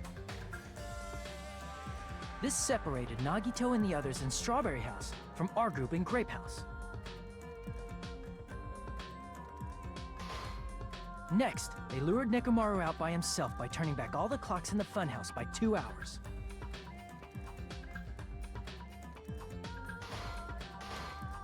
Additionally, in order to secure an alibi, the killer went to the Strawberry House lounge. and set the wall clock's alarm to 5:30 a.m. After finishing their preparations, the killer went to Strawberry Tower with the necessary tools in hand. They obtained these tools from the Octagon, which you can enter once you clear the final dead room.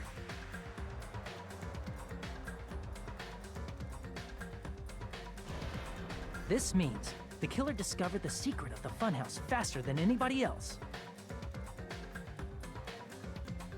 That secret being, Strawberry House and Grape House are actually the same building.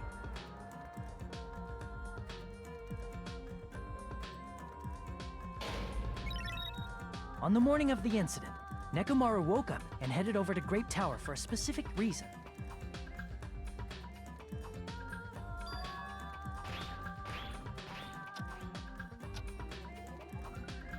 There, Fuyuhiko, who was at the lounge by coincidence, witnessed Nekomaru. According to Fuyuhiko's testimony, that was around 5 a.m., but Was war eigentlich 7 Uhr? by that point, the killer had already messed with our perception of time. In actuality, Fuyuhiko witnessed Nekomaru at 7 a.m. That's also the same time Monokuma Taichi begins. Nekomaru went to Grape Tower to participate in that.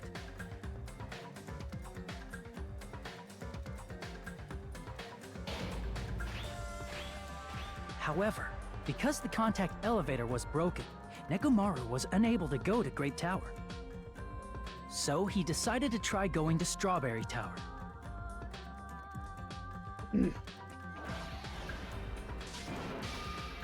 But the killer was waiting for him there.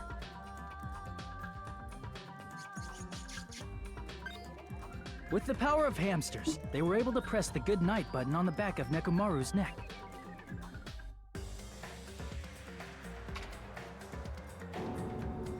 This forced him to enter sleep mode, rendering him immobile.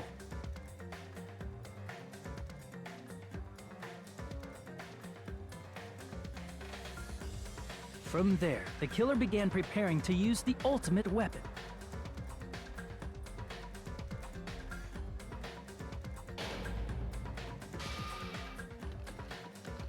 First, they set the alarm in Nekomaru's chest to 7:30 a.m. so he'd wake up.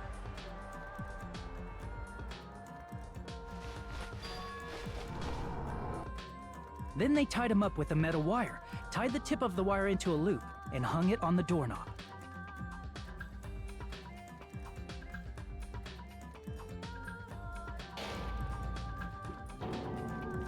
After leaving Strawberry Tower, the killer then destroyed the door button to Strawberry Hall. They did this to keep us from entering Strawberry Tower, and to keep us from discovering the secret of the building's structure that they used to kill Nekomaru.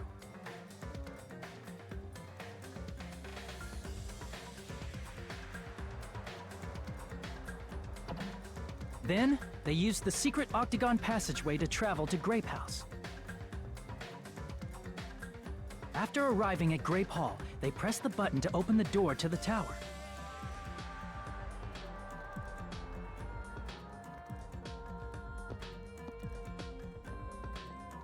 When that happened, the elevator-like floor of the tower began descending. And Nekomaru's body was still inside, dangling upside down in midair from the wire. The killer entered Grape Tower to see if their setup was successful.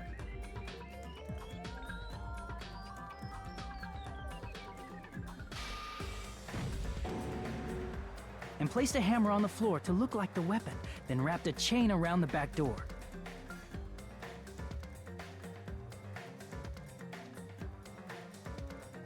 This was done to make us falsely believe we couldn't enter the tower from Strawberry Hall.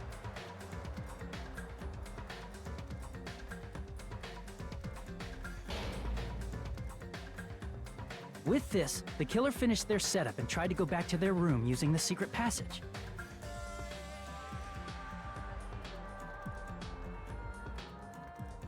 So they could craft their alibi when Nekomaru died from the fall.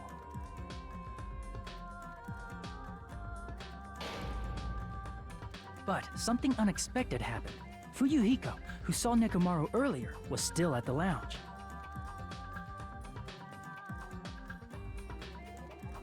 As a result, the killer couldn't return to their room, and with no options available, time ran out.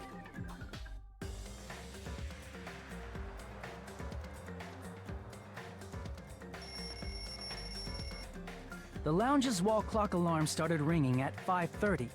Well, actually 7:30. To avoid a worst-case scenario, the killer was forced to appear in front of Fuyuhiko with the others.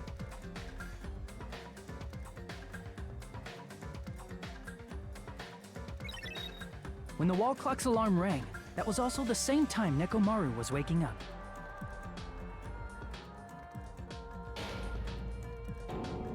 He woke up while he was still hanging upside down, so he couldn't help but sway his body powerfully.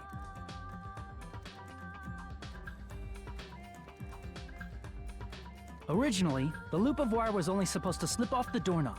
Ja, das war halt sehr locker, weil Nekomaru da schon But dran because there gewürgt was a hat. heavier load than expected, the doorknob ended up breaking. Oh. Nekomaru fell from the 4th floor all the way to the 1st floor. He crashed into the pillar, which decapitated him on impact, and died. The sound of Nekomaru's impact echoed throughout the funhouse.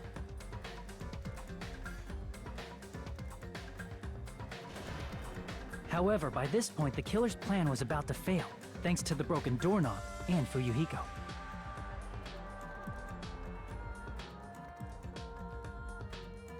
Meaning, the killer is someone who wouldn't have heard the alarm if they were in the deluxe room. They also wouldn't have been able to return to their guest room, because Fuyuhiko was at the lounge.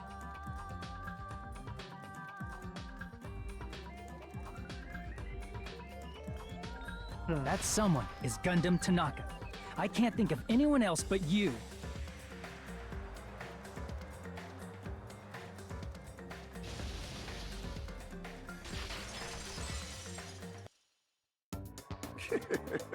Splendid. That was splendid. For a mere human, you did quite well. Ja, danke schön. Stop. Stop it already. Stop using weird words to avoid the truth. Or I'll friggin' kill you myself! I cannot believe it. I just cannot believe. You killed Nekomaru? I cannot believe something like that. You don't wish to forgive me? Do you feel regret? Then finish it! Cast your impure votes for Gundam Tanaka! My beloved, deadly foes, let the voting time begin! Och Mann.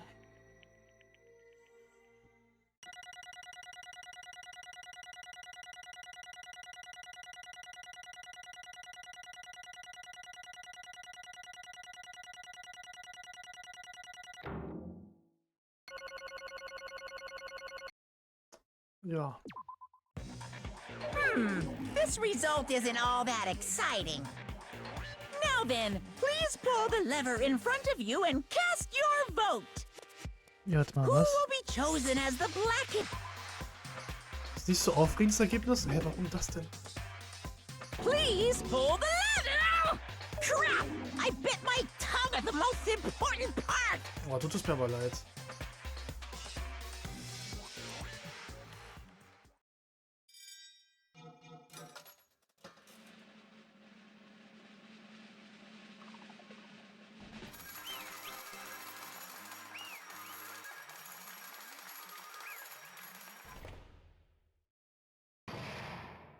Das ist ein Gericht. Alle aufstehen!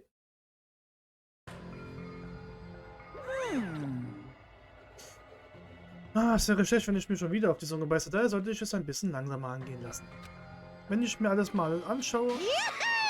Dir wieder recht. 4-mal in Folge richtig zu liegen ist wirklich eine super tolle Errungenschaft. So ist es. Nekomaru wurde in dem grausamen Funhaus das Leben genommen. Und es war niemand anderes als Gundam Tanaka. Nice! Na, ich hab's geschafft, ohne mir auf die Zunge zu beißen.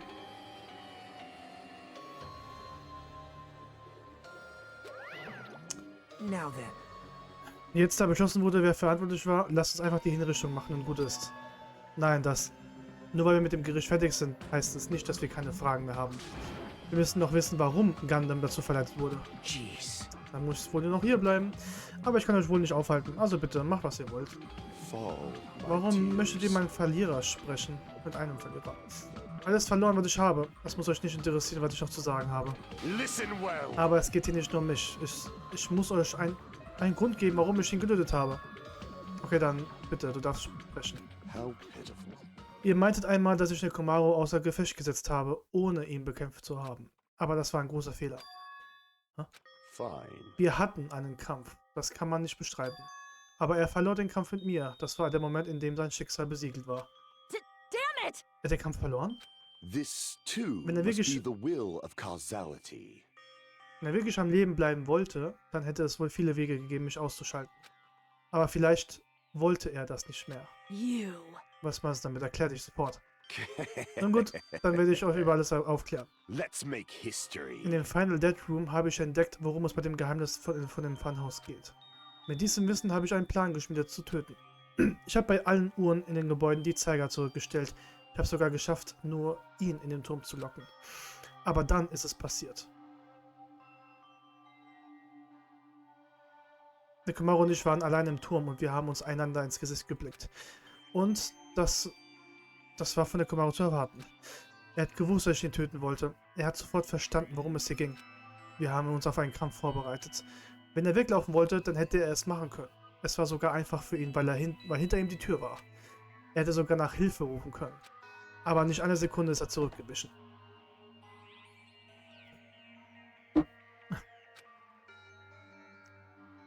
Er hat sein Leben aufs Spiel gesetzt, um seiner Ehre gerecht zu werden. Sein Leben aufs Spiel gesetzt? Er meinte es auch ernst. Er hat alles versucht, um mich zu töten. Das habe ich gesehen. Wenn ich stattdessen gestorben wäre, dann wäre der ganze Fall umso komplizierter gewesen. Ihr hättet niemals gewusst, warum ich freiwillig zum Turm gegangen wäre. Niemand hätte gewusst, dass ich einen Mord geplant hatte. Wollte dich Nekomaru wirklich töten? Sensing even my subtle killing intent, as expected of you, Nekomaru. This scorching, stinging, tense atmosphere. I've been a team manager for so long, I'd nearly forgotten this. This is great! What a comforting atmosphere! That's a great line. And what is your reason? Do you intend to resolve this situation by killing me? I am the Warlock, Gundam Tanaka. Heroes, Lords of Darkness, and even the gods themselves flee from me. I need not cling to any trivial reason. I'm simply going to kill you because your very existence is an annoyance. You'll drench your soul with evil until the bitter end, huh? Splendid! In response to your spirit, I shall kill you with all of my might. I won't go easy on you. Don't even think about holding back. Don't waste your breath on cowardly tactics. Give me everything you got. Nekomaru need I. Your blood will drench the foundation of my empire. Warum musst ihr einander bekämpfen? Wir sind doch alle Freunde. Warum konntet ihr nicht einfach aufhören? Selbst wenn ihr das wolltet, das ist doch falsch. Das, was ich euch angetan habe, wage ich nicht zu erklären. Na, ich muss euch was sagen. Warum wollt ihr weiterleben, wenn ihr nur darauf wartet zu sterben? Gebt nicht auf zu leben, tut alles, was in eurer Macht steht, damit ihr dem Tod ins Gesicht spuckt. Ihr könnt euer eigenes Leben nicht im Stich lassen. Das ist feige. Dieser Verzicht, um euer Leben zu kämpfen, das lasse ich nicht zu. Ich sage, dass wir einfach darauf warten sollen. Stimmt, wir hätten einfach darauf gewartet. Seitdem wir in diesem Gruselkabinett eingesperrt wurden, sah ich, wie euer Wille zu leben immer schwächer wurde. Aber nichts wird errungen, wenn ihr einfach aufgebt. Es gibt keinen Grund, die Hoffnung zu verlieren. Dass ihr das Leben aufgebt, Schande über euch. Der eine frisst den anderen. Das ist die Welt, in der wir leben. Wisst ihr, was ich damit meine? Meinst du Kannibalismus? In der Zoologie ist der Kannibalismus ein Phänomen, das immer wieder untersucht wird. Wenn einige Kreaturen Angst haben zu sterben, dann geht diese sogar so weit und fressen sich einander auf. Listen Aber das well. bedeutet es zu leben. Wenn man tötet, um zu überleben, wenn das für euch eine Untat ist, dann was bedeutet es für euch, das Leben aufzugeben? I shall Wenn ihr das this wenn ihr das als Gerechtigkeit anseht, dann werde ich das nicht zulassen. Ich werde diese Welt in Grund und Boden rahmen, wenn sie das von euch verlangt. Dass ihr das Leben aufgebt und lieber den Tod akzeptiert, das werde ich nicht tatenlos zusehen. I renounce you. Das ist ein Verstoß gegen die Gesetze der Natur. Das ist die Arroganz der Menschen. You. Und willst du damit sagen, willst du damit etwa gerechtfertigen, was du gemacht hast? But Meine Komaro dachte vermutlich auch das Gleiche. Deswegen haben sie sich einander bekämpft, nicht wahr? Damn it. Fine. Dieser Mann, er hatte den Mut zu sterben, als er sterben musste. Deswegen ließ er sich auf einen Kampf ein. Trotzdem möchte ich nicht, dass ihr euch meine Ziele und Absichten aufzwinge. Letzten Endes habe ich euch alle verraten. Das ist die Wahrheit, der ich ins Auge blicken muss. Fall, Aber my trotzdem. tears. Trotzdem hoffe ich, dass ihr mit dieser Erfahrung lernt, euer Leben nicht wegzuwerfen. Bitte bleibt am Leben, so wie Nekomaru es gewollt hätte. Oh, Deswegen hast du das Verbrechen begangen. you... Aber mit dem Final Dead Room, hast du auch russisch Roulette gespielt? Let's make history. Das habe ich in der Tat, aber wenn ich das mit dem Kampf vergleiche, den wir hatten, war das ein Kinderspiel. Well, Weißt du, eine Sache frage ich mich noch. Warum hast du dich kaum verteidigt, als wir dich verdächtigt haben? Gundam, sag mir nicht, du hast dich aber nicht geopfert, um uns zu retten, oder? Ich kann nicht glauben, dass du mir so eine Frage stellst. My name is Gundam Tanaka. Das größte Monster in der Geschichte der Menschheit. Eine verfluchte Existenz wird von der gesamten Menschheit gefürchtet. Ich bin zu kalt, dass ich mich für andere aufopfern würde. Fade like dust in the wind. Niemals unter keinen Umständen würde der Oberherrscher der Dunkelheit so das in die Wege leiten. Ist das wirklich? Dann belasse ich es einfach dabei. Wir haben genug gesprochen. Der Spaß wartet auf euch. Lasst uns mit der Hinrichtung anfangen, sodass mein Blut auf die Erde der Göttin tropft und ein großer Baum dadurch zum Leben erwacht. Yes, indeed. Habt ihr verstanden, mein Guter? Ich habe eine besondere Hinrichtung für den ultimativen Züchter vorbereitet, Gundam Tanaka. please wait! Das ist einfach zu viel. I beg of you! Mach, dass es aufhört. Huh? I beg of you! Ich flehe dich an, lass ihn leben. How pitiful. Sonja, dass du einen Mann davon abhältst, in seinen Tod zu gehen, das ist eine Tat, die zu keiner adeligen Frau wie dir passt. Dürfte ich jetzt endlich anfangen? Habt ihr genug geheult? Fine. Ja, das bekümmert mich nicht, aber What is it, my four Was- dark devas of destruction? Are you worried about me? Oh, my feared four dark devas of destruction. That is not like you at all. However, there is no need to fear. In this world, I am only a temporary visitor. I was simply visiting for a moment, and now that my duty is complete, I must return to the darkness. That is why, until the very end. Pride, conceit, courage, insolence, fearful of nothing, daunted by nothing. Let us laugh uproariously! That is Gundam Tanaka! I shall stick with my evil until the very end! Open sesame pandemonium! I shall fill hell with true hell!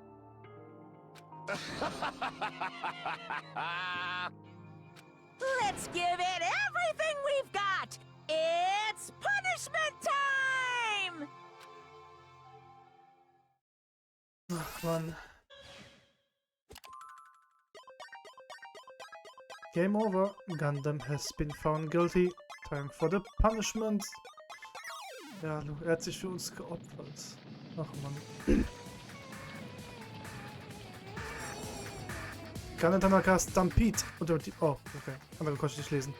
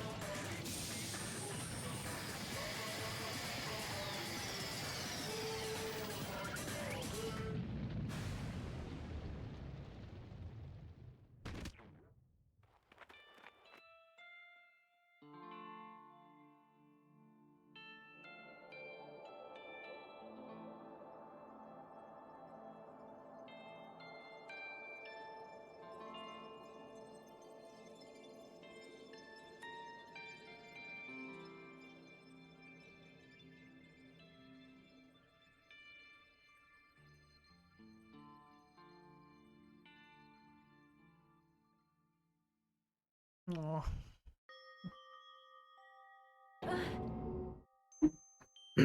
Gundam.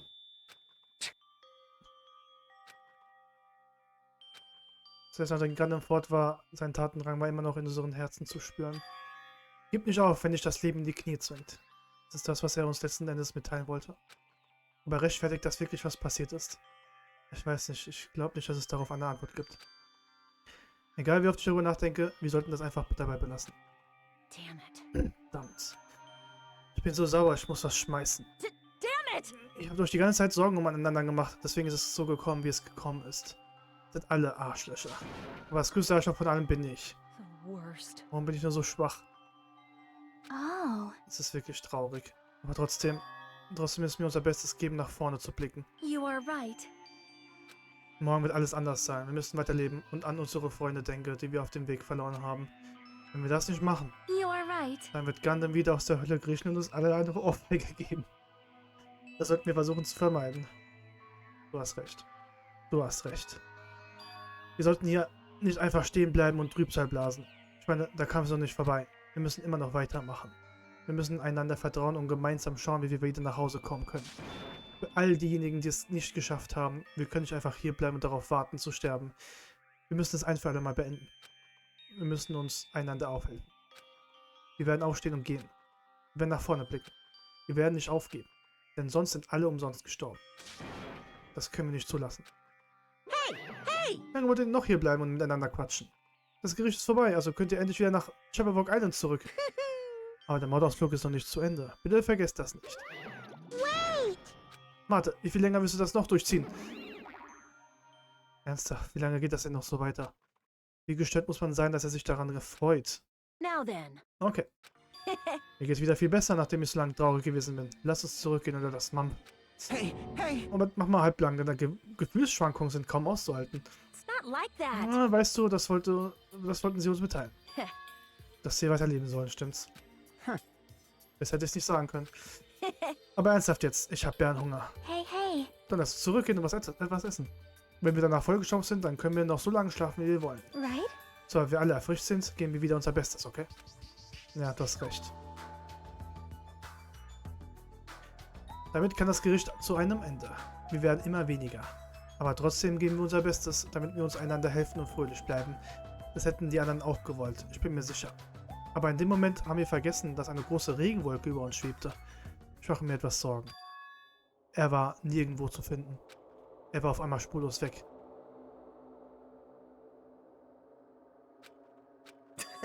Niemals erwartet, dass ich so ein Glück habe. Ich weiß jetzt über so viel Bescheid. Und nur deswegen, weil ich einmal russisch Roulette gespielt habe. Deswegen weiß ich, wer wir wirklich sind. Niemand weiß es außer ich. Aber irgendwie ist es schon lustig. Niemandem ist es aufgefallen, dass ich sie angelogen habe. Diese Akte hier hat nicht nur Informationen über Hajime, nein. Darin sind alle Informationen, die ich mir erhofft habe. Well, Eigentlich wollte ich es für später aufbewahren, aber ich musste einfach Hajime erzählen, dass er kein Talent hat. Aber all das wird sowieso bald ein Ende haben. Es würde sehr kompliziert sein, wenn die anderen hiervon erfahren würden. Aber ich kann das nicht zulassen. damn it. Ich kann nicht zulassen, dass es weitergeht. Ich werde derjenige sein, der es ein für einmal beendet. Ich kann das nicht ignorieren. Selbst wenn es mich das Leben kostet. It's obvious. Ich werde euch alle töten, damit ihr endlich eure Ruhe habt. Och, Mann. Monokuma appeared! Alles klar, hier bin ich. Wer will mit mir sprechen? Now then. Danke, dass du gekommen bist. What's this? Wenn das nicht Nagito ist, bist du allein gekommen? What's the matter? Was ist los? Dein Gesicht sieht echt beunruhigend aus. Du musst nichts mehr vor mir verbergen. Ich weiß alles. Hm?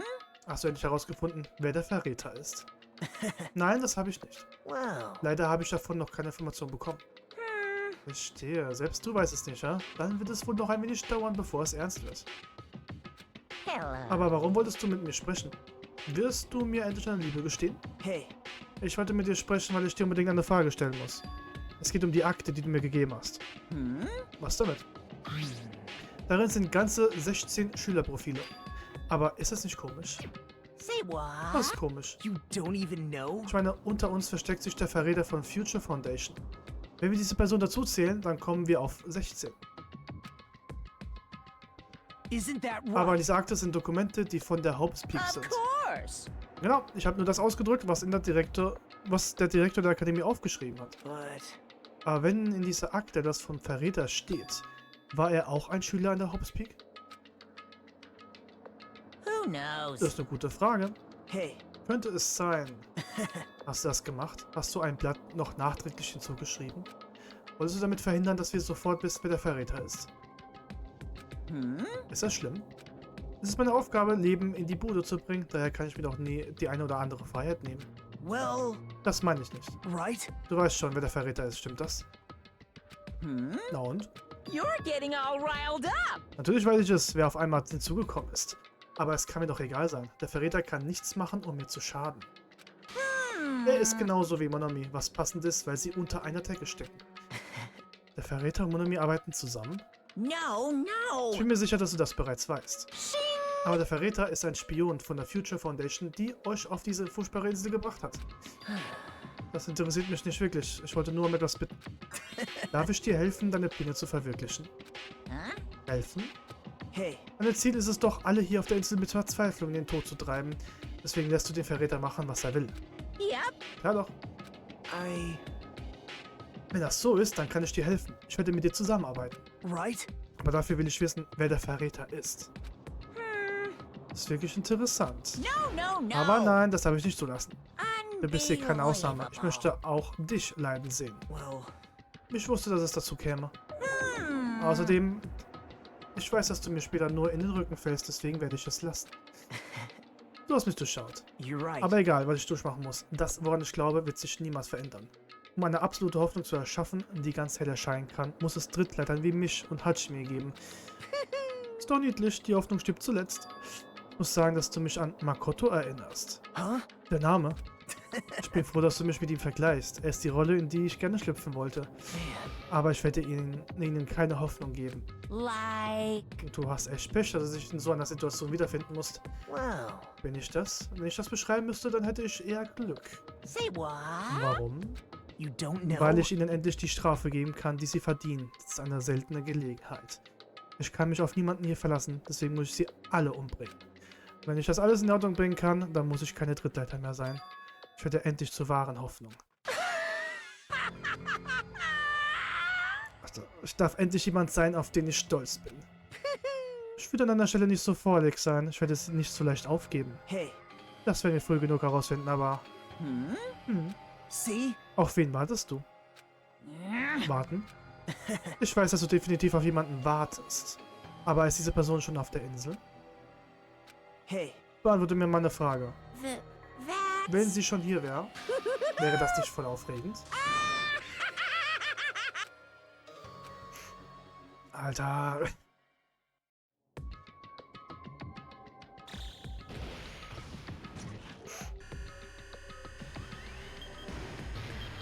Nicht mehr lange.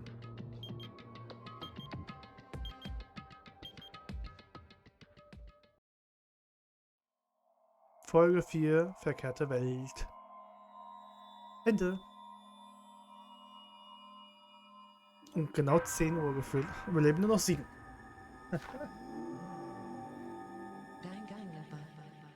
Fortsetzung folgt.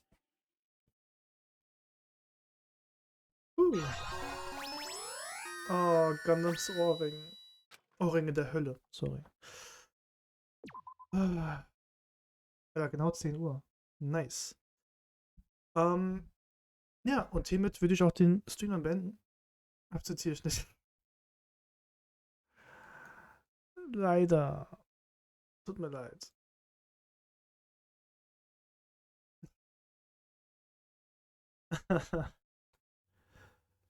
Völlig lebt er, nein. Er wird's immer leben. Alles gut. Genau. Wir gucken mal, ob ich dann morgen oder übermorgen weitermache. Das werde ich nochmal dann reinschreiben. Je nachdem. Ich muss auf jeden Fall da wieder viel vorlesen, deswegen gucke ich mal, ob ich es hinbekomme. Aber hat wieder mega Spaß gemacht. Mal gespannt. Oh. Ich weiß, wo ich euch hinschicke. Auch schon lang nicht mehr. Let's go. Okay. Da schicke ich euch hin. So. Mal Ton anmachen. Gut, wie gesagt, ich habe auf jeden Fall Bock morgen früh. Okay, genau, morgen früh. Genau, dir auch gute Nacht. Vielen Dank, dass ihr da wart. Morgen früh habe ich später Bock zu lernen. Ich gucke, ob ich morgen früh oder Sonntagmorgen auch noch mal ein bisschen lerne. Und ein bisschen Final Fantasy, können wir ja mal gucken. Und dann wieder so ab 16 Uhr morgen und oder Sonntag dann Danganronpa. Ich hoffe mal, es klappt dann. Mal sehen, ob wir es alles schaffen. Gut, dann schicke ich euch mal rüber. Vielen Dank, dass ihr da wart. Hat mega Spaß gemacht. Und euch eine gute Nacht, genau. Schönes Wochenende. Und bis bald. Bye, bye.